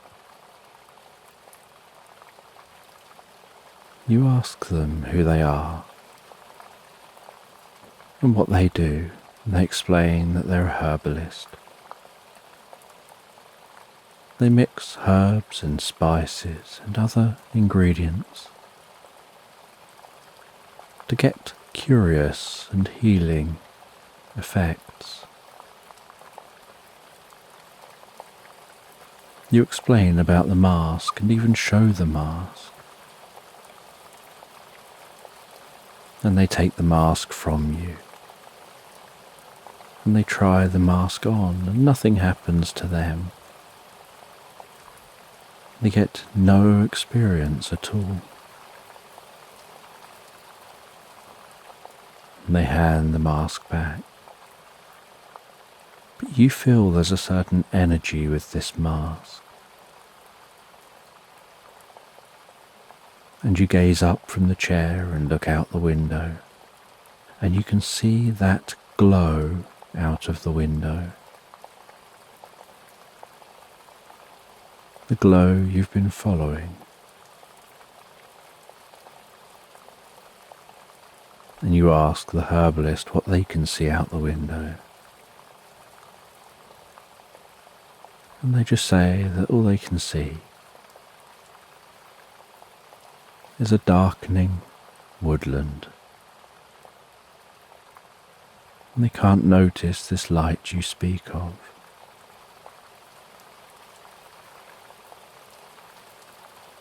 They offer to make you some food. They head off to the kitchen to do that. And while they're in the kitchen, preparing some food, you stand up with your drink. You walk around and take a look at their bookshelves, reading the titles of the books, placing that cup down and occasionally picking up and putting back different books, picking a book up, flicking through, looking at the contents, perhaps reading a few pages, putting it back, picking another book and doing the same.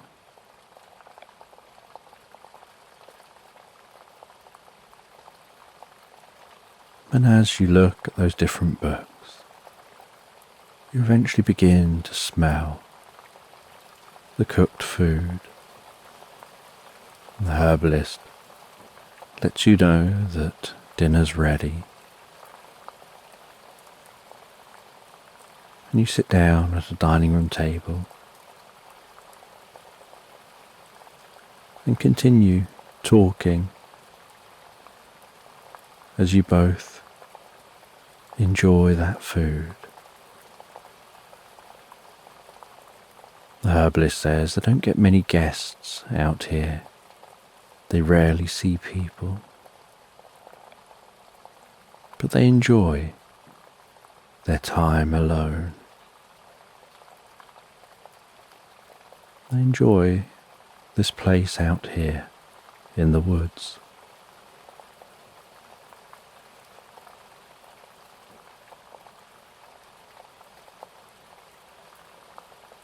And after eating, you settle down for a bit longer, reading in front of the fire,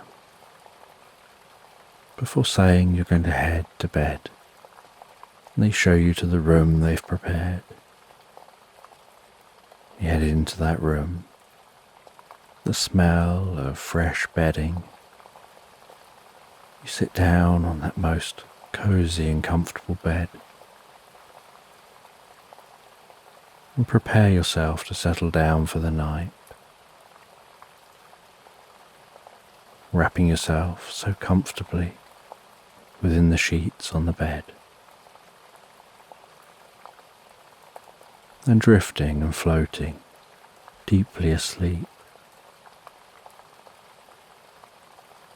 And as you drift and float deeply and peacefully asleep, so your mind wanders to thoughts about that mask, those who perhaps made the mask, wondering whether the voice that you heard could be the owner of the mask.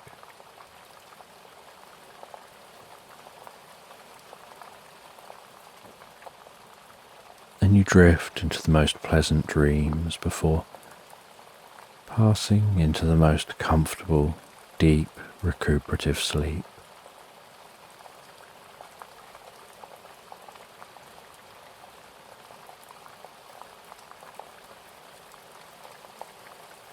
And the next morning you awaken to the clattering sound from the kitchen and the gentle glow of light through the curtains into the bedroom,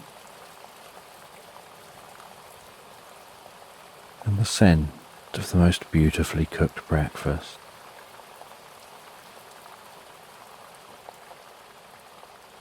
You head out of the bedroom. You enjoy some breakfast and thank your host for letting you stay the night before continuing on your journey.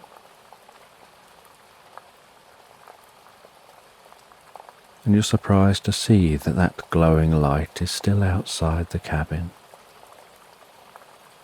And you follow that light, initially deeper and deeper into the woodland. As the woodland gets darker and darker, the deeper you go. But then the woodland begins to thin out. And the weather today is so dry and clear.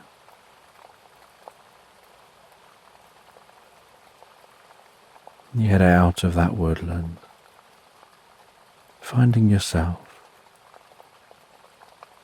heading through another meadow, following that light,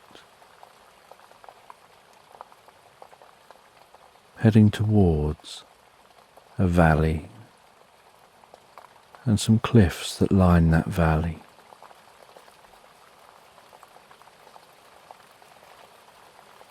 And you follow the light along the edge of a cliff, having to work your way through the trees that are at the base of the cliff.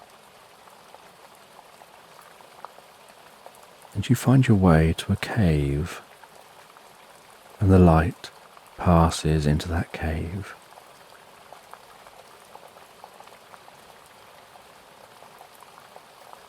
And you head into that cave. The gentle echoing sound of wind reverberating within this cave. And you don't need a torch of any kind, because that glowing light lights your way, even though you know no one else seems to be able to see it.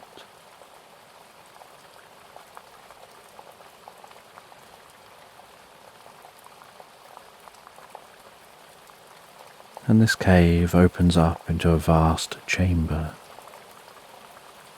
and around the walls of the chamber you see different cave art. You see outlines of hands, painted figures, painted animals, what looks like figures engaged in different rituals. And those figures look like they have masks on, although they're just basically drawn. There's a line, like a separation in front of the faces of many of the figures. And then there's something that looks like a spider's web painted onto the wall.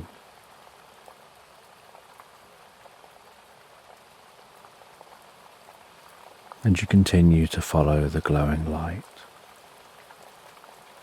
And it takes you right to one specific spot at the back of this chamber.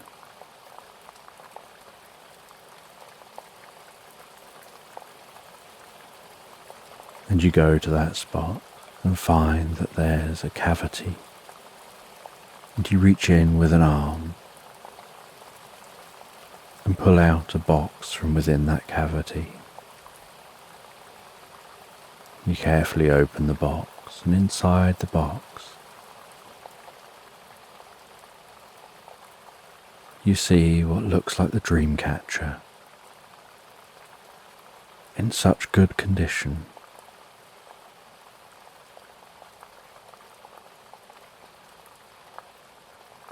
you feel a tingling from that mask, even though it's in your backpack. There's a tingling seeming to reverberate as if it's vibrating within your backpack. And so you take it out of your backpack and feel compelled to place it on your face. And as you do, you hear that voice again.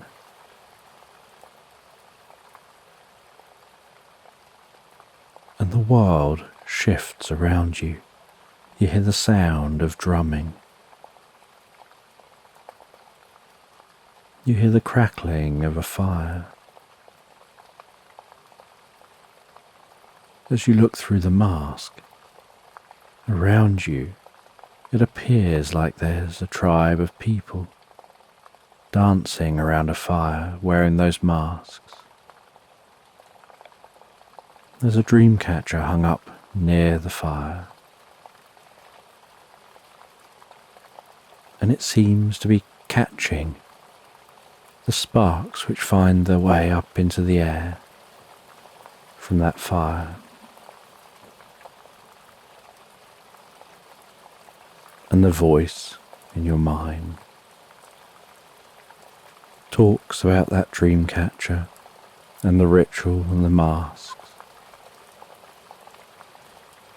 and how the masks allow you to access an altered plane of reality.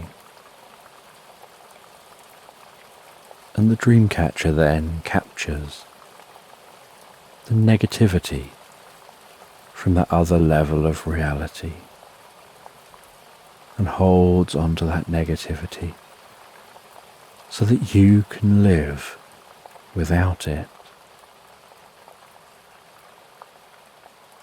They explain that it takes on the negativity of negative thoughts and ideas that come to mind. It takes on doubt. And it holds on to all that for you so that you can be free of it to live your life. But it was important that the masks and the dream catcher should be buried together.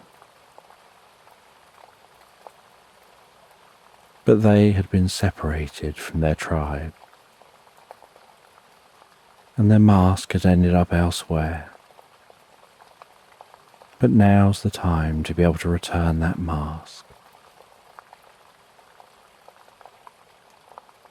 And a glow of light appears in the centre of this chamber,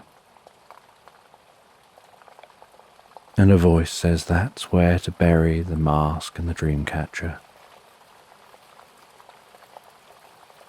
And you remove some stones that seem to be piled up in that centre location. And with your hands you carefully dig down a little way into the mud. You notice there are many masks carefully laid atop each other.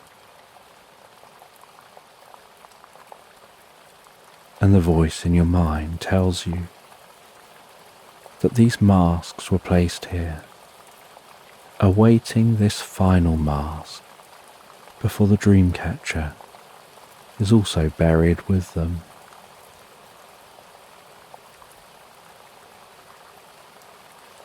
And then all that negativity gets buried and freed from the world, so that it won't infect anyone else's mind.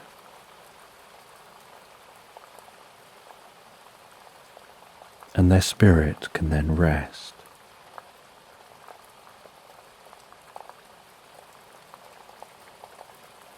And you take the mask off.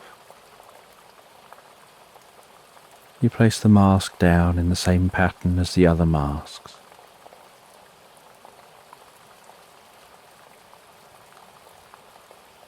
You then place the dream catcher on top, carefully reburying, placing the stones on top as you found them.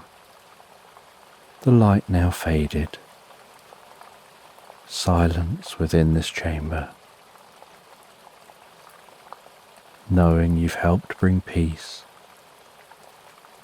and close a chapter on a very old story, and feeling like a weight is lifted from your shoulders in some way, and a connection deeper than you could ever understand has been formed.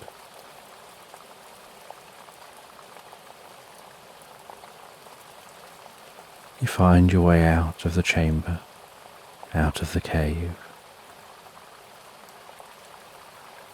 and begin making your journey back the way you came.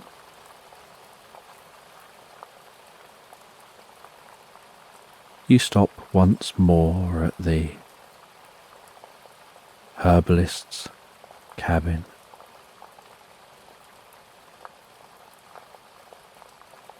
You explain the experience you'd had, the journey you'd been on. They tell you they think they have a book of ancient history of the area that perhaps talks about that tribe. And as they make some food and drink, you settle down and read that book, learning more about the tribe and making a note to want to learn even more in the future. You spend another night at this cabin before continuing your journey all the way back to that meadow and then making your journey home the next day. And once home, you write down a few notes of the experience you've had, what you've got still to learn, some key points of what you would like to look up and research.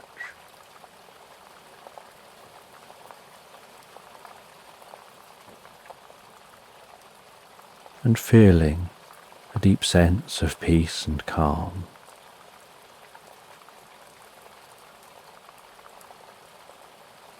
That night, feeling good to be back home, you settle down in bed and drifting into the most pleasant dreams and the deepest of sleep, you drift and float peacefully asleep into Slumberland.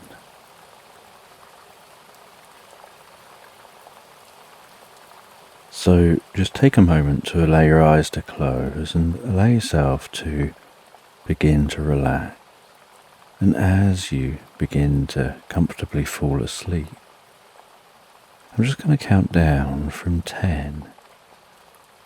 As I count, I don't know whether you'll drift asleep faster to the sound of my voice or whether it'll be to the spaces between my words. 10, and while I count, you can imagine a healing light softly passing through your body, healing and relaxing the muscles, gently calming the mind,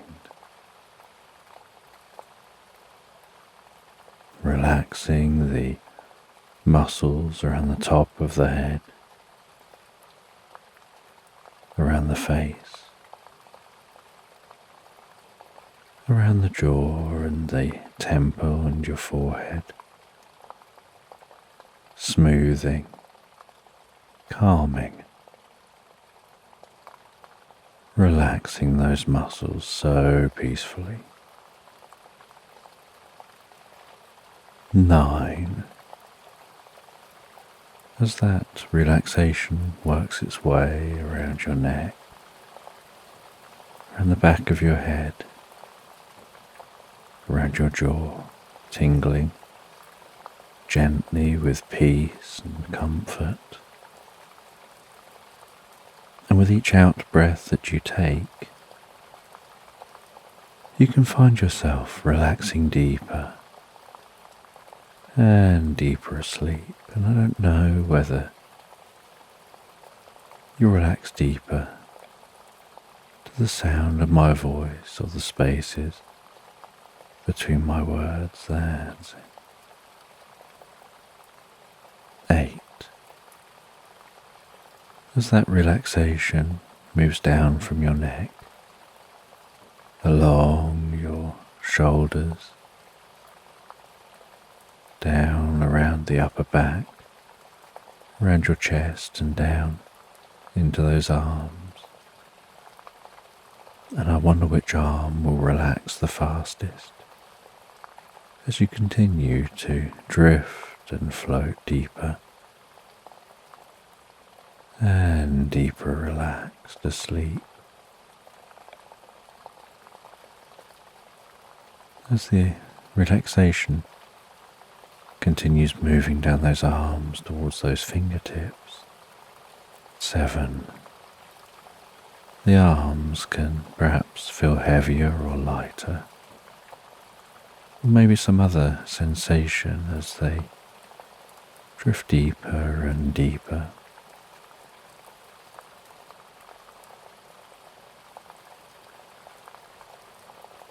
6. As the relaxation reaches the fingertips, bringing a deep sense of peace and comfort, and then begins to move down from your chest, your upper back, moving that relaxation down the sides of your body and deep within you. 5. Moving that relaxation down towards your stomach, your lower back, your lower side, softening, relaxing deeper and deeper.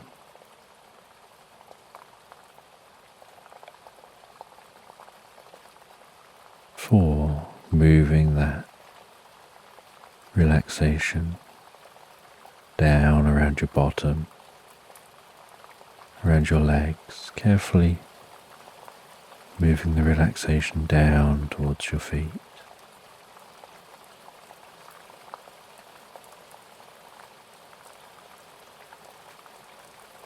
3.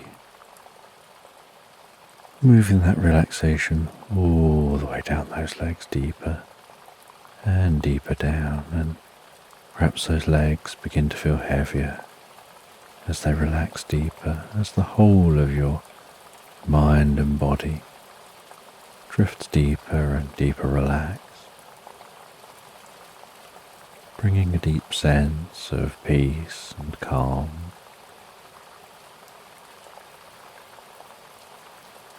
Taking you to a place in your mind where you can drift deeper and deeper asleep so easily and effortlessly,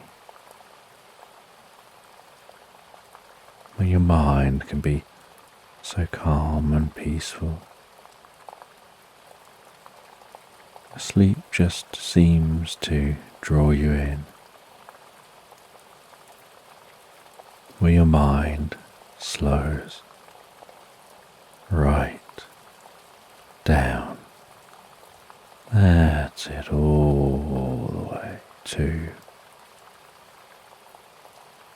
as the relaxation spreads around the lower legs, around your ankles and deep down into your feet. And 1. Feeling the relaxation passing through your whole body like a wave of peace and comfort.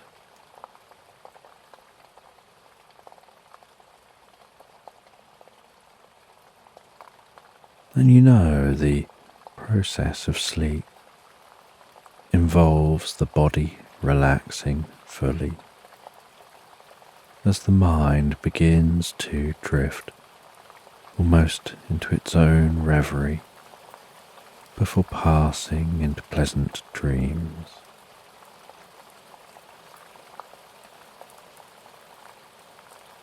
And as you continue listening to this, and we move into the story, so you can sleep deeply, sleep soundly, and sleep well all night long. That's it. And as you drift comfortably asleep, so you have a sense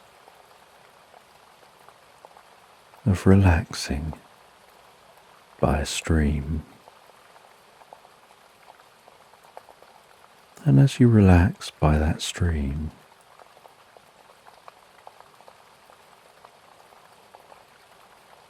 your dog comes along and rests beside you. And with just a minimal gesture, they snuggle up next to you. You rest an arm around them, gently stroking them.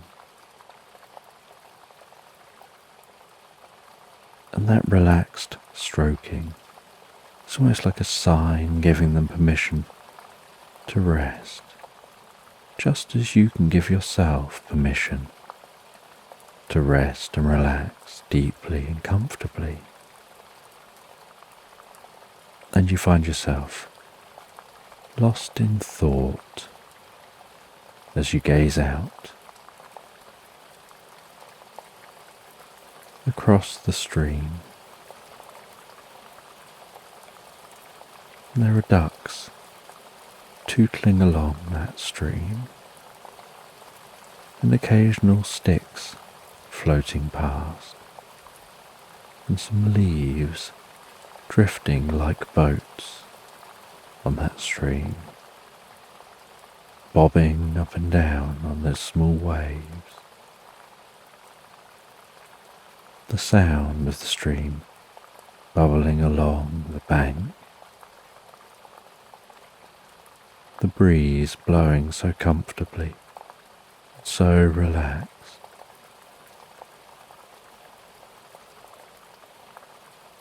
And you notice in the distance the sight of some clouds approaching, and you're aware that rain will be there shortly. So you set up a tent.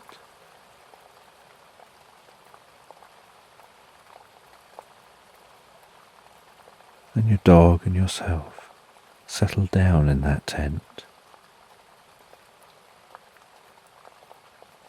And you zip up the tent just as the first drops of rain arrive. And that rain begins to pitter-patter down on the outside of the tent. The outside of the tent gently waving in the breeze. The sound of the rain increasing on the tent, bringing a deep sense of peace and comfort. And you're on a journey to deliver a message. There's no hurry for this journey. As long as you get to your destination, all you have to do is deliver the message to the right person in the right place.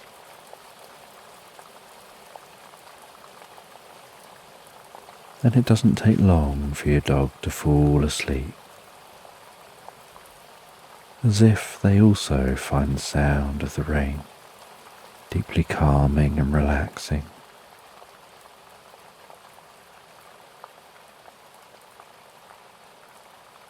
And you're in that tent for quite a while that you notice the light outside the tent fades through to night time,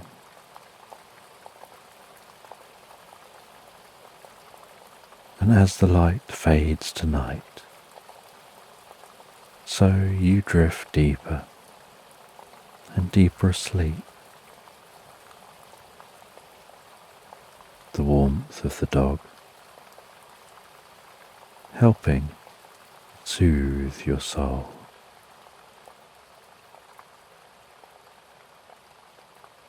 And you can feel and hear its breathing as you relax deeper and deeper down into the most pleasant night's sleep.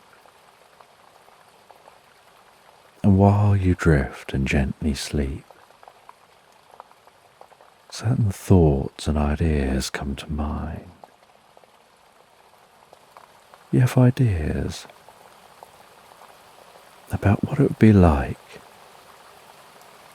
to live on Mars in some kind of a future habitat where when you gaze up you see this giant dome overhead.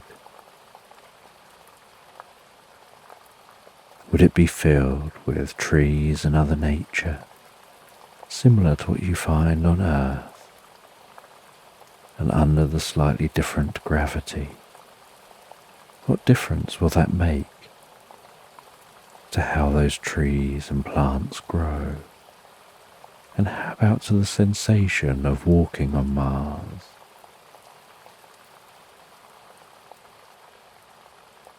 And you're curious what the temperature would be within a Martian habitat.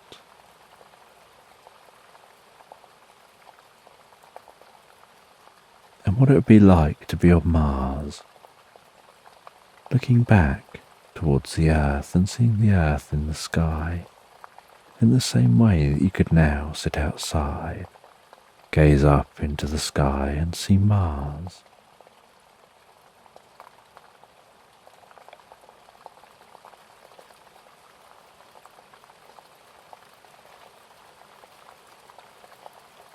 And you drift from these dreams into a deep and healing recuperative sleep. And at some point during your sleep, the rain fades and comes to a halt. The breeze calms down, and there's stillness beyond the tent.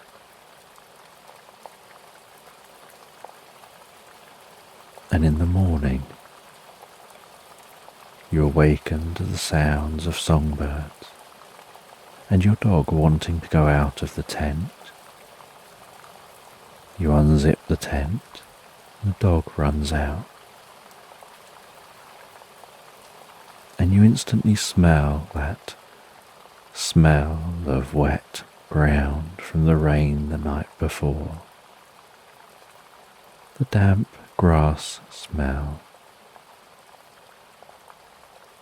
mixed with the scent of that stream and the sound of the flowing water.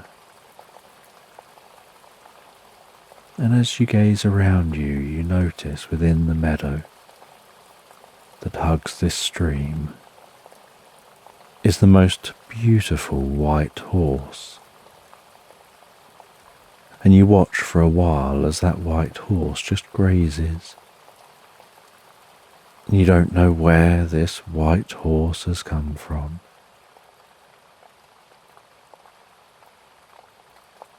But you know that this is an area of wild horses. And so you wonder whether that white horse is a wild horse. And you have yourself some breakfast and pack everything away, ready to continue on your journey to deliver that letter.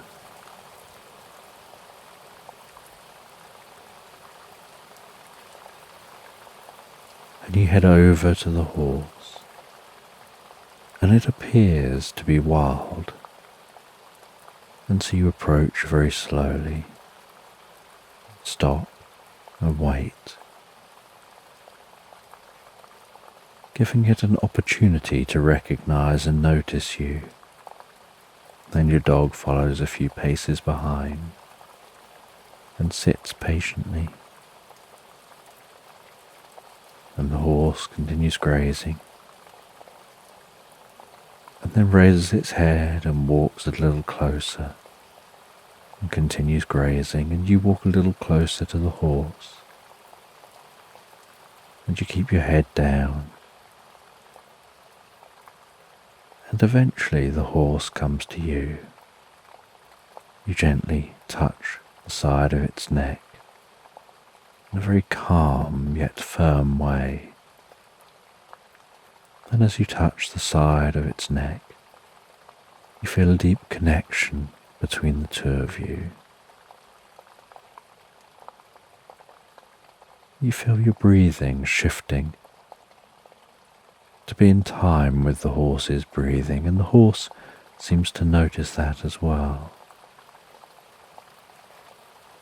And it doesn't take long before you're able to climb onto the horse, and with the slightest of nudges, you continue your journey on horseback, with your dog walking alongside you, occasionally running off into the undergrowth, and then coming back and joining you, running off ahead a little way, sniffing around, exploring, stopping and waiting, and then returning to your side. As you walk along very slowly on horseback, looking around you, taking in the environment,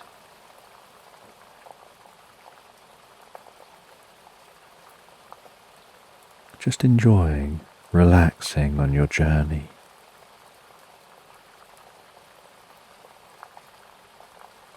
Feeling the warmth of that horse beneath you, hearing its breathing, feeling the movement of the horse.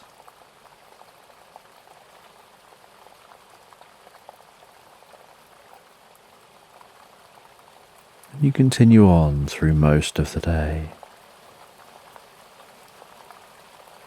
and you don't even stop when you get out the map and check the map to make sure you're still on track.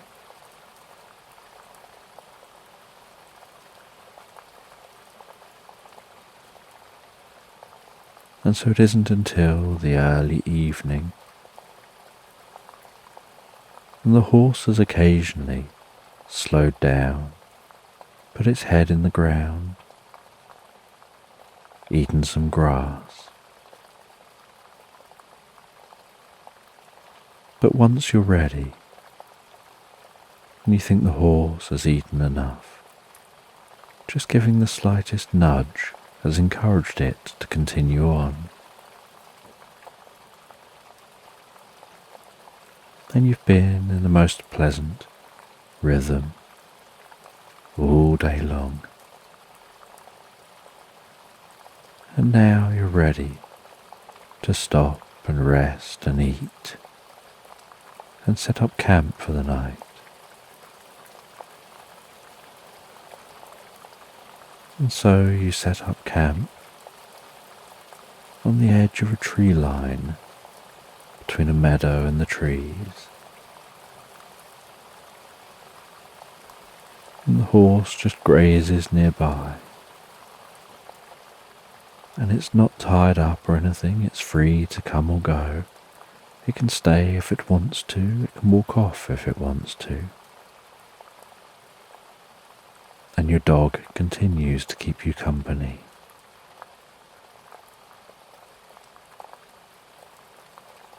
And you rest in your tent, enjoying some food in the entrance to the tent, enjoying a warm drink, and your dog enjoys some food.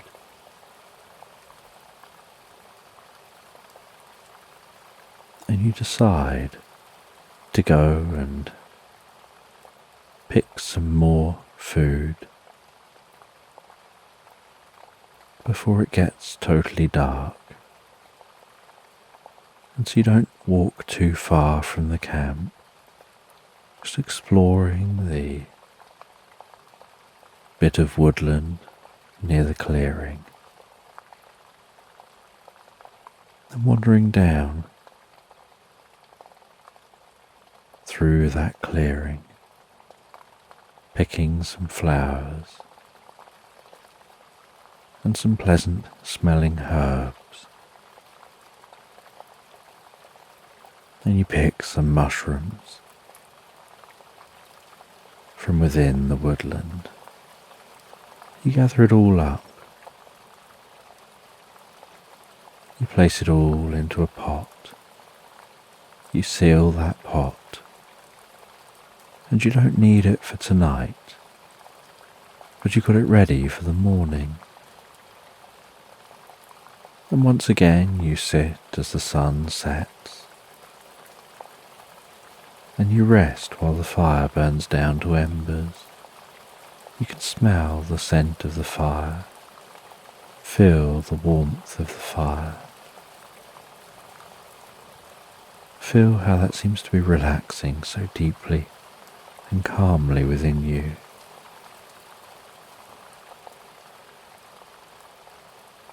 That it seems to bring peace deep down to your core. And when your eyes are ready to close, you settle down to sleep once more, your dog resting beside you, both drifting pleasantly asleep. And when you awaken in the morning, you make yourself some breakfast and you make a soup with the ingredients you found the night before. You mix that all up in a bowl, and it smells so incredible that your mouth gently salivates, and the scent seems to bring you a deep sense of peace and calm.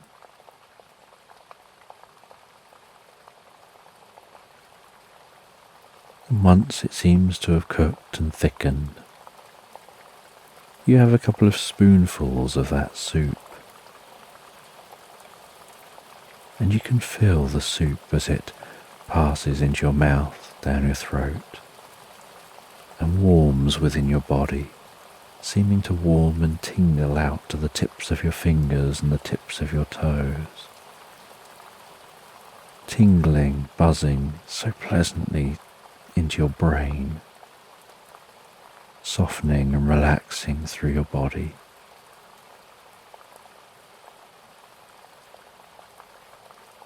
And you can feel that deep relaxation being caused by the soup. And your dog rests beside you. And then you notice the strangest of things. That when the dog goes to bark, instead of barking, it talks and you can understand it.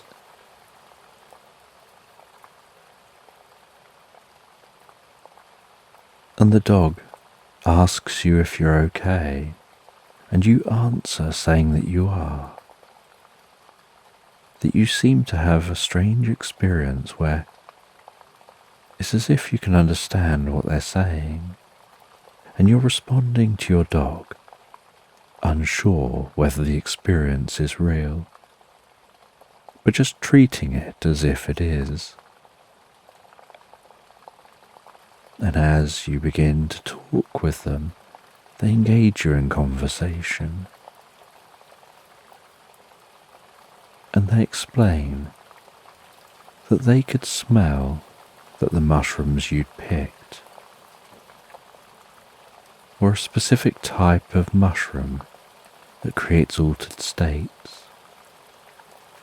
And perhaps, when cooked, that altered state connects you with a consciousness that allows you to somehow understand the dog.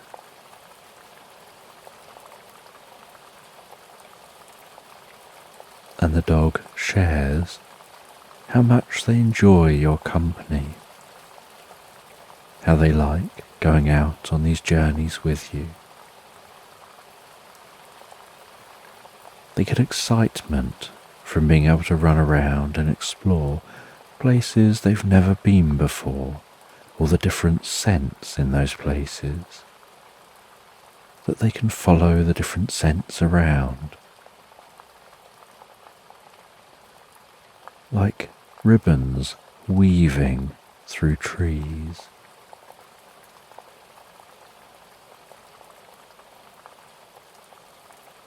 And you wonder how long this effect will last.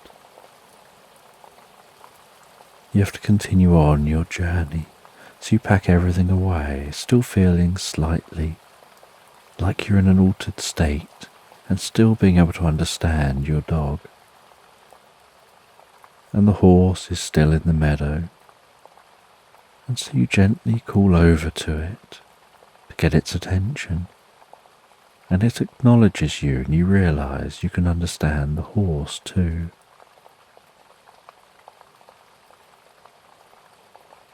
And you walk over to the horse, and the horse walks to you, and the horse is more than happy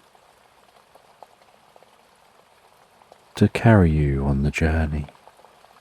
And as you continue on the journey, so you have conversations with the dog and the horse about their different experiences of reality.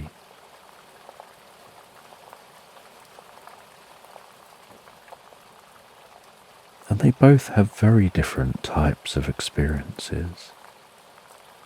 The dog doesn't see things the way you do, and it smells significantly more. And the horse sees things differently.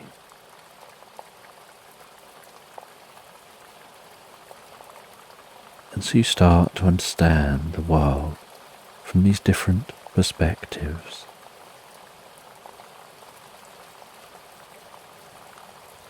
And you continue this journey, eventually reaching a road, and following that road down towards a town.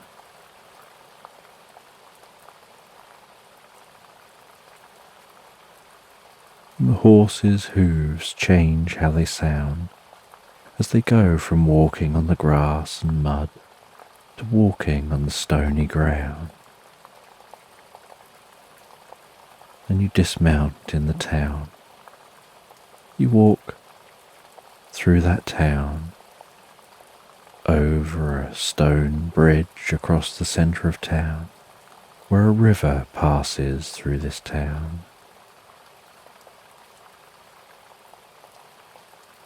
And there are people milling around and markets, different scents of different herbs and spices. And you head through to a specific building. You knock on the door of that building. You hear the latch go and the door creak open, and you're greeted by somebody who looks a lot like a wizard, and they invite you in. And you and your dog head into their home, and the door closes behind you. And in the main room are walls of old books, piled floor to ceiling, and a deep scent of old book smell, and a stillness to the air.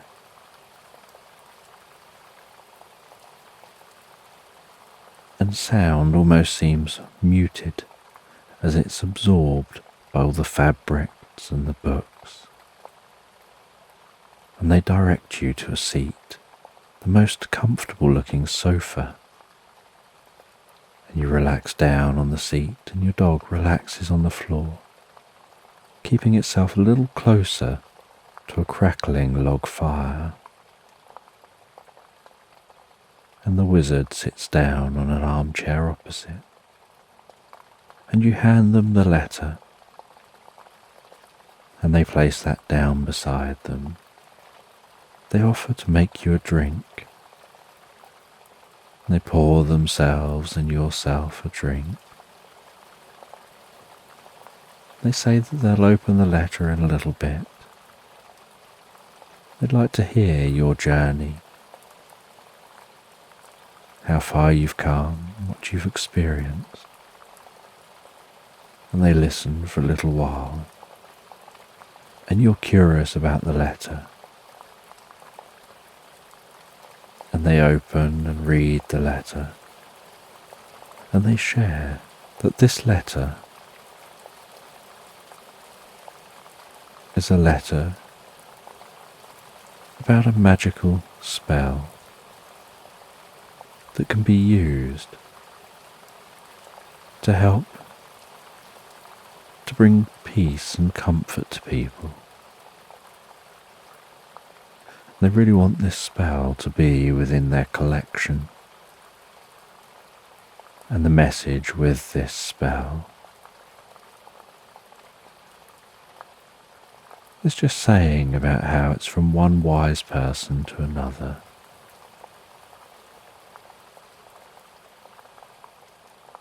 And it had been hand copied from an older document.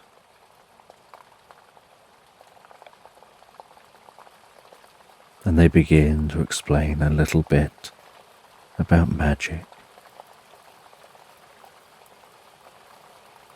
And as the sun is setting outside, so the room, which is already dim, is getting darker. So they light a few candles. And the candles flicker around the room, shadows dancing from the corner of your eye. Your dog has fallen asleep in front of the fire, and you feel tired and deeply rested on that sofa. And it doesn't take long for you to feel that your eyes want to close, and so you say that you should perhaps go and find somewhere to rest for the night, maybe check in at the local inn. And the wizard says, no, don't be stupid. You can spend the night here. And they show you through a door to a staircase leading upstairs, and your dog opens its eyes and follows, and you ascend a spiral staircase to a room with what looks like the comfiest of beds. They say that they'll make you breakfast in the morning. Just tap your head a couple of times on the pillow, the number of times for the hour you want to wake, and you'll wake perfectly fine at that time, feeling deeply refreshed and revitalized. And you climb into the bed, reading for a little while before resting yourself down, tapping your head 7 times on the pillow.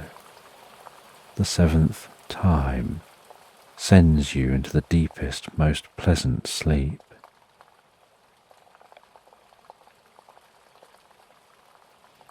Then you drift and float peacefully asleep.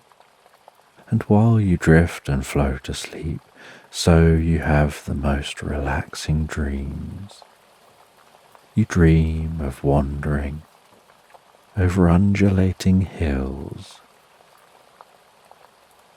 You dream of exploring strange lands.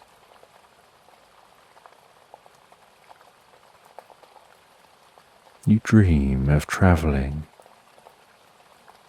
on a sailing boat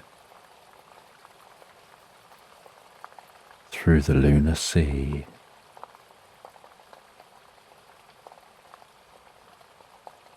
May you explore the possibilities here and watch the way the moon's light reflects across the waves. You dream about passing through lunacy to a distant magical island where, climbing off the boat onto the shore, you land on the shore with a splash, and each step through the sandy shore splashes beneath your feet as if the sand is water, and yet it's dry like sand, has the texture of sand, but each step is a splash. And when you touch the trees, they wobble like jelly.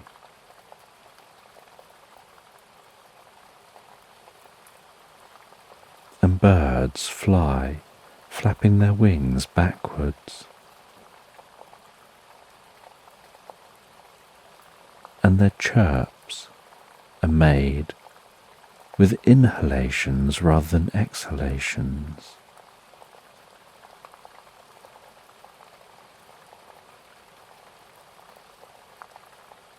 And the stars overhead twinkle and pulse in unusual rhythms.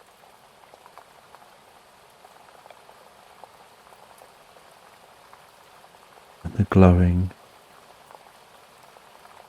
sheets of light flap like curtains in a breeze, almost ethereal, and begin to reach down towards the land, with the light dancing across the plants, bringing life to the landscape.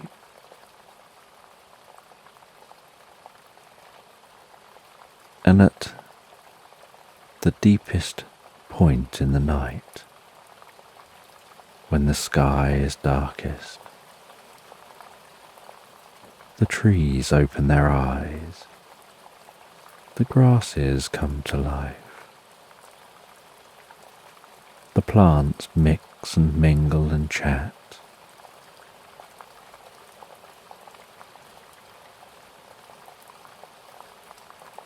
and then by the morning they all go back to sleep, and as the sun rises, the island looks like any other island.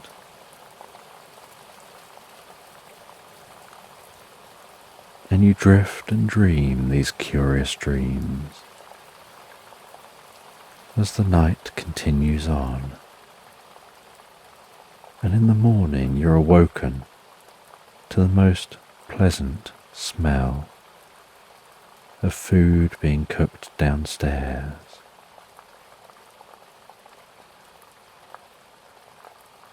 You head downstairs to see that wizard in the kitchen and the food that they've prepared.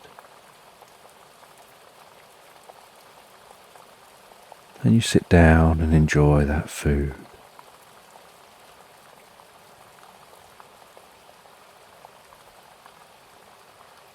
And you ask if you can take a look at their books and see their collection. And after eating, they show you their collection of books. Old magic books, curious stories,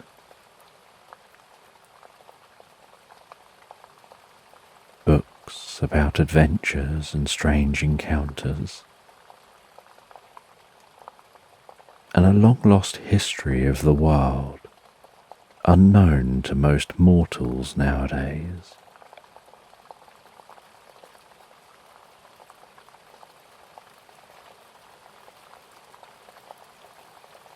And after you've looked around their library of books and enjoyed that breakfast, You know you have to make your journey home.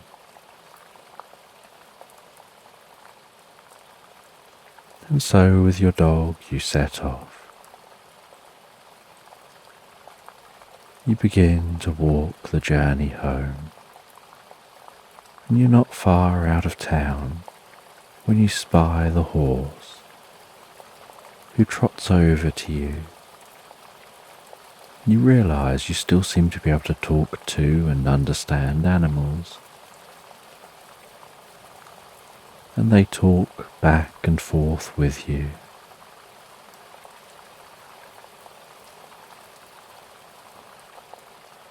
And you climb up onto the horse. You make your journey towards your home.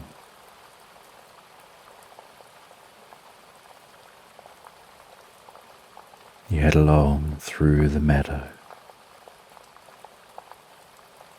You take a journey into and through some woodland, heading out across another meadow, following the edge of a river. And you're curious how long this connection to the animals will last.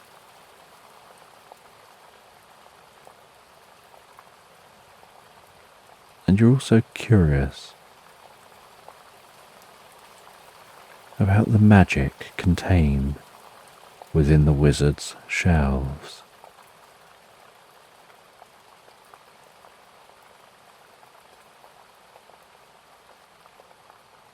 And eventually you find your way back to your hometown.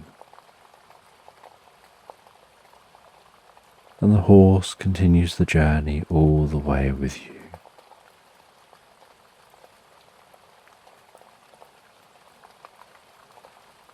And they say they're happy to join you and to live with you in your land that you have.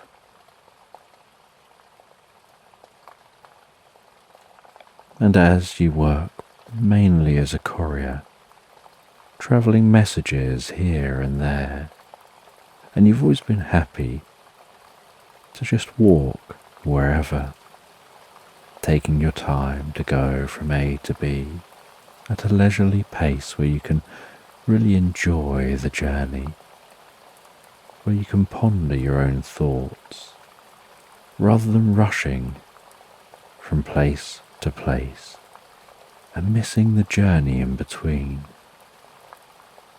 and everything it is that you can learn from that journey, really slowing life down to enjoy the finer things in life, the little things in life, just those moments between what people normally pay attention to.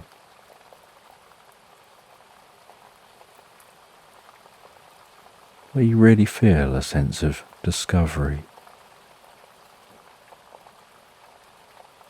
where you find calmness and peace in travelling from place to place, in the stillness between the places. But you're happy to do so on horseback, as long as the horse is okay with you taking your time. You don't take on any job that requires you to rush. Just jobs where the person sending a message says it doesn't matter exactly how long it takes you to deliver this, as long as it gets to its destination.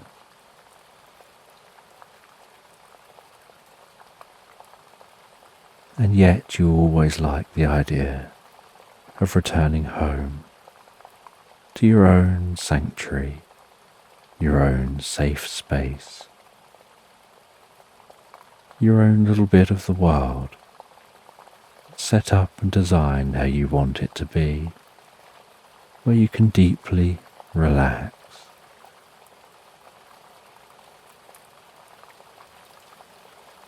And so now you enjoy being back home.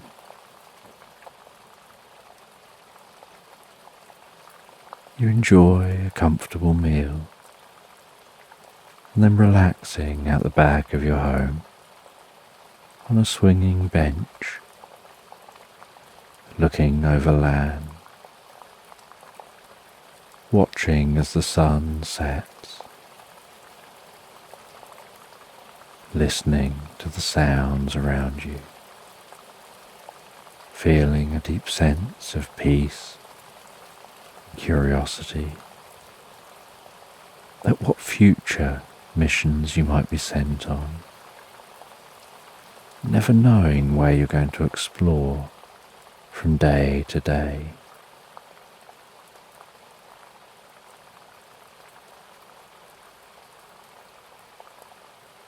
And then as the night continues on and tiredness creeps in,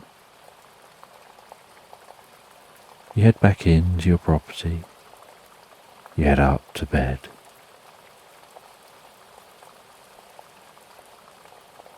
You sit in bed for a while, your dog climbing up on the bed and settling down on the end of the bed.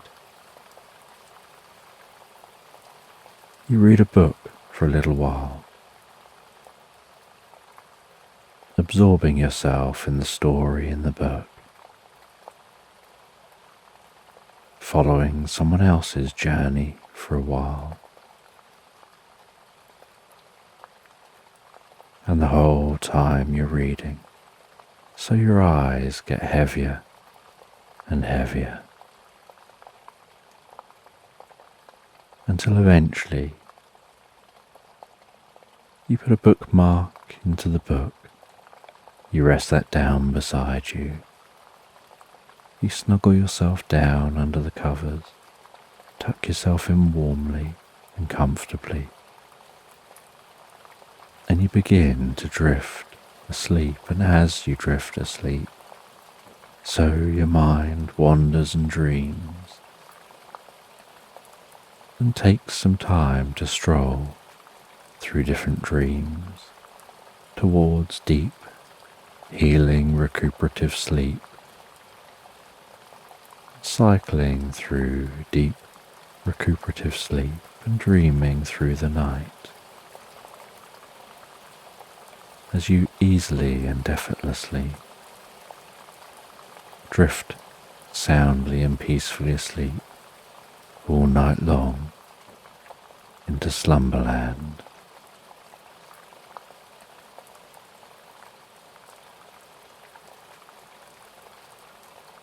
So just take a moment to allow your eyes to close and allow yourself to begin to relax. And as you begin to comfortably fall asleep, I'm just going to count down from 10. As I count, I don't know whether you'll drift asleep faster to the sound of my voice or whether it'll be to the spaces between my words. 10, and while I count, you can imagine a healing light softly passing through your body, healing and relaxing the muscles, gently calming the mind, relaxing the muscles around the top of the head, around the face, around the jaw and the temple and your forehead, smoothing, calming, relaxing those muscles so peacefully. 9. As that relaxation works its way around your neck, around the back of your head, around your jaw, tingling gently with peace and comfort. And with each out breath that you take, you can find yourself relaxing deeper and deeper asleep. And I don't know whether you relax deeper to the sound of my voice or the spaces between my words. That's 8. As that relaxation moves down from your neck, along your shoulders, down around the upper back, around your chest and down into those arms. And I wonder which arm will relax the fastest as you continue to drift and float deeper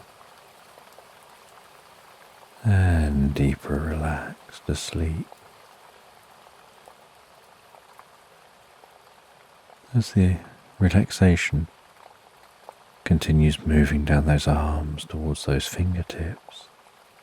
7.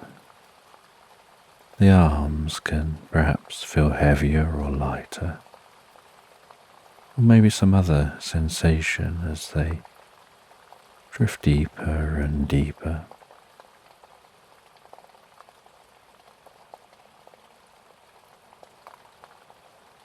6. As the relaxation reaches the fingertips, bringing a deep sense of peace and comfort, and then begins to move down from your chest, your upper back, moving that relaxation down the sides of your body and deep within you. 5. Moving that relaxation down towards your stomach, your lower back, your lower side, softening, relaxing deeper and deeper.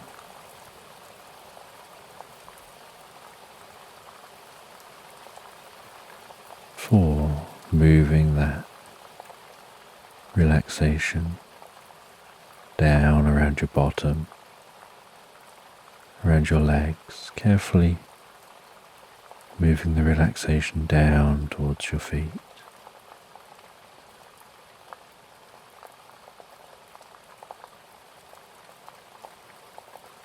3. Moving that relaxation all the way down those legs, deeper and deeper down, and perhaps those legs begin to feel heavier as they relax deeper, as the whole of your mind and body drifts deeper and deeper relaxed, bringing a deep sense of peace and calm. Taking you to a place in your mind where you can drift deeper and deeper asleep so easily and effortlessly, where your mind can be so calm and peaceful.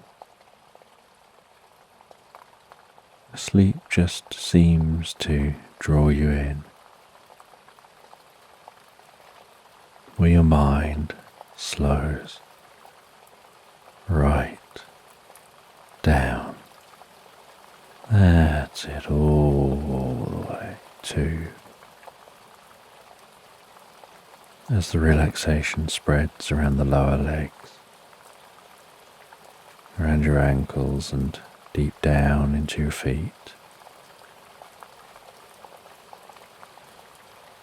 And 1.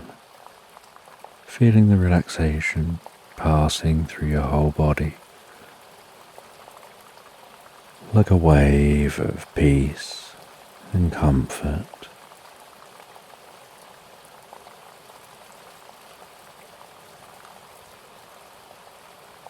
And you know the process of sleep involves the body relaxing fully as the mind begins to drift almost into its own reverie before passing into pleasant dreams.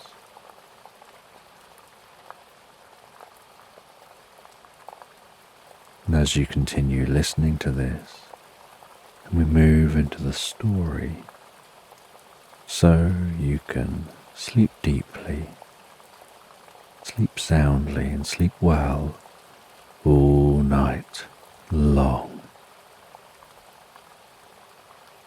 That's it. And as you continue drifting deeper and deeper asleep, you can have a sense of resting under a tree in a meadow, gazing out across that meadow, feeling the texture of the bark of the tree against your back.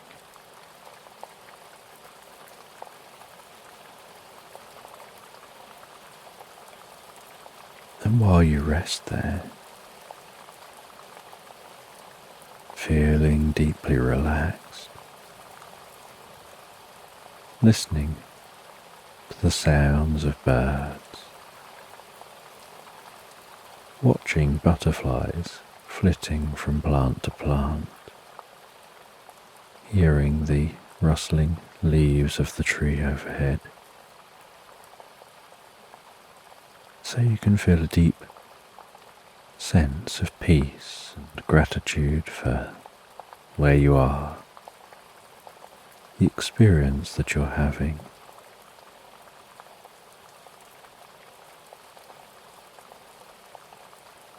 You have this sense of time beginning to pass,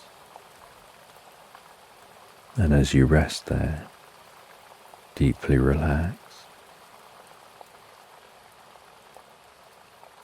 you pick up a cup of drink beside you,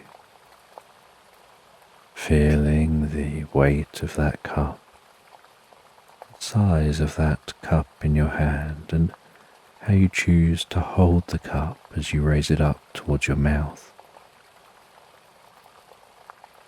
feeling the slight movement of the cup as the liquid within the cup shifts and moves while it moves towards your mouth.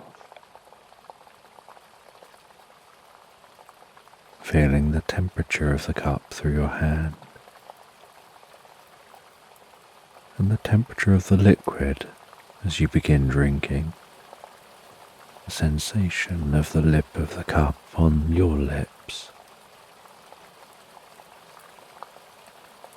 and the sensation of the liquid as it passes into your mouth, down your throat, calming, relaxing you deeper and deeper into the experience.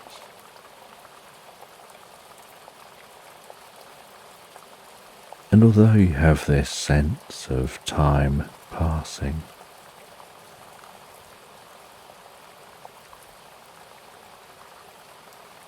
something feels slightly out of sync, as if the universal clock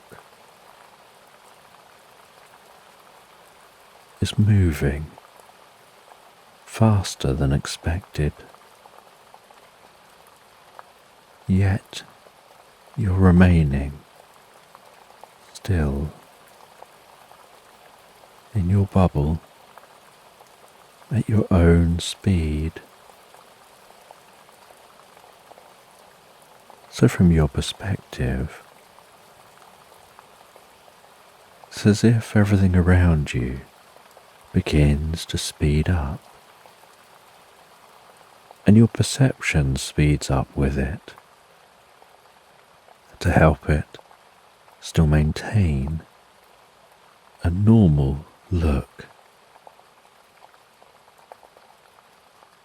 And yet you're aware that it's speeding up, and you're not, and the tree's not.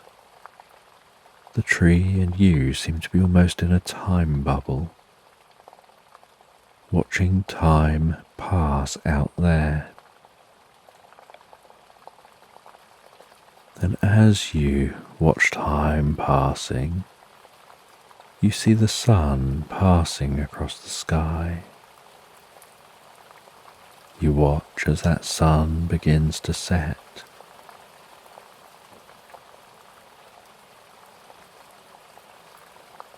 You light a candle beside you as you watch the world passing by, noticing the candlelight shimmering gently, its glow making shadows dance around, those stars twinkling in the night sky.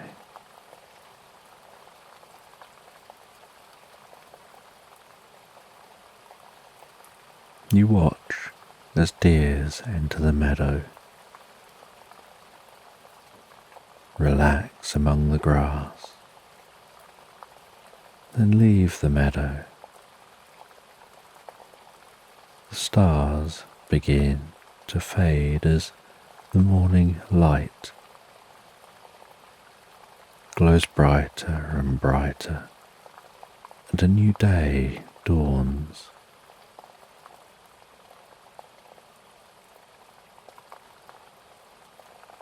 And while you rest here, on that grass beneath that tree, your back resting against the tree, drinking that drink, putting out the candlelight,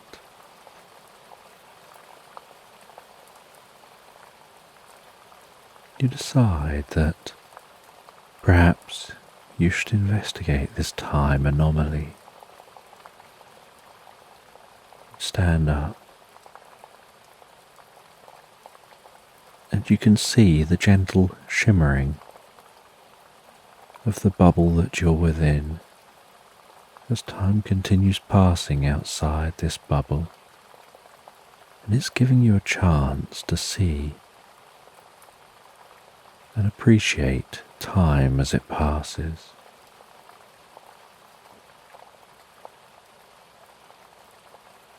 And you touch the edge of the bubble and you feel the sensation of the bubble under your fingertips.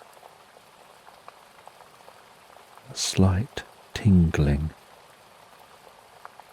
sensation, almost like there's energy contained within the bubble.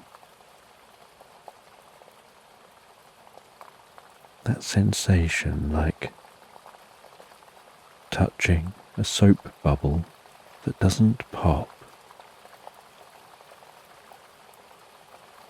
But as your fingers move along the bubble, so you begin to notice time shifting even more, like as a hand moves from left to right, time speeds up, and as a hand moves from right to left, time slows down.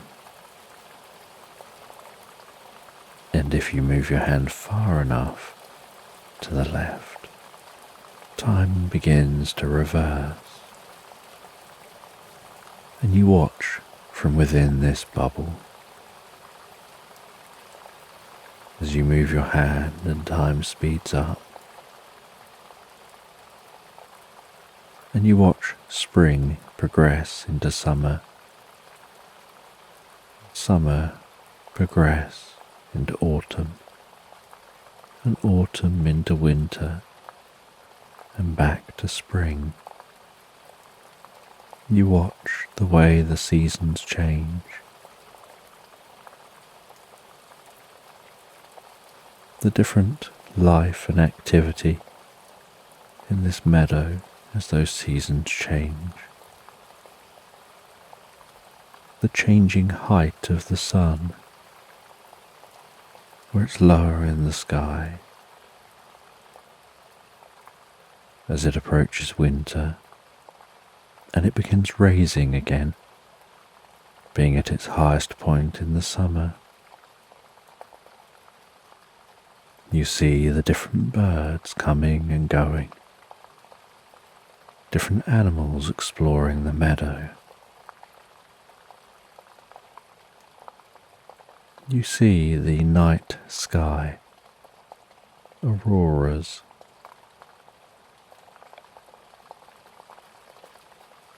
the stars overhead, shooting stars, perhaps a comet travelling through the night sky.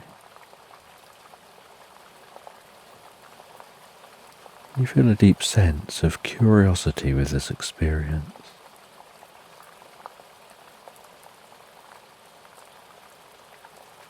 And now you know that you can control time, speeding it up in one direction or the other. You're also aware that you could move your hand swiping to a point where it isn't going in reverse and it isn't going forward, but slows right down to a stop.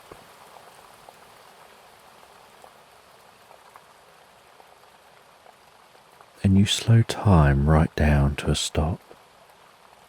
You see birds in formation hanging in the sky, clouds stuck in position. Any rustling of the leaves ceases. Grass stops swaying mid-sway. Perhaps you notice a rabbit halfway through a jump, or a squirrel leaping between one tree and the next, mid-flight.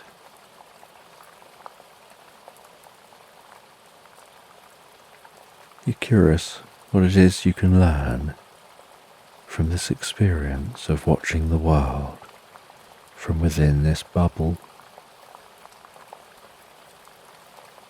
and what it is you have to do to be able to leave this bubble. This bubble wasn't here when you sat down, and you don't know how this bubble formed.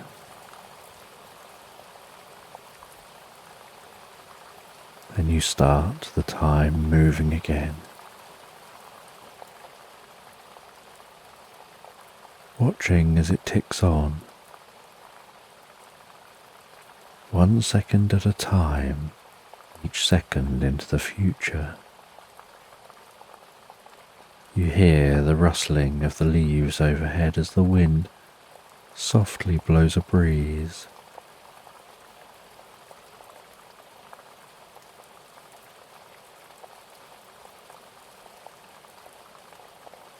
You stand up.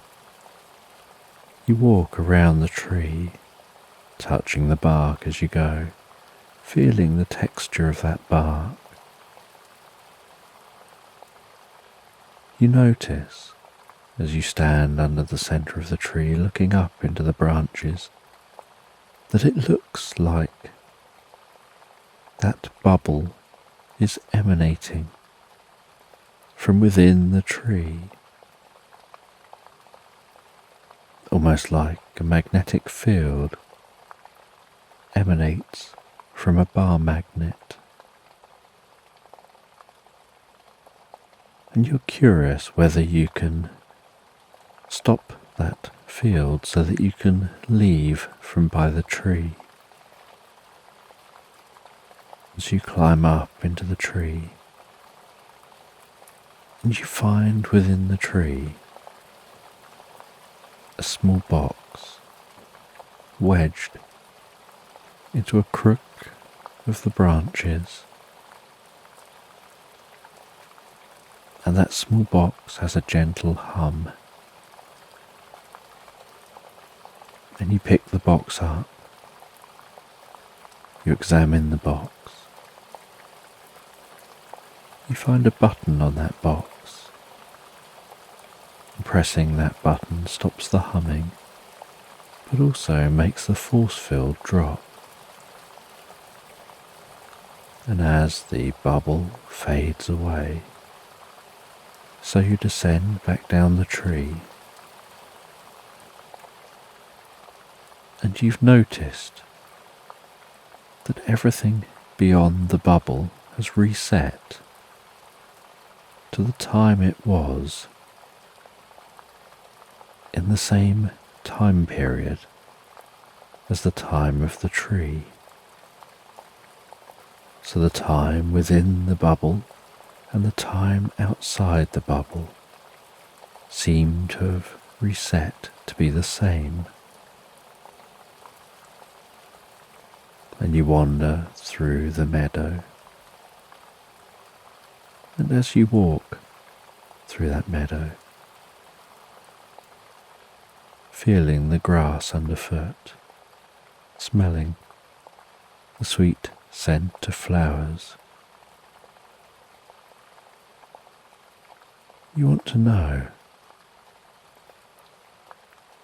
where that device came from. What triggered the device to make that bubble?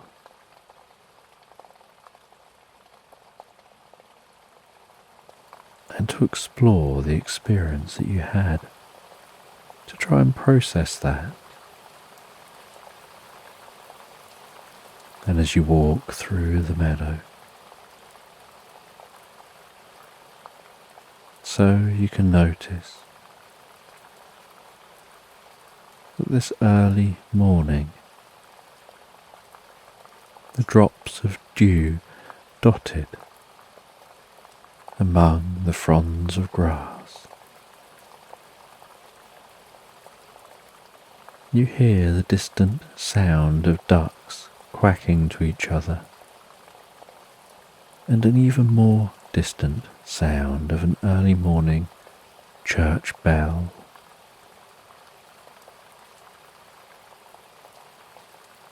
And you feel the warmth of the morning sun on your skin as the water begins evaporating from the grass, and the finest of mists tickles the tops of the grass.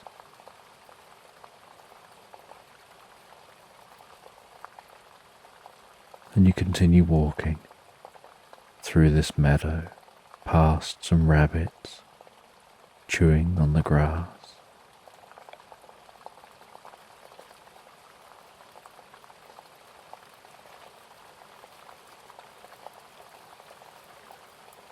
And as you continue walking, you find your way to the tree line. You begin to head into those trees, the sun continuing to rise.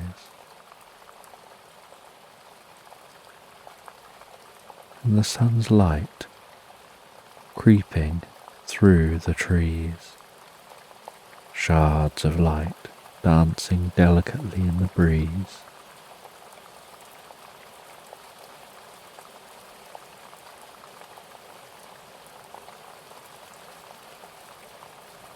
And as you walk among the trees, you feel yourself relaxing deeper and deeper. You feel the muscles around your face relaxing, your shoulders gently relaxing, as if the sound of the trees rustling around you, the scent of the undergrowth, the sounds of birds brings a deep sense of peace and relaxation to your mind and body, automatically and unconsciously.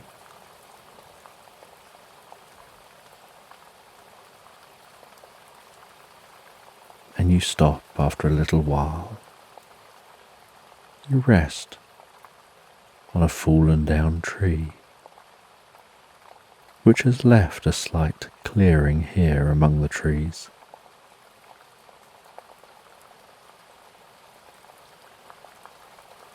You get your cup and make yourself a drink,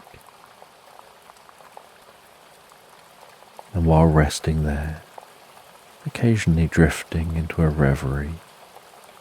You enjoy that drink.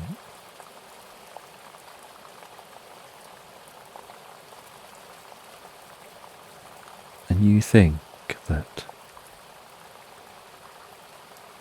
the sun's light, now golden, weaving its way through the branches, seems to almost shimmer and dance like candlelight as the wind continues to blow a breeze.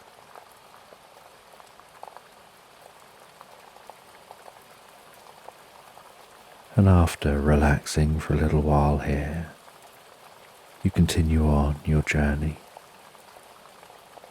walking deeper and deeper into this woodland. Each step so rhythmic, so calming. The sound of the footsteps on the undergrowth, the rustling of leaves overhead, the movement of your body as you walk and weave around and among the trees. The environment seeming to bring a deep sense of peace and calm to your body as your mind begins to relax deeper and deeper into the experience.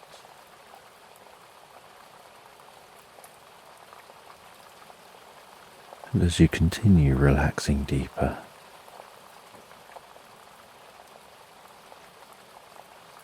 so you start to see what looks like an orb weaving among the trees in the distance, and with curiosity you quietly head towards that orb, walking slowly, a very measured kind of way. The closer you get, the more you see that orb looks like a small sprite that just seems to be glowing so bright. You can hear its wings buzzing as they flap so fast behind its back. And that sprite sees you and stops flying around and heads towards you, settles down on a branch near you. They introduce themselves as being a nature spirit. They head around among the trees. They look after this environment. They protect the environment from any trouble.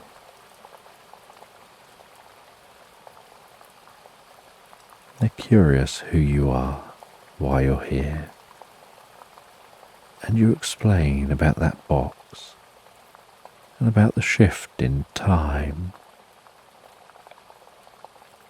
and how that box seemed to have been triggered in some way. And this nature spirit says that they think they know how the box was triggered, but they don't know where the box came from. And they explain that the most likely explanation for the box being triggered is perhaps an overexcitable squirrel which may have leapt onto the box, pressing the button that powers it, turning that bubble on. But they still don't know where it came from, or how long that was sitting in the tree. They then say that perhaps you should continue on, continue through this woodland, And as the woodland shifts and changes, so you'll learn more about yourself, about this place, and about time, and how all things are connected in their own way,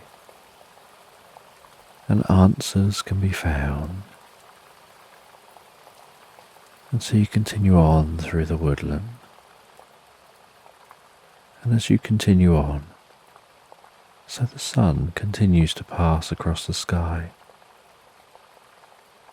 and while it passes across the sky, and the shards of light penetrating the canopy overhead move and shift across the ground. So you notice a change in the trees, that there are now more pine trees around you, and you can smell that strong pine scent and feel the sticky sap as you touch the branches of those trees. And you find your way through this woodland until you manage to exit this woodland into a whole new meadow.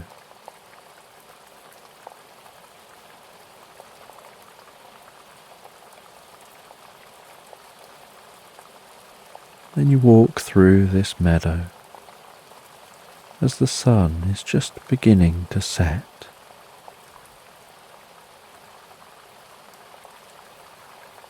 And you head down towards a stream that you can see cutting through the landscape,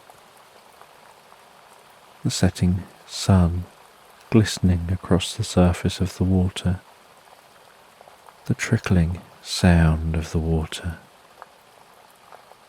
You set up camp beside the stream, that fresh scent of the water wafting up to your nostrils.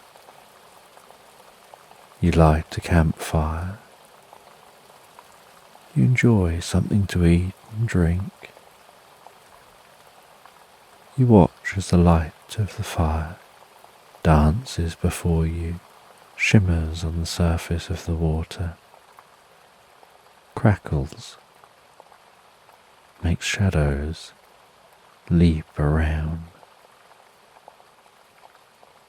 Cool air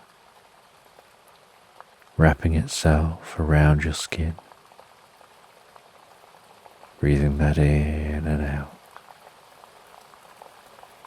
before you settle back into a tent and the fire burns down to embers and is just glowing ever so slightly with the most comfortable warmth. And you drift and float peacefully asleep while the sides of the tent gently undulate in the buffeting breeze, while you listen to the water trickling past, guiding you to sleep, almost as if it's washing away your worries and anxieties.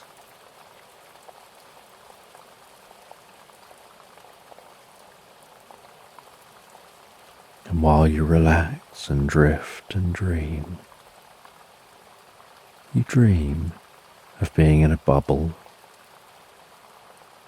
and being in a bubble that's within a collection of billions of other bubbles, and each bubble is like its own universe.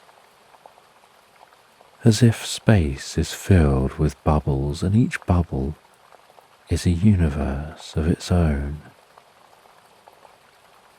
And so you have space within space within space. And within your universe, you can explore myriad of planets, around an almost infinite number of stars.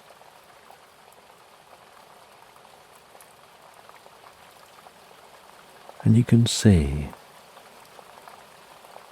the impossibilities of any existence of any one thing when there's so many options. The impossibilities of two lovers meeting. And yet, these impossibilities occur.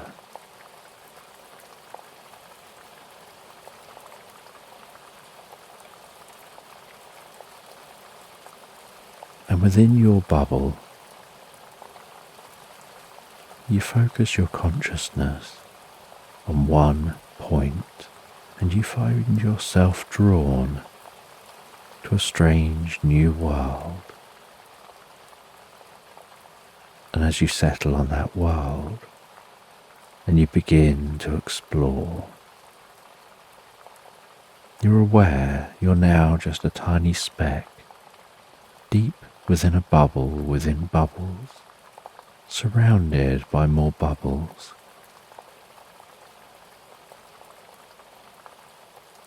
Just one speck on one planet, around one star, circling one galaxy, in one universe of many.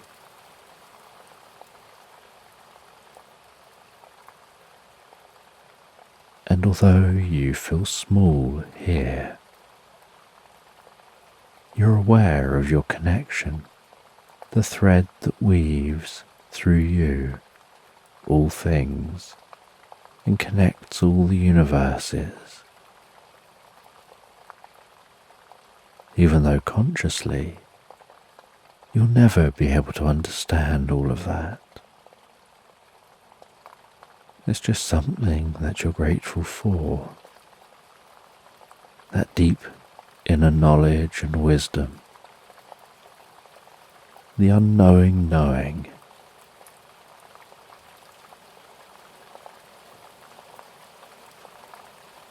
And as you explore this place,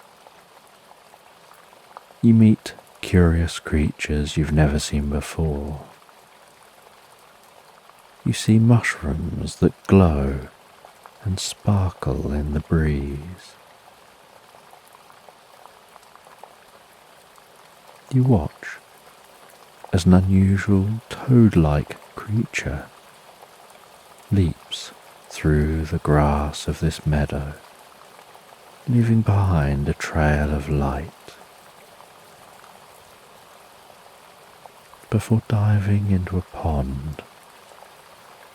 And as it passes through the water, so it leaves a trail like a rainbow behind.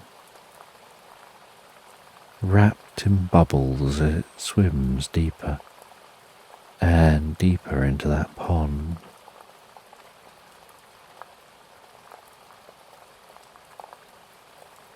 And you drift and dream from one dream to another, processing your experience. Wrapping your mind around the experience, like wrapping paper around a present, learning deeply, so profoundly, before exploring a dream meadow full of fireflies dancing among grasses, weaving off into the trees, seeming to signal to each other with their light. Watching as a young unicorn wanders out from the trees into the meadow and tentatively feeds on the grass. And you watch that unicorn under the blue nighttime light, the silvery light of the moon's glow, bathing that unicorn as it feeds. And then you watch the unicorn as it heads over to a tree, a grand old oak tree. And on the ground beneath the tree is a broken branch from the tree, and the unicorn seems to be standing on the edge of that branch while tapping away at it with its horn. And it taps away at that old branch with its horn and seems to be carving the old branch. And you watch, and you watch, until after some time, the unicorn stops, reaches down and picks up what it's just carved, trots over to you, and drops what looks just like that box at your feet.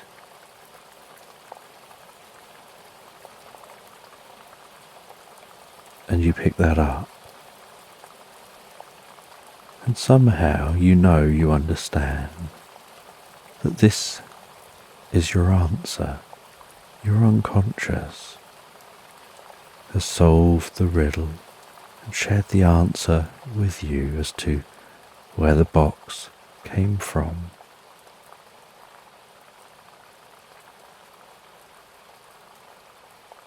And this world fades away as you drift deeper and deeper asleep, drifting from dreaming sleep into deep, recuperative, healing sleep, into a dreamless, pleasant sleep, continuing to drift and dream, and then dream and drift, cycling through stages of sleep until eventually you awaken in the morning to the sound of the stream and the glow of the light through the tent.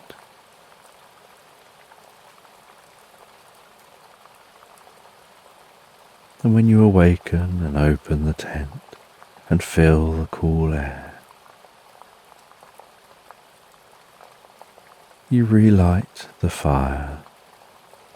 You feel a deep sense of relaxation passing through your body.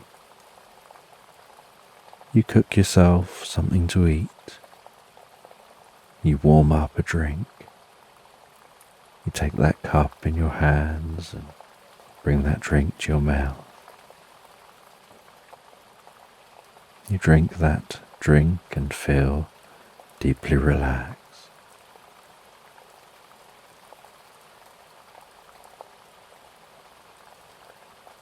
Then you rest there in the morning,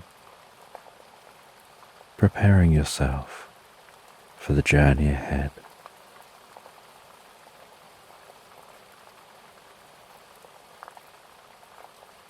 You decide that you're going to follow the stream. So after your drink, you pack everything away. You walk along the side of the stream.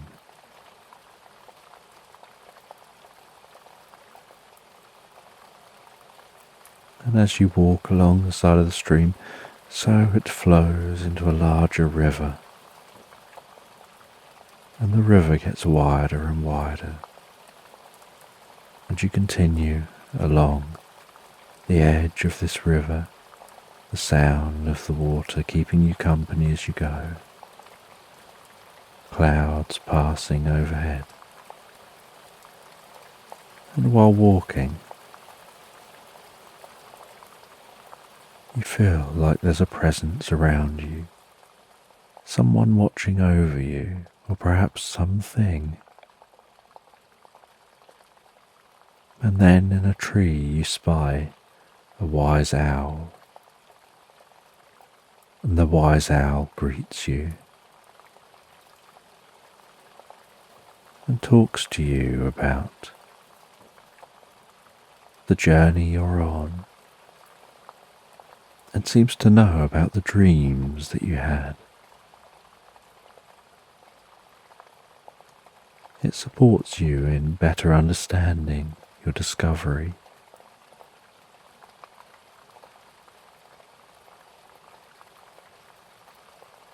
And you continue walking along,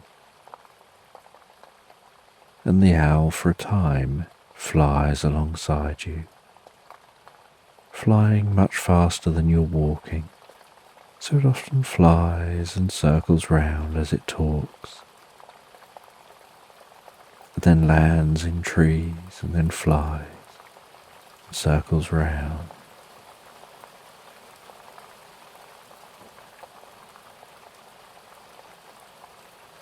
And you stop from time to time. You watch as the sun's light twinkles and sparkles on the rippling water of the river. You see some ravens perched in trees, walking around on the grass. You watch one raven as it uses a stick to pluck something from the river.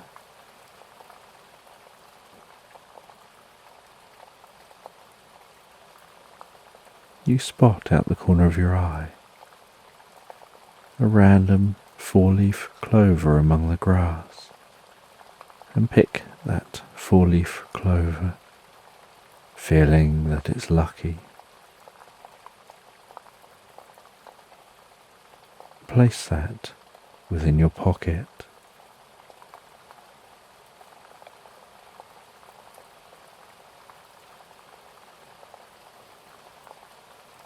And the landscape begins to open up wider and wider. The river leads into a vast lake, and as you gaze out across this lake, under the warmth of the afternoon sun, so you can see a sailboat out on the lake, gliding around on the water.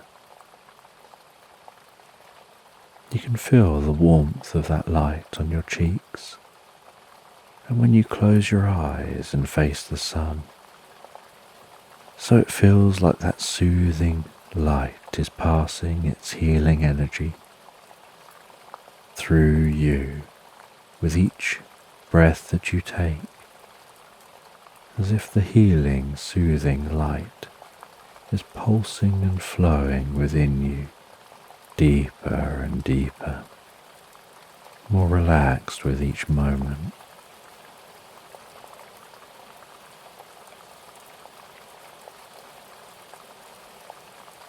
And you sit on the edge of this lake for a while, just resting on the grass,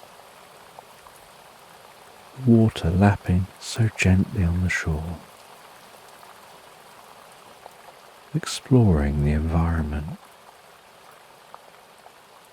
The owl landing near you, talking to you, educating you, sharing its wisdom.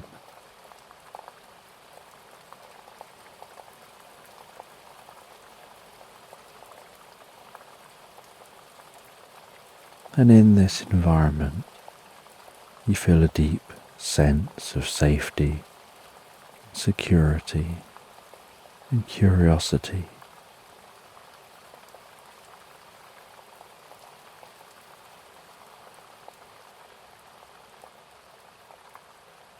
You decide as the sun begins to set,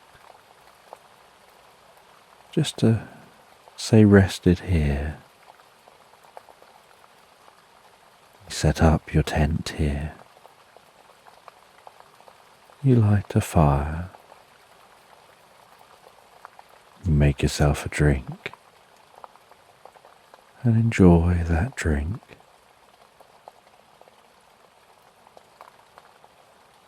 As you gaze out across the lake, so thoughts drift and float through your mind, like waves drifting across the lake.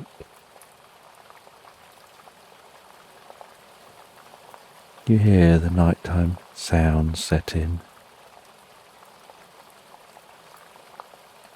You begin to have a sense that this is like a sanctuary, a safe haven for you, somewhere you can relax, somewhere that can feel so peaceful and calm and like home,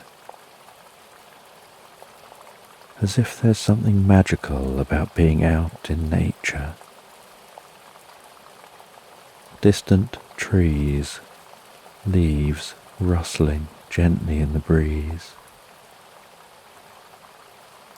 lying back on the grass, watching the stars twinkling overhead, eyes adapting to the dark and seeing the dusty stretch of the Milky Way arching overhead. The occasional shooting star fizzing past. The sounds of the wildlife. Off in the distance, some settling down, some waking up. Feeling deeper relaxed with every moment.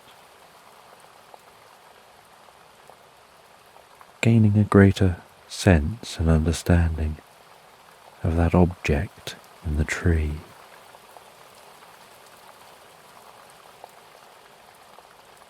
Having a sense as you gaze up at the stars that that is where it came from, that it's a very unique item, and you don't exactly know how it got in the tree. Perhaps it got lost and it was a chance encounter, and it was just luck that you happened to stumble across it.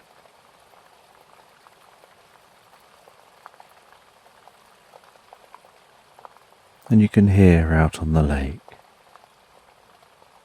the splashing of a duck, the occasional sound of ducks quacking. And as the moon rises in the sky, so its silvery light dances across the surface of the water, and you head to bed in the tent, and you feel so fortunate to be able to have this time to explore nature, from that tree to here, to be able to give this time to yourself, to your own inner discovery and well-being, to being able to follow curiosity and explore the wonders of the world, and explore the pleasant thoughts that can come to mind.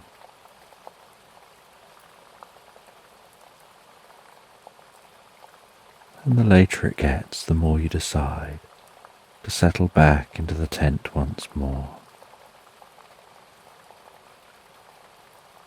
And settling back in the tent, you relax down so incredibly comfortably, and you drift and float so deeply, so profoundly asleep, drifting and floating, deeply asleep into Slumberland.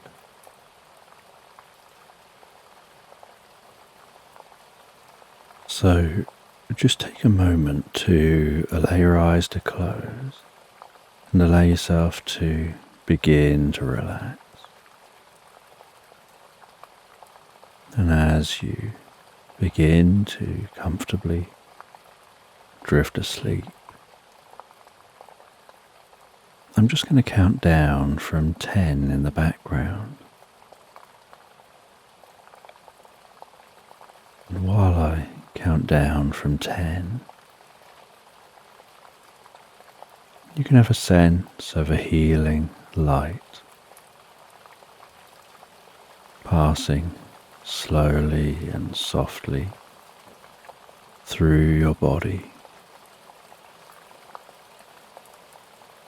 healing and softening the muscles,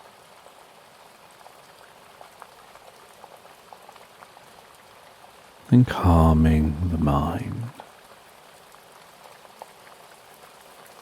From 10, relaxing the muscles around the top of the head, around the face, around the jaw. Relaxing those muscles around your temple and your forehead. Gently smoothing those muscles out, calming, softening. So peaceful.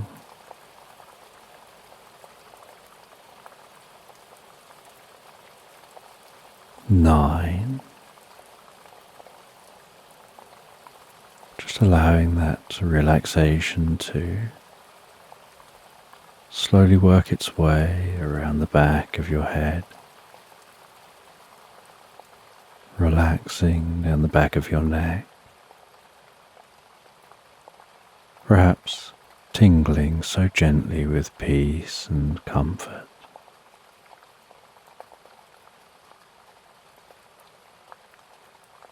And with each out-breath that you take,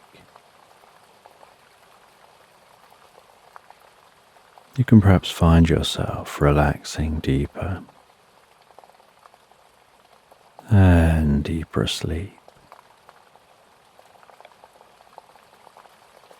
And as you relax deeper and deeper asleep, I don't know whether it's the sound of my voice that helps you drift deeper asleep, or whether it's the spaces between my words.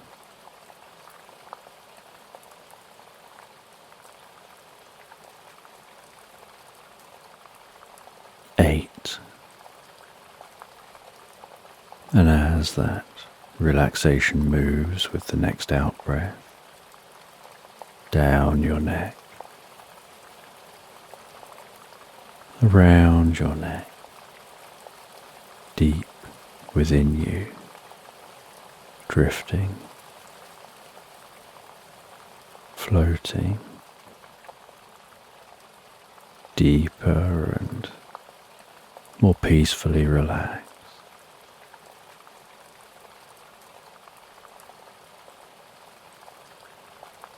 Seven. That relaxation can move down those arms, around your shoulders and your shoulder blades.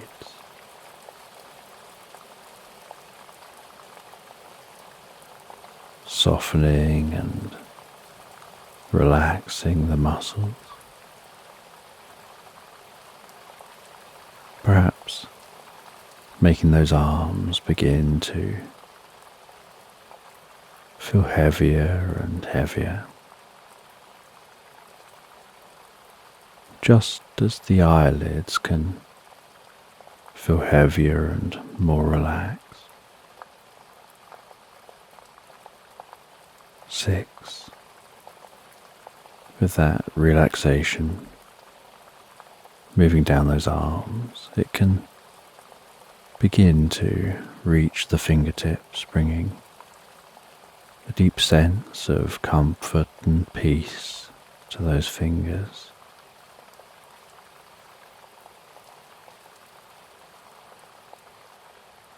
5.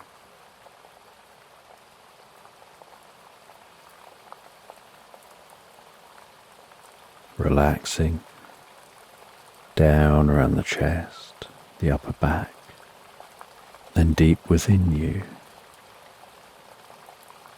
And the relaxation can continue to move down to your stomach, your lower sides, and your lower back, softening, relaxing, so calmly as a mind and body.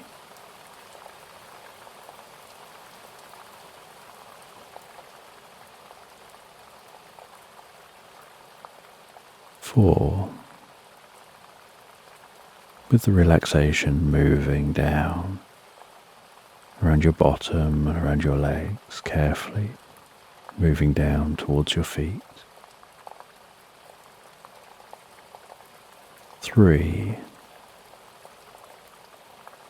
moving all the way down those legs, deeper and deeper, bringing a deep sense of peace and calm,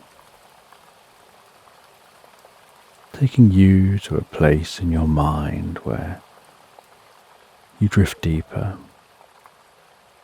and deeper asleep so easily and effortlessly, where your mind is so calm and peaceful, where sleep seems to just draw you in, where the mind slows right down. That's it.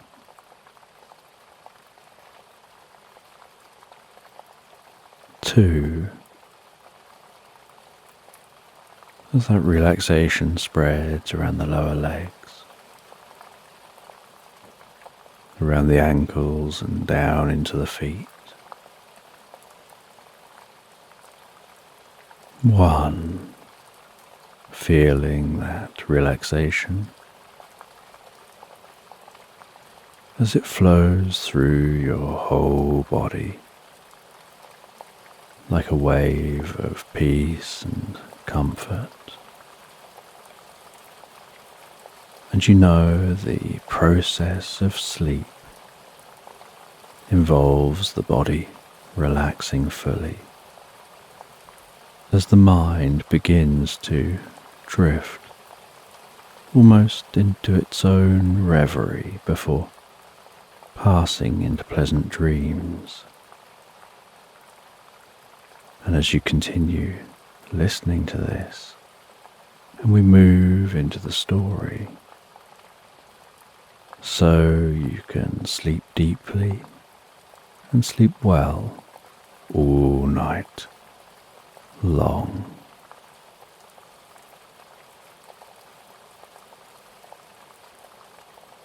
And in this sleep story, you're walking through an orchard at twilight, hearing the dull thud of each footstep on the soil beneath your feet.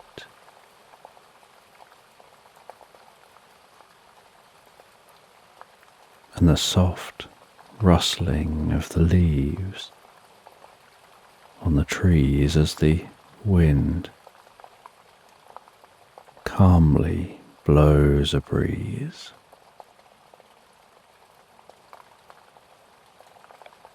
Noticing the air cooling as the sun sets, and the way the sky is changing colour from blue through to shades of purple, then reds and oranges, before all colour drains out of the sky,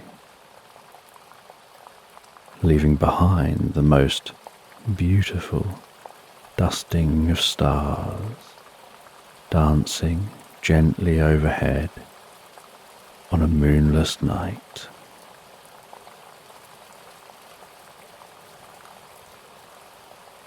And you continue walking, songs of the birds all but gone, now replaced by the chirping of crickets as they rub their wings together. The song calmly rising and falling, almost undulating on the breeze as crickets' chirps drift in and out of synchrony.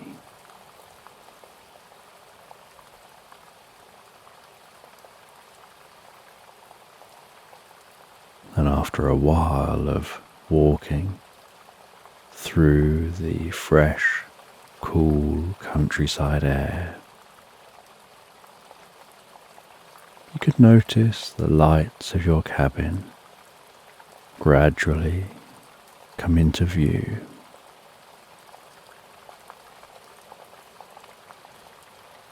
And the more inky black the clear sky gets, the cooler the air gets.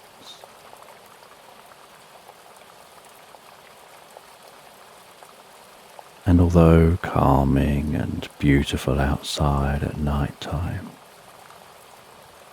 you look forward to getting into the warmth of your cabin.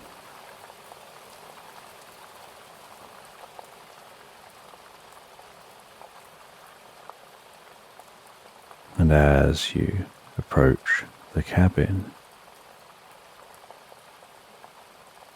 you reach a gate into your garden. You unlatch the gate. You swing the gate gently open, turning as you pass through the gate, and carefully closing it behind you.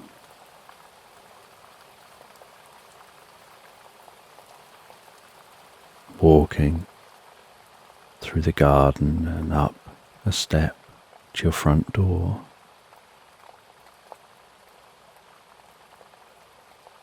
You carefully fumble around in your pockets with cold fingers for your keys.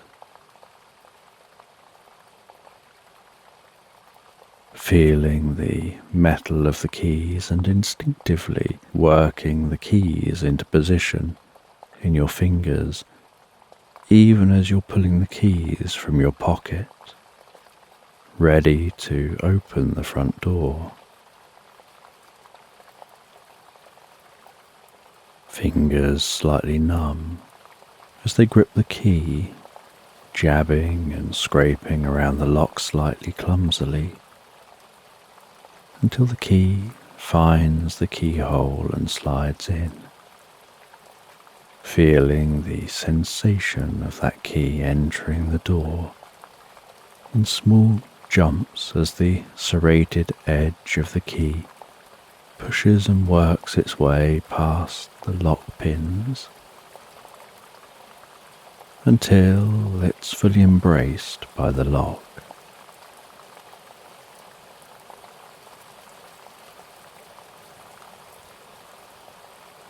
You turn the key, unlocking the door, before twisting the handle, slowly opening the door and instantly feeling the warmth from within the cabin, wafting out from the gentle glow to greet your face, like a pet being excited about your arrival home.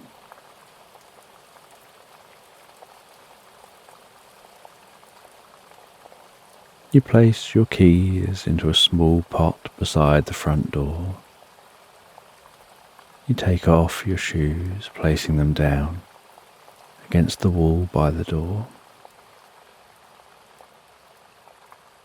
Shimmy your way out of your jacket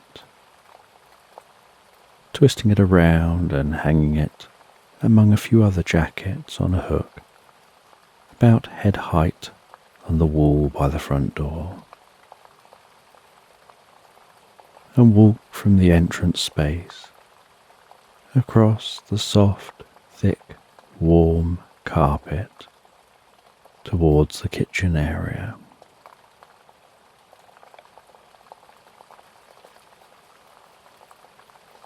And in the kitchen area, you fill the kettle with enough water for a single drink. Turn the kettle on and head over to the fireplace, placing a couple of logs into the fireplace and poking at the calming, glowing embers, enticing them to dance up to the logs.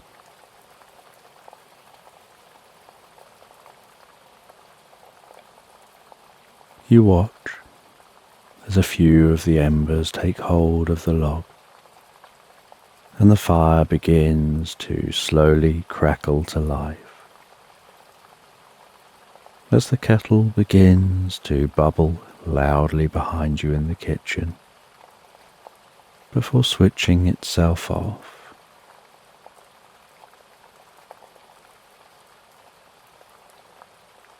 And you head back through to the kitchen, pour yourself a hot drink and decide to sit for a moment in the chair beside the fire, drinking the drink before making dinner.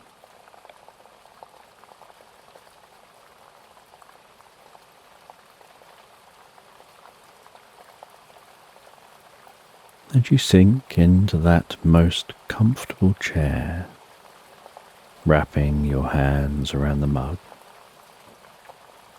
feeling the warmth permeating your palms and fingertips as you move the mug slowly and carefully towards your mouth, your out-breaths encouraging a stream of warm water vapour to rise up and linger on your cheeks.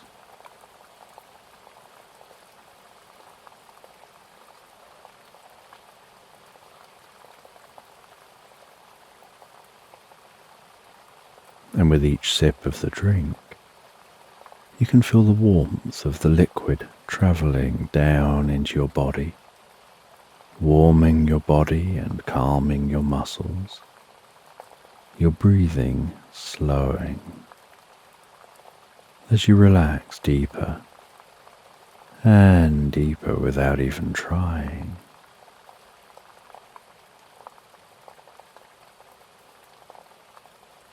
And once you feel that your hands have warmed up nicely and you've drunk a little of that warm drink, you place the mug down next to an old novel on a small coffee table beside you.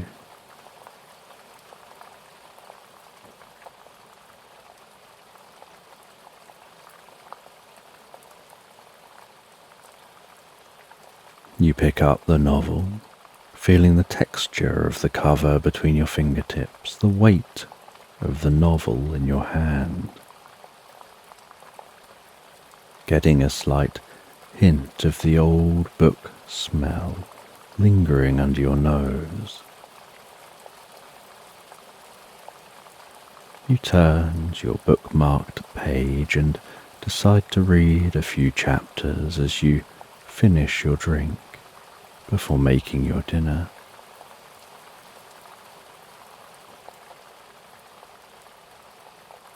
And with each sip of your drink, you can have a sense of its healing power, warming and calming your mind and body.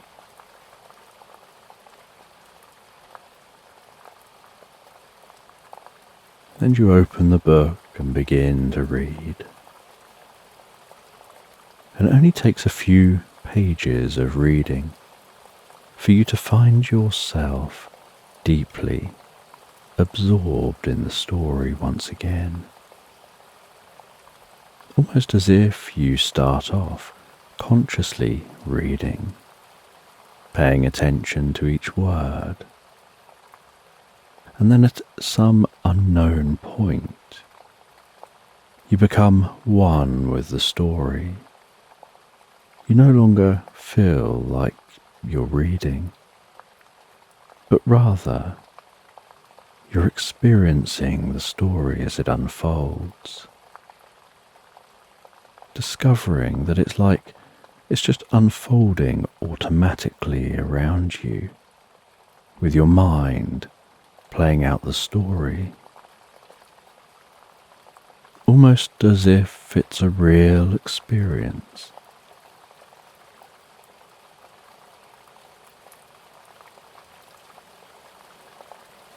And the story is about a princess who drank a magical potion which they believed would make others see them how they see themselves. The princess felt that others didn't take her seriously. All they saw was a privileged child, someone who didn't understand the world, and although now a young adult, they're still treated like a child.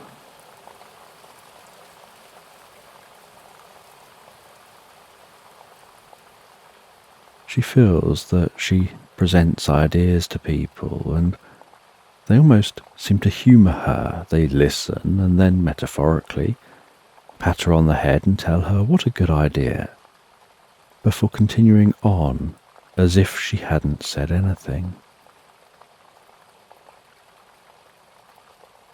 She felt that whenever she shared her opinions and thoughts, that people just dismiss them as stupid or don't even listen in the first place. All she wants is to be heard and treated as an equal.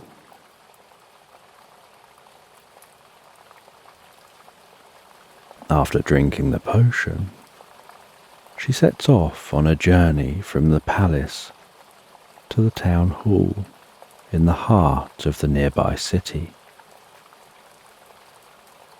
Most of the duration of the journey is actually just travelling through the grounds of the palace. The palace is surrounded by vast swathes of meadows and woodland. It takes about half a day's travel by horse and carriage just to clear the palace grounds before passing through an ornate marble arch out onto the road to the city.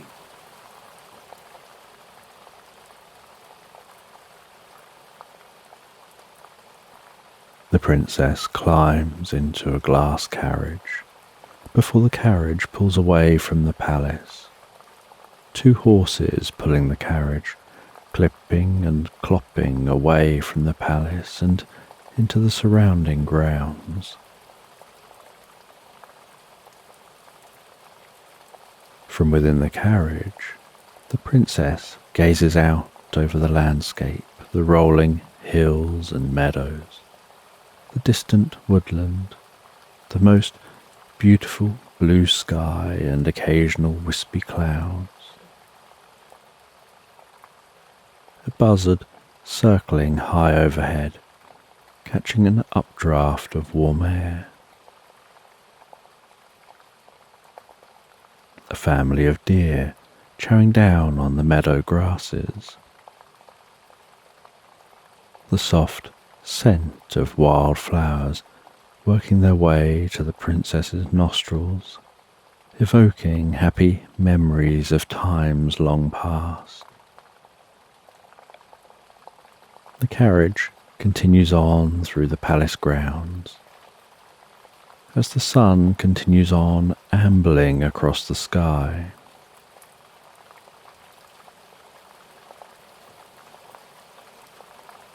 While the carriage gently rocks its way through the landscape, the princess turns away from the view to read a book for a time.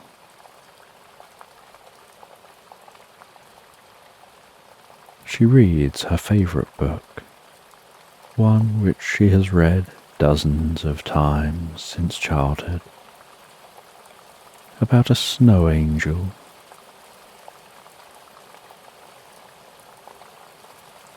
And snow angels are formed from the most delicate snowflakes, each flake resting gently on other flakes. And as they melt slightly when the sun is at just the right angle in the sky, the kind of angle which makes snow glisten and sparkle with magic, the tips of some of those unique and individual snowflakes melt together. And when this happens just right, the resulting structure begins to sparkle and glow with magic, and a small snow angel is born.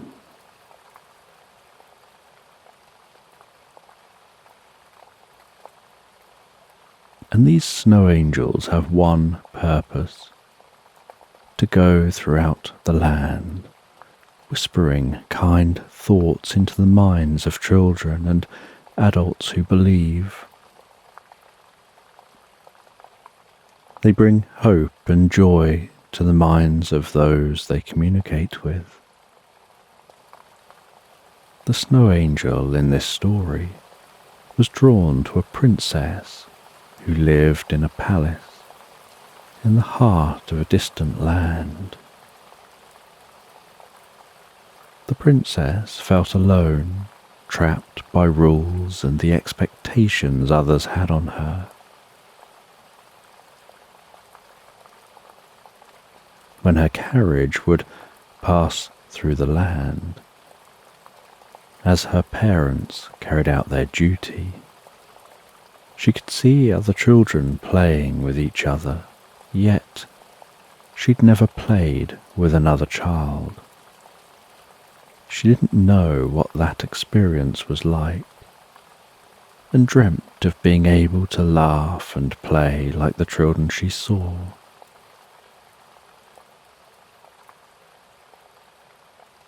As the carriage passed through the town, she would hear children saying how much they would love to be a princess.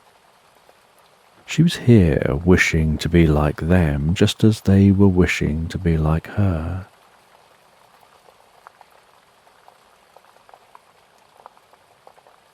And one day this snow angel visited the princess. They shared thoughts of playing with other children.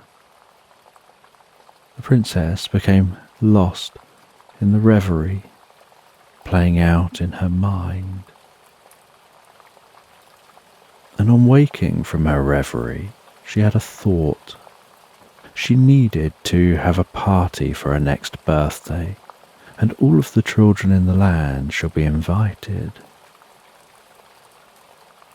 She asked her parents whether she could have a party, but they refused, telling her that she's a princess. She doesn't mix with those people.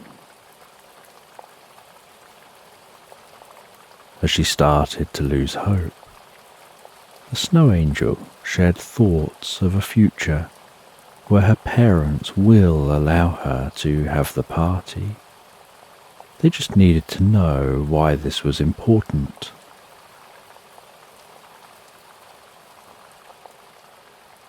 The angel visited the parents as they slept and began to implant dreams of their daughter and of what would bring their daughter happiness, and how they can bring their daughter joy. The angel continued the dreams into the daughter being grown up and the skills she has and how loved she is by all because of her playing and interacting with others when she was a child.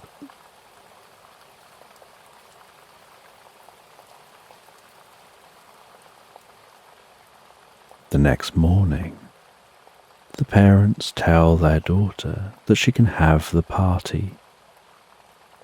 She designs the invitations herself before sending them to the royal printer. Every child in the land receives an invitation, and all but one responds to say that they'll attend. One response, from a young boy, says that he's unable to attend because he's too busy. He has to work to provide for his family, to care for his mum. The princess has never had to do any of these things and doesn't at first understand. She'd never thought about children having to work or having to care for their parents. She'd grown up where her parents don't work, and if anyone needs caring for, staff do that. She learns from her parents that everyone in the kingdom pays them money, but they don't get anything in return. Her parents tell her that this is the way things have always been. They are royalty. This makes them special. They explain that everyone is born into their position in life and that that position is where they're meant to be, which is why they were born into it. The princess doesn't understand or believe this.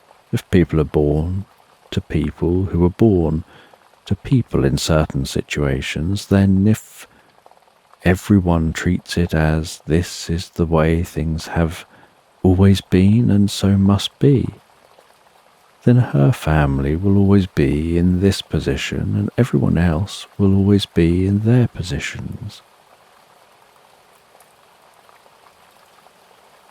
She felt that that doesn't seem like people are born into a position they were meant to be born to live in, but rather people are born into the only position possible to them. The snow angel continues to give hope, and the princess sees that there could be hope not just for her, but for those in the land. She encourages her parents to share the wealth, to help improve the lives of those in their kingdom with the money they give. And years later, when it's the princess ruling the kingdom, she's much loved for helping the community and giving everyone the opportunity to have the life that they want to lead.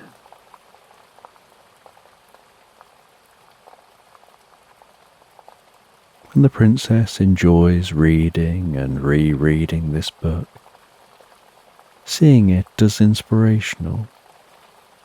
She wishes that real life was like that and has taken this magic potion to try to be taken more seriously, and perhaps she can change things for people like the princess in the story.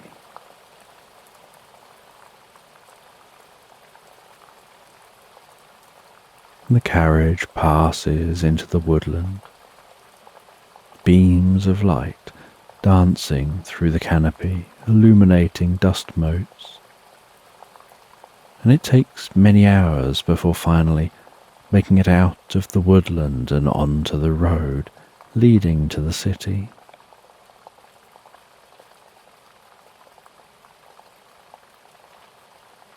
As the carriage climbs over the last hill before the city skyline gradually rises into view. A patchwork of buildings surrounded by a large stone wall. Approaching the city, the carriage passes over a broad wooden bridge which stretches across a wide river and waterfall, the sound of which rumbles into the carriage, along with a little soft cool, watery spray.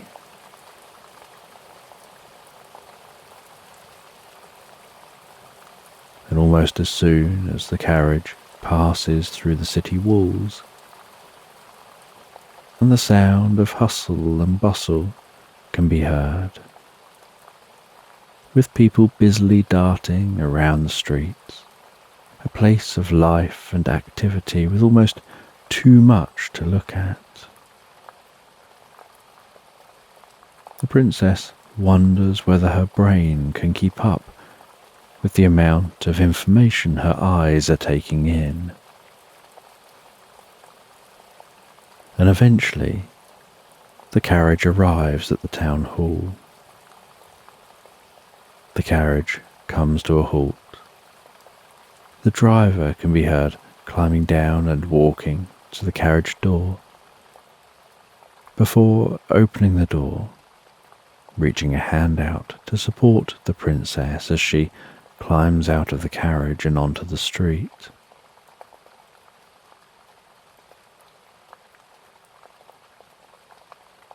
The princess walks to the front of the carriage to pat the horses, thanking them for their work before heading into the town hall. As she enters the town hall, her footsteps echo through the building. She walks to the room a meeting is being held in and pushes the doors to the room open.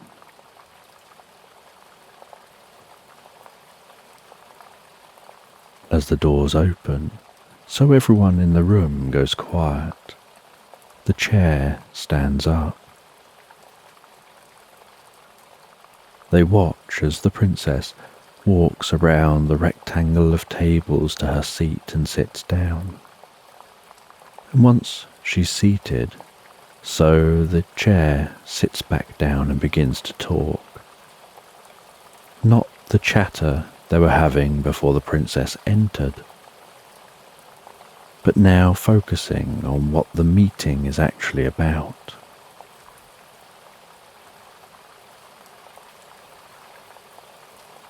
And all the people in this room have been elected by people throughout the kingdom to represent their individual communities. However, they've been arguing and not coming together as a group, which hasn't been beneficial for anyone. The princess wants to change that. She wants them to all work together for the betterment of the kingdom.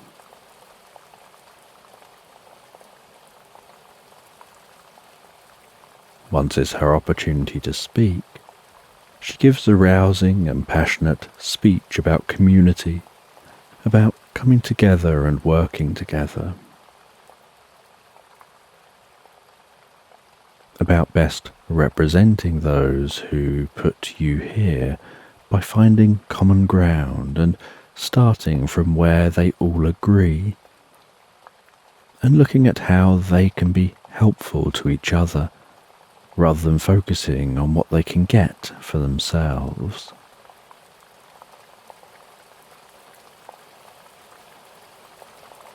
She explains about how each of their communities that they represent want certain things for their specific community, but by arguing and just focusing on what I want, when in many cases many of the communities want very similar things, they could be focusing on what can we do to achieve this for all of us. And she's holding her favourite book that she'd been reading in the carriage.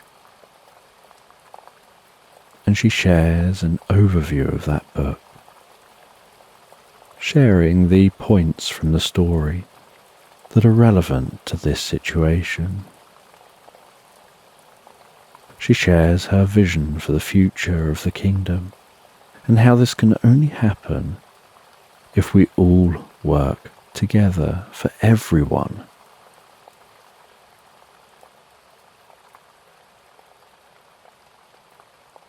And everyone in the room sits quietly listening and seems engaged and moved by what the princess says. And after the meeting, everyone present gets to mingle and have drinks and eat sandwiches and biscuits before people start to say their goodbyes to each other, and eventually the princess leaves. She heads back to the carriage and begins the long journey back to the palace. And she's surprised by how well everyone listened to her. She was so happy to have drunk that potion. Maybe there's now hope for the future of the kingdom. Perhaps it'll become the kingdom she dreams that it will be. And by the time her carriage arrives back at the palace, it's now dark.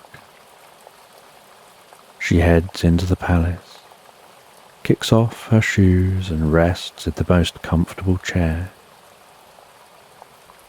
The potion bottle she drank from earlier is still sitting on a small table by the chair. She picks up the bottle and there's still a small amount of the potion left in that bottle. She wonders how long taking the potion lasts for. It lasted long enough for her to do well and be taken seriously at the meeting. But would its effects last a day or 2 days, perhaps a week or maybe even longer? She looked at the bottle to see if the small print revealed how long its effects lasted. But all she could see was the ingredients. She noticed something odd about them. There was only one ingredient: water. And next to the ingredient was a sentence in brackets: powered by belief. She thought to herself, smiling, as a realization popped into her mind. And you continue reading the story through those last few pages to the conclusion of this novel, before realizing the rest of your drink had now gone cold. You've been sitting here reading for over an hour. The fire is in full flow in the fireplace. The cabin is comfortable and warm. You take your mug to the kitchen, pour away the last of the cold drink before beginning dinner. Putting on a pot of water, placing a little oil in the water and giving that water a gentle stir. And as the water is heating up, you chop various ingredients, the smell of which dances within your nostrils, tickling your taste buds. You begin to cook and blend the ingredients together in a frying pan, hearing it calmly hiss as you move the ingredients around with a wooden spoon.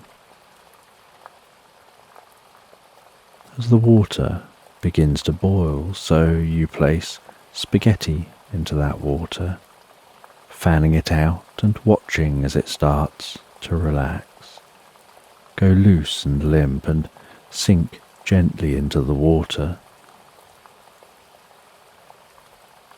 And while the spaghetti's cooking, you continue to stir the food in the frying pan. And once the spaghetti has completely submerged, you use a different wooden spoon to move the spaghetti around, just to make sure it doesn't stick or clump up. It doesn't take long for the food to be cooked. As it approaches completion, you get a large plate which curves gently up around the edges, You drain the water from the saucepan and place the spaghetti onto your plate, using a fork to carefully shape it into a nest. You pour the bolognese into the middle and decide whether to add cheese or not this time, before heading to a table and enjoying your dinner.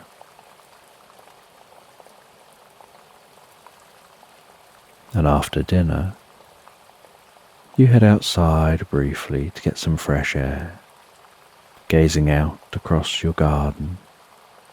You can see the patchwork of stars peppered across the sky, feeling the stillness, noticing how more stars come into view as your eyes adapt to the dark.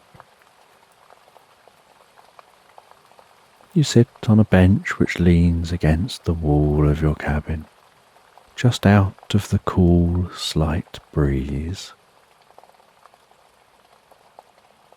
And occasionally you hear a chirp of a songbird and wonder whether perhaps it's dreaming and that it's like a bird talking in its sleep. You can still hear the crickets rubbing their wings together, calling out for a mate, and from time to time you notice shooting stars streak across the sky. And after giving time to rest and let your food go down, you head back into the cabin. Relax by the fire a little longer until you feel yourself becoming tired. And as your eyes get heavier and heavier, and the fires once again burn down to the faintest of glows,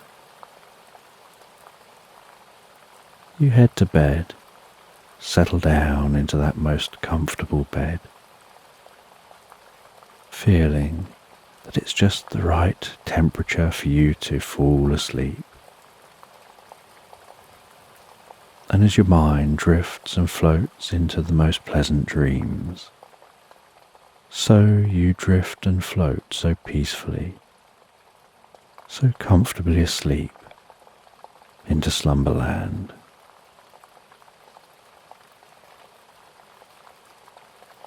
So just take a moment to allow your eyes to close and allow yourself to begin to relax. And as you begin to comfortably drift asleep, I'm just going to count down from 10. And while I count down from 10, you can imagine a healing light passing slowly through your body, healing and softening the muscles and calming the mind. From 10, relaxing the muscles around the top of the head, around the face, around the jaw, relaxing the muscles around your temple and your forehead,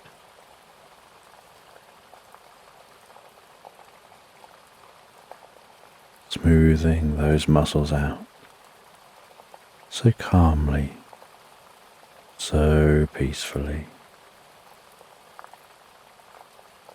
9.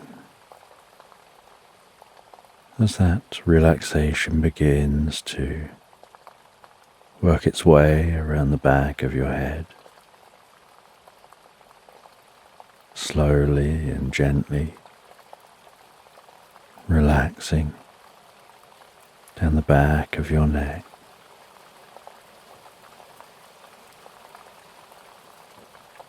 perhaps almost tingling with peace and deep relaxation. And with each out breath that you take,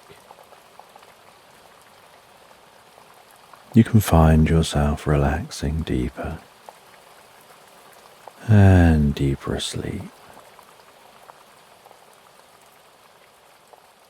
And as you continue to relax deeper and deeper asleep, I don't know whether it's the sound of my voice that helps you drift deeper and more relaxed, or whether it's the spaces between my words.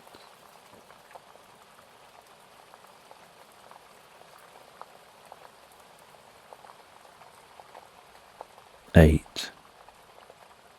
As that relaxation moves with the next out-breath, slowly, softly down your neck, around your neck and deep within you, drifting, floating deeper and more peacefully relaxed. 7. With that relaxation moving down those arms and around those shoulders and around the shoulder blades, softening and relaxing the muscles. Perhaps you notice the arms beginning to feel heavier and heavier, in the same way that the eyelids can feel heavier and more relaxed as you drift peacefully asleep.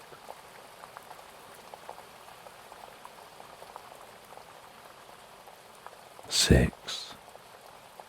With that relaxation moving down those arms, it can begin to reach the fingertips,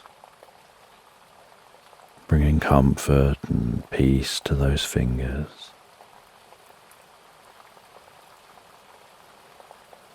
5. Relaxing down around the chest, the upper back, and deep within you. And the relaxation can move to your stomach, to your lower sides and your lower back, softening, relaxing, so calmly as a mind and a body.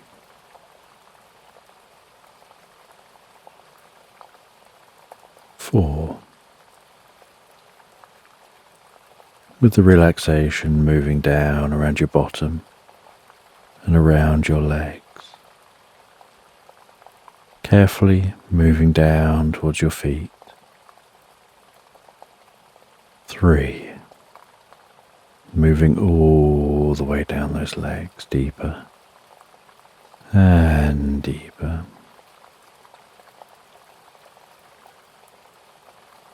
Bringing a deep sense of peace and calm,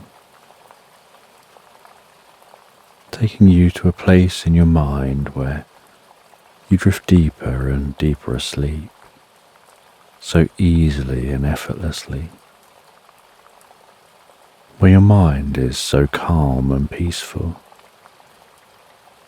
where sleep just seems to draw you in, where the mind slows right down. That's it. 2. As the relaxation spreads around the lower legs, down around the ankles and all the way down to the feet. 1. Feeling that relaxation flowing through your whole body like a wave of peace and comfort. And you know the process of sleep involves the body relaxing fully as the mind begins to drift and dream almost into its own reverie, before passing into deep and restful sleep. And as you continue to listen to this, and we move gently into the story,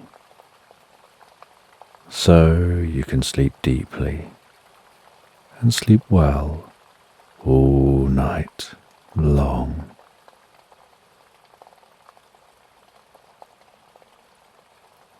And as you comfortably sleep, I'm just going to tell this story in the background. And Pebbles is a young teddy bear with freckles across her nose and fluff growing out of her ears.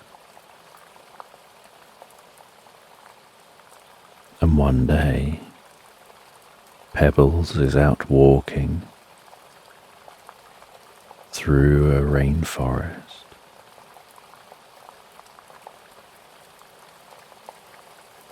Droplets of moisture hanging on the tips of her fur. Her padded feet softly pushing through the undergrowth. Sounds of the raindrops leaping from one leaf to another as they find their way to the forest floor.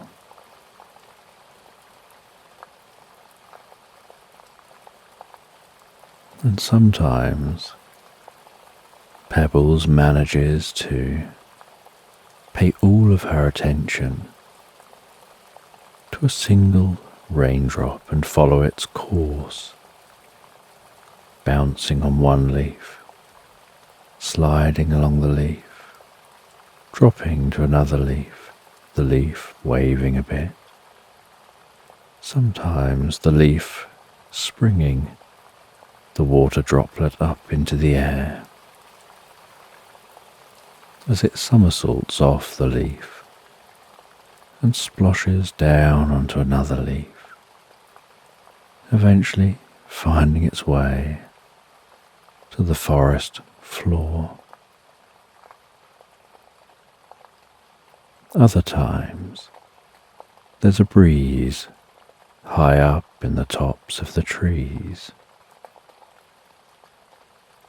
and so many raindrops fall down through the trees that there's a cacophony of noise,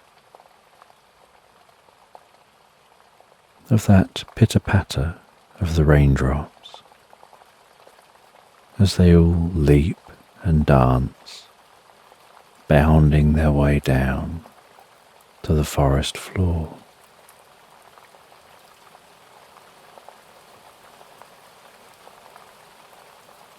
And within the forest, there's a lot of moisture in the air, which is gathering on her fur.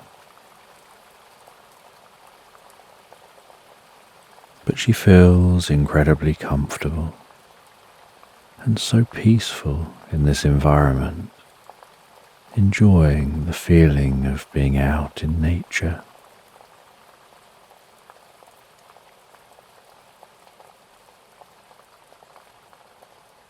And while wandering through this forest, the light quite dark, as so little sunlight can make it through the canopy overhead.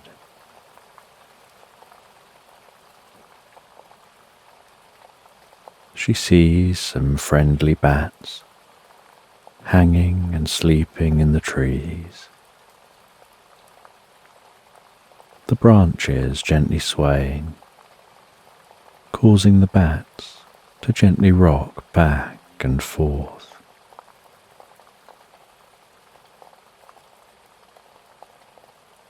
She sees some brightly coloured mushrooms on the ground, poking themselves up through the undergrowth. And while walking past, disturbing the air above those mushrooms, you can smell how sweet those mushrooms smell. Their sweet scent dancing within her nostrils.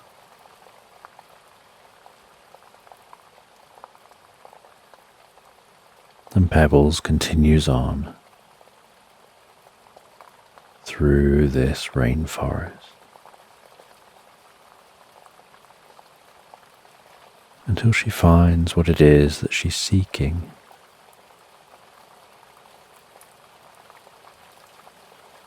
A tree containing a door. And she walks up to that door. She knocks 3 times. Each knock echoes through the tree, as if the tree is hollow. After the 3rd knock, she waits. She can hear some movement within the tree.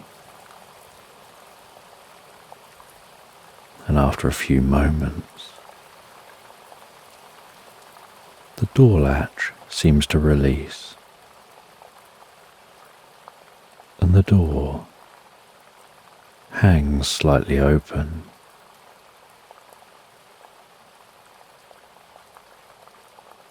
And she reaches for the door, pulls the door open, feeling the weight of the door as she does, steps inside and pulls that door closed. And there's a slight coolness in here and a faint glow, and the air is incredibly still.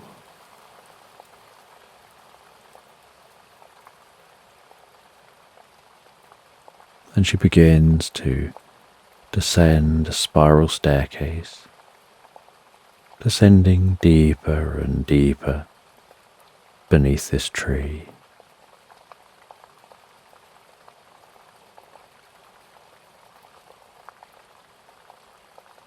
And within the tree, the atmosphere is so calm and comfortable.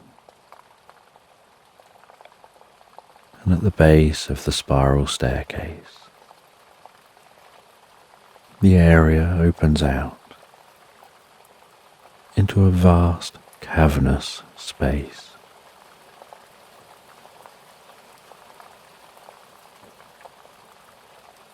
And somehow this entire cavernous area is glowing with light. And Pebbles looks around and can't see any lights, and yet the whole space is illuminated.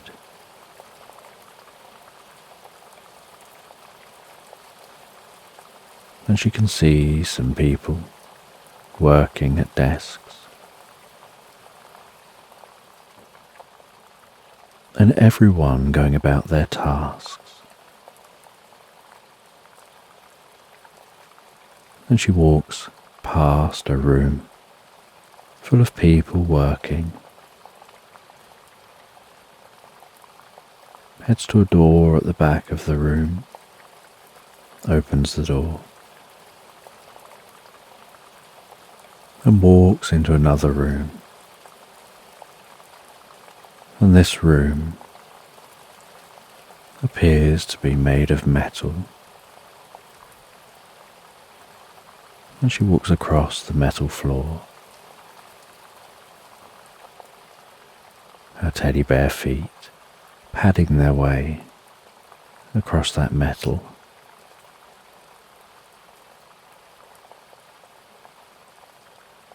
And this room has windows around 3 of the sides. and out of the window as she walks into the room. She can see the darkness of space. She can see the grey lunar landscape and the view of the Earth rising over the horizon. And in this room, people are working at computer consoles.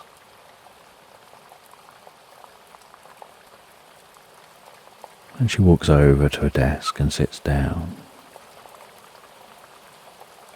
She puts on a headset, turns on a computer, punches in some details, logging into the computer, sees a notification on the screen. She clicks the notification, reads a message on screen,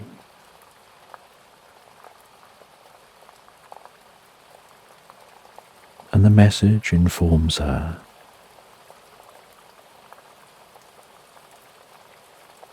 that what they've been looking for has possibly been found. And attached to the message is a map and the location. And so Pebbles takes note of that location, heads to what looks almost like a large cupboard against one wall, walks into that space, places on a spacesuit,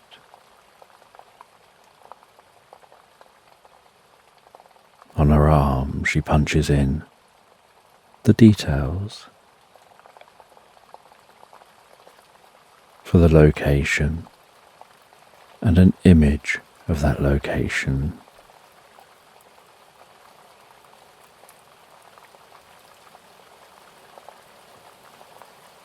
She does a final check of her suit and presses a button, and a door behind her closes. There's a gentle hissing sound before another door opens to the lunar surface. She walks out onto the lunar surface, presses a button on the outside. The door closes behind her.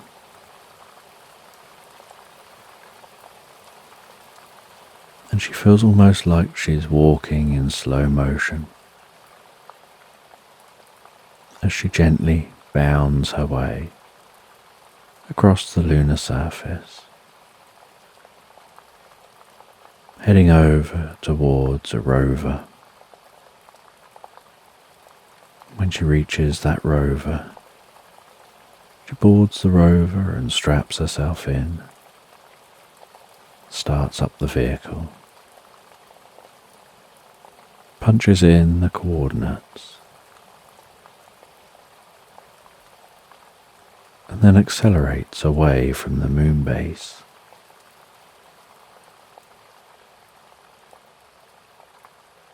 And she feels she's travelling for quite some time.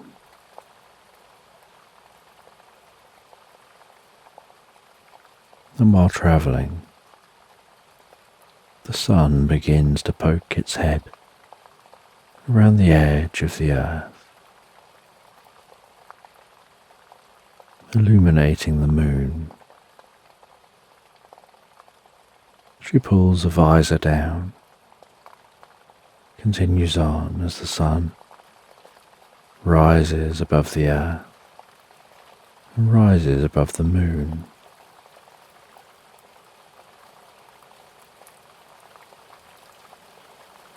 And while that sun continues to rise. A part of her attention is on admiring this sunrise, although she finds it does make seeing the earth more tricky in the glare of the sun.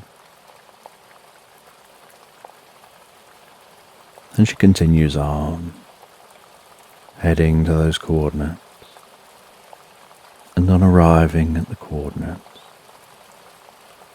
she leaves the rover. She can see what looks like a cave, and it's the entrance to an old lava tube.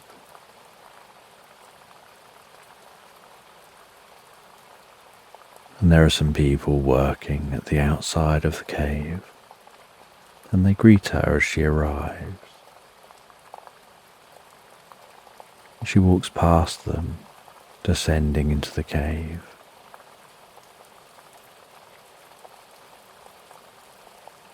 And there are strip lights lining this cave.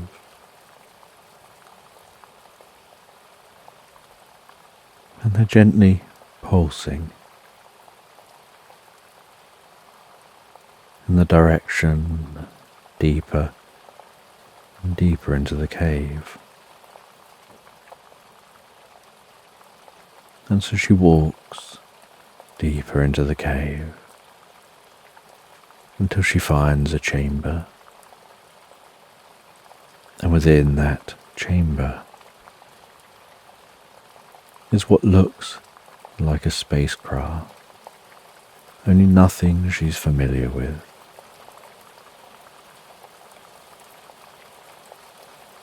And she walks over to the spacecraft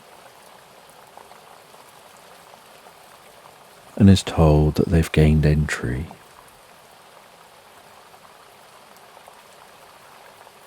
And it's an enormous spacecraft, seemingly embedded within the rocks here.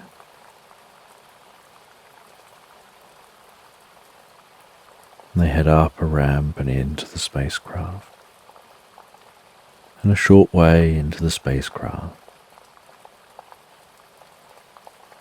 is what appears to be a makeshift tent. And it's actually a makeshift chamber where people can walk in, seal the chamber, match the atmosphere of the craft, open the other side of the chamber, closing it behind them.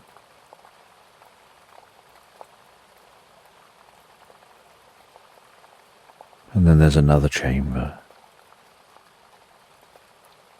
They walk across that chamber, opening another entrance, finding themselves in the craft. And so Pebbles heads through and into the craft, removes her helmet in the craft, removes her gloves, places them into the helmet, holds on to the helmet and gloves,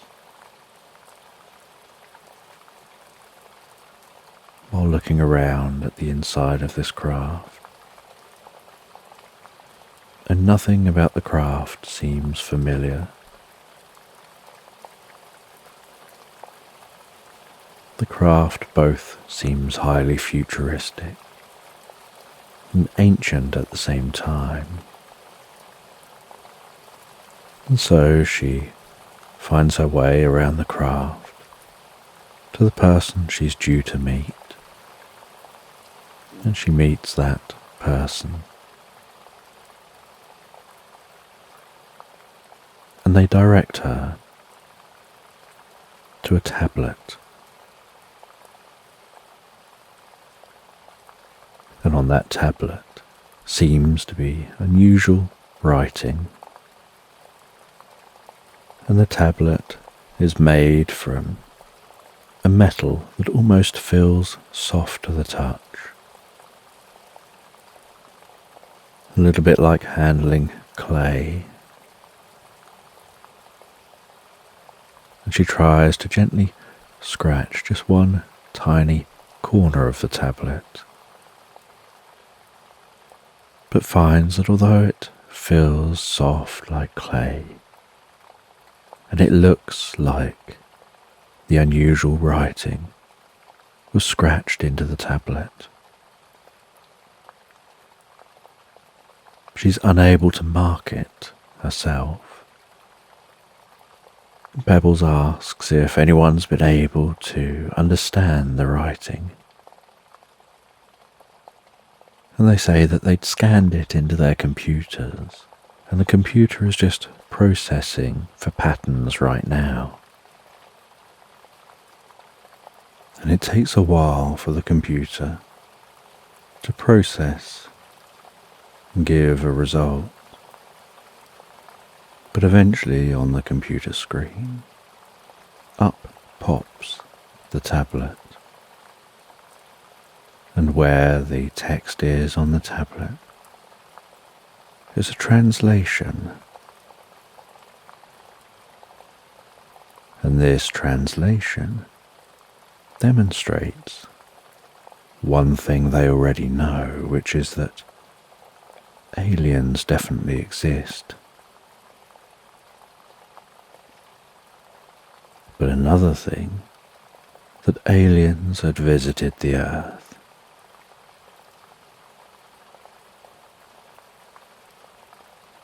And it says that this ship had run into some difficulties and had crashed onto the moon, and it had embedded itself into the surface of the moon. But the being that was on this craft, which is already quite a small ship apparently, had left in an emergency escape pod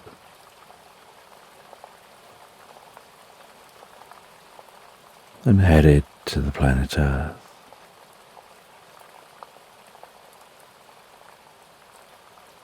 And the computer analysing that tablet was able to understand the language, and so was able to create an augmented reality projection of any written areas within this craft.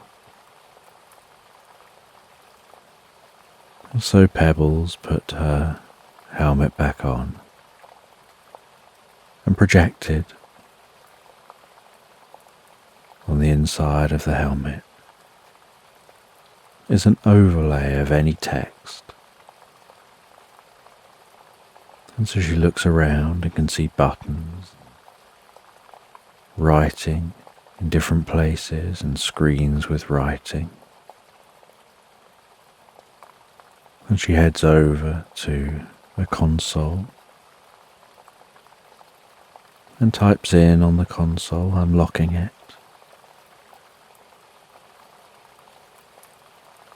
and sees that there are some records about the mission that these aliens were on.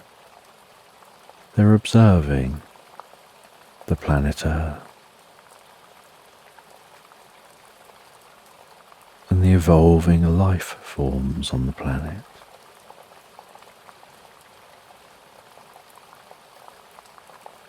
They were curious about how some of the life forms had begun to use tools.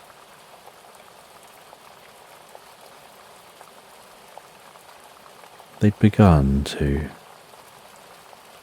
cover their bodies in furs and leaves, helping to protect them from the elements on the planet, allowing them to begin to spend more time in locations where conditions weren't so ideal. And although often those conditions were harsh, they were hardy creatures who continued to push forward, and they explored different areas.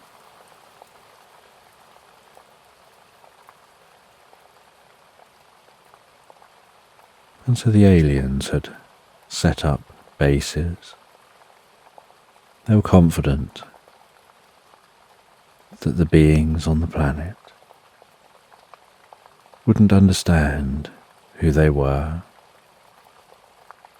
or any of their technology, or even that their technology is technology, and would perhaps just think that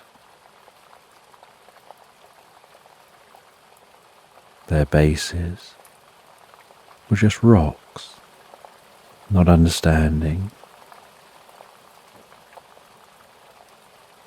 what metal is. And so they didn't do much at the time to hide their bases. They just made sure that they could keep separate from the life forms here, so as not to be seen as other life forms and potentially cause any alarm. And these aliens come from a planet with very different gravity, and they exist around a planet, around a star that whips itself around a black hole. And the gravity where they came from is so intense that it took them an enormous amount of time to become advanced enough to be able to leave the planet's surface.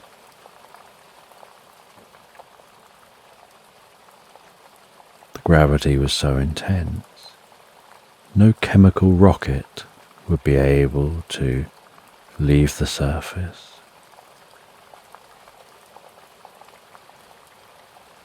And they suspected there were other civilizations out there, and wondered whether those other civilizations are also bound to their planets by the gravity of the planet, and whether it's at all possible for civilizations ever to make it into space.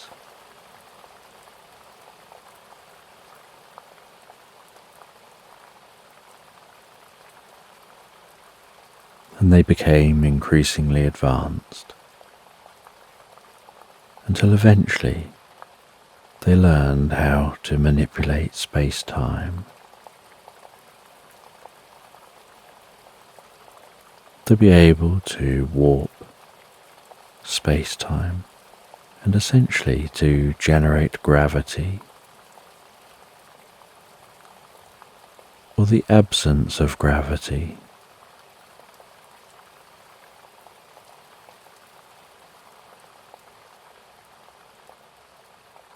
But they found that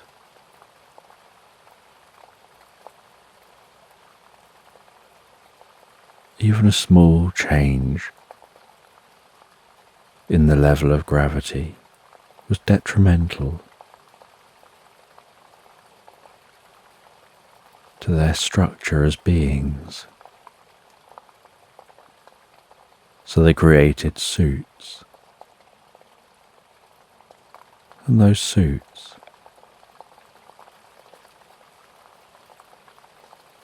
on the inside are like having their own gravitational field.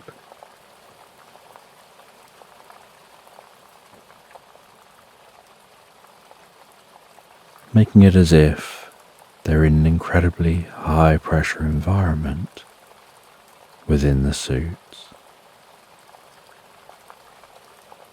And a side effect of these suits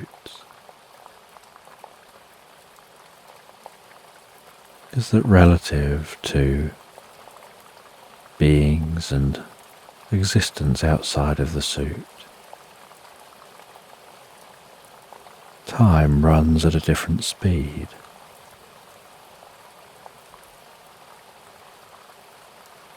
The heavy gravity on the inside of the suit means that they feel perfectly normal. But looking out of the suit at the passing worlds,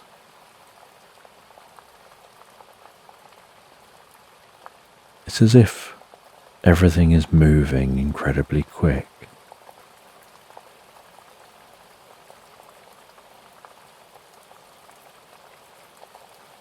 And so when they visited Earth,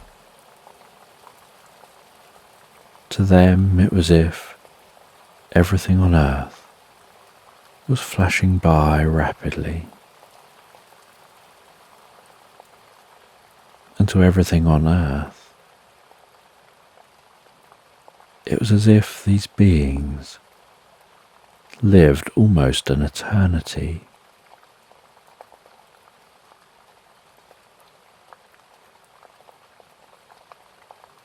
And for tens of thousands of years,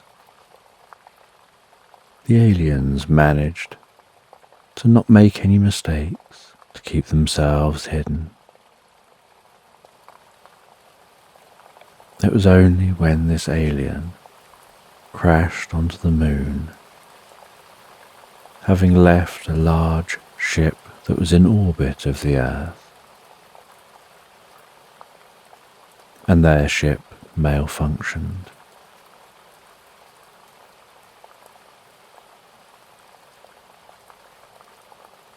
And they had to take it down. The nearest and safest location from where they were was to the moon, and so they crashed onto the moon and left the moon in an escape pod towards the Earth. But then they had to get from the escape pod to the nearest settlement of the aliens. And humans had seen the glowing orb in the sky that crashed to Earth, and the being that left that orb, and the crater the orb left behind, and the scorched earth, and the orb emitted so much heat. They could feel the heat while at some distance from the orb, and the alien had to try and travel as fast as they could from their escape pod to the nearest community, and they were seen, and to the humans it was like the alien was running in slow motion.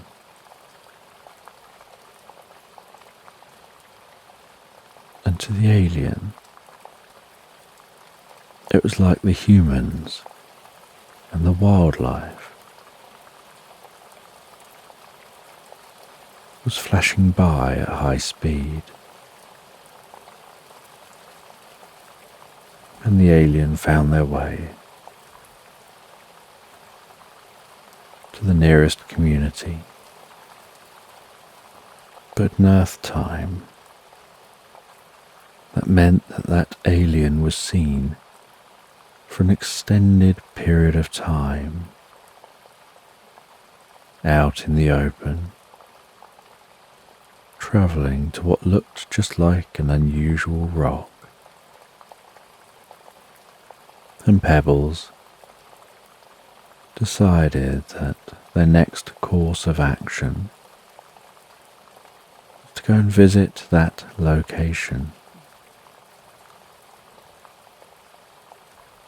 There's no records on the ship beyond the alien explaining that they were heading down to the planet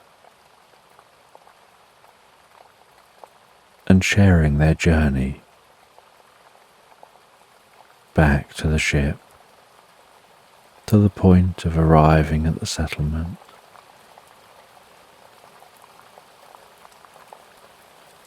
After that, they'd stopped sending messages to the ship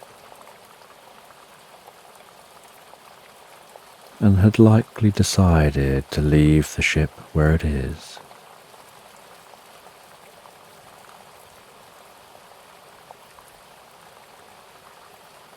But Pebbles knew where they were situated back then, and wondered whether there's any evidence of that now. And the ship that was orbiting the planet has clearly left now, and she wondered when that happened.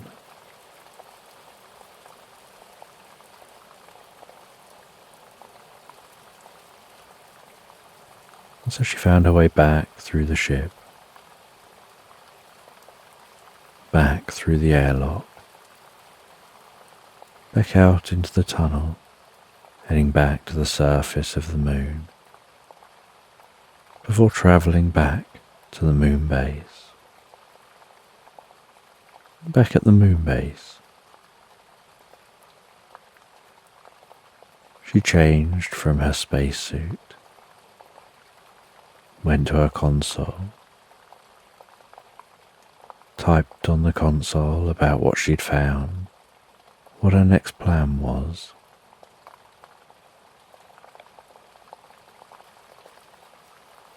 and then left the moon base,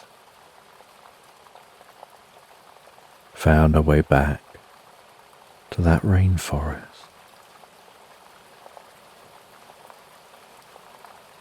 And she headed back through the rainforest, back to her home here in the rainforest. And while in her home,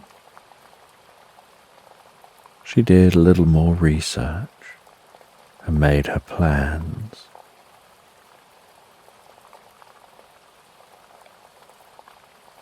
For getting to the location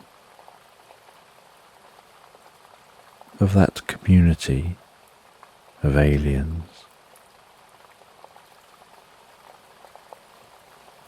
And she didn't expect the community to be there now. And also didn't expect to find any evidence that it was ever there.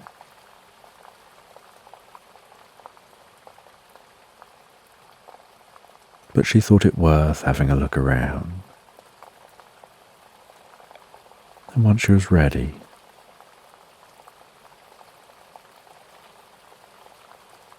she went into a portal room, opened a portal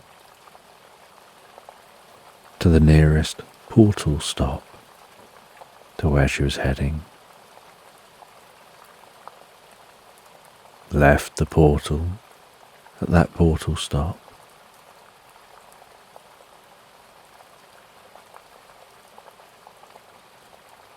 and began her journey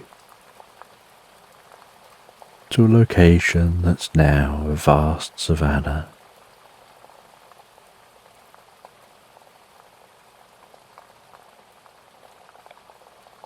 And she had a device with her with the records she'd seen,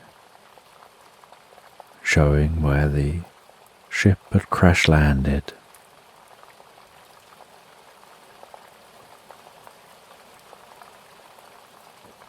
She headed to that location, and in the location here in the savannah,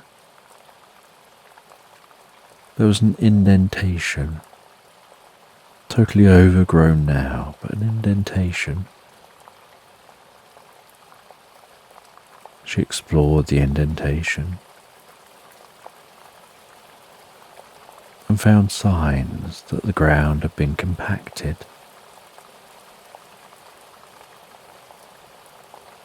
And that now a lot of earth had grown up over the top of the compacted ground, but the evidence was still there.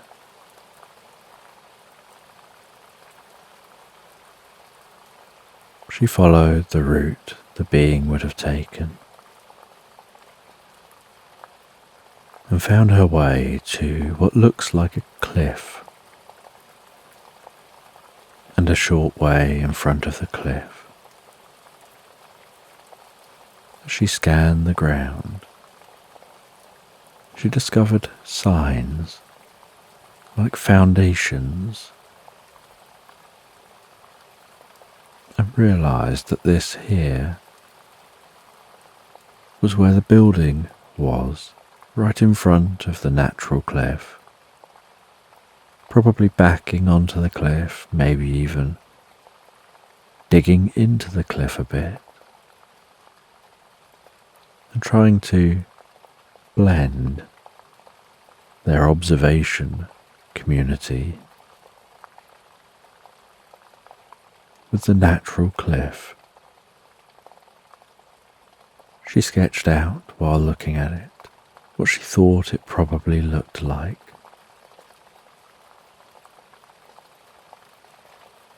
Before scanning the area to try to get other information, and from the depth of the indentation and the depth of the foundations,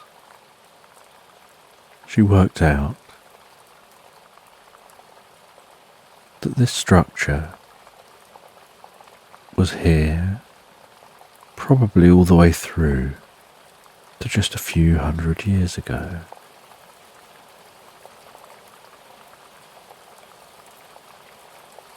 And the indentation had probably happened about 10,000 years ago. And as she explored the cliff, looking to see if there's signs of how structure was built, either up to the cliff or into the cliff,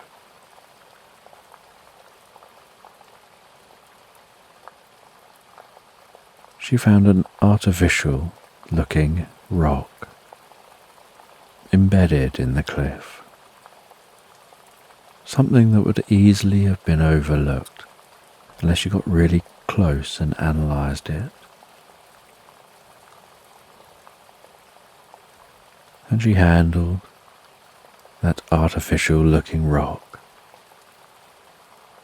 and heard a deep rumble, and the side of the cliff gently shook, and some rubble fell to the ground, and so she stepped back.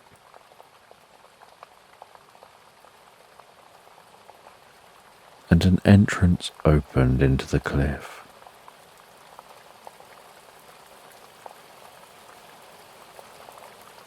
And she saw as an entrance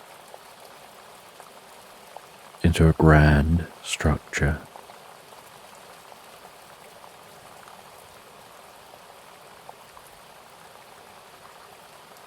And this grand structure seemed to contain observation points and screens looking in lots of different locations around the planet.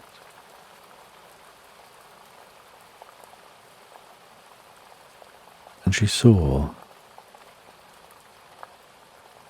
that it looked like aliens perhaps were still here.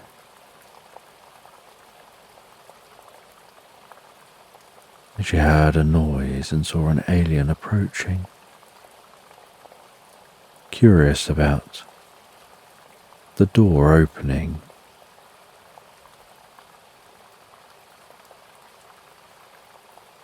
and the alien was in a suit, appearing to move incredibly slowly.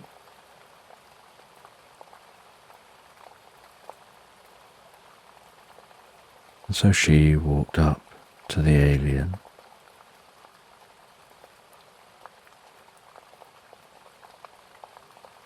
And she tried to talk to the alien.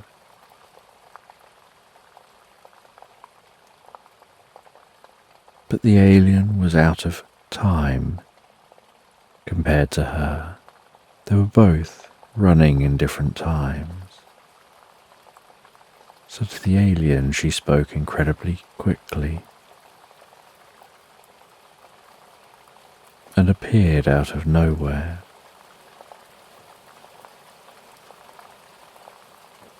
And to Pebbles,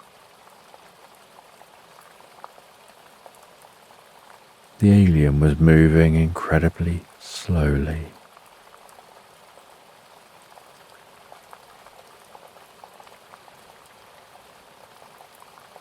And so she wrote down what she understood about the situation and placed it before the alien.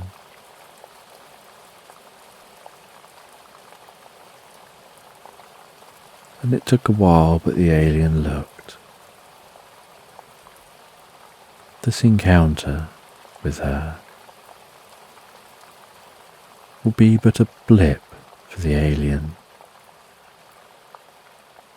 And so she learns what she can, studies what she can, before leaving this place and sealing it back up,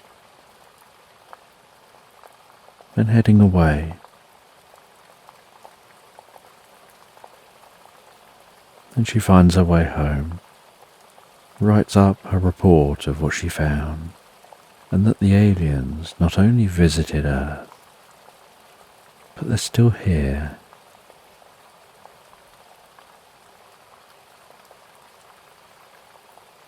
And hours later, as evening's setting in,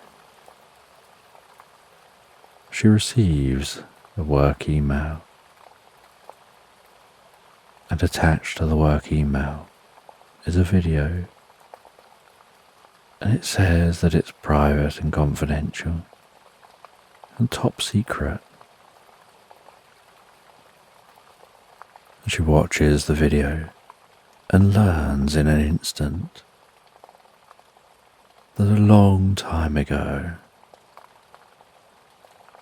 humans had actually already encountered these aliens. But that's where they got their teleportation technology. That's how they advanced so quickly. But there's always been the barrier. So the aliens have been trying to carefully help humans to advance a little quicker, to try to help them to get to the point where they'll understand the technology required to alter space and time, and to be able to communicate on the same level.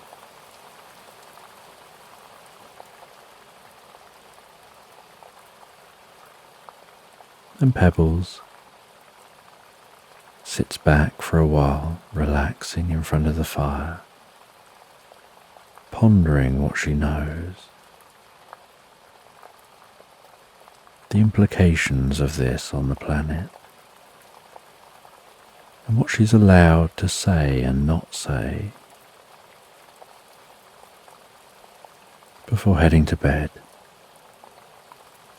drifting and floating so peacefully, so comfortably asleep into Slumberland.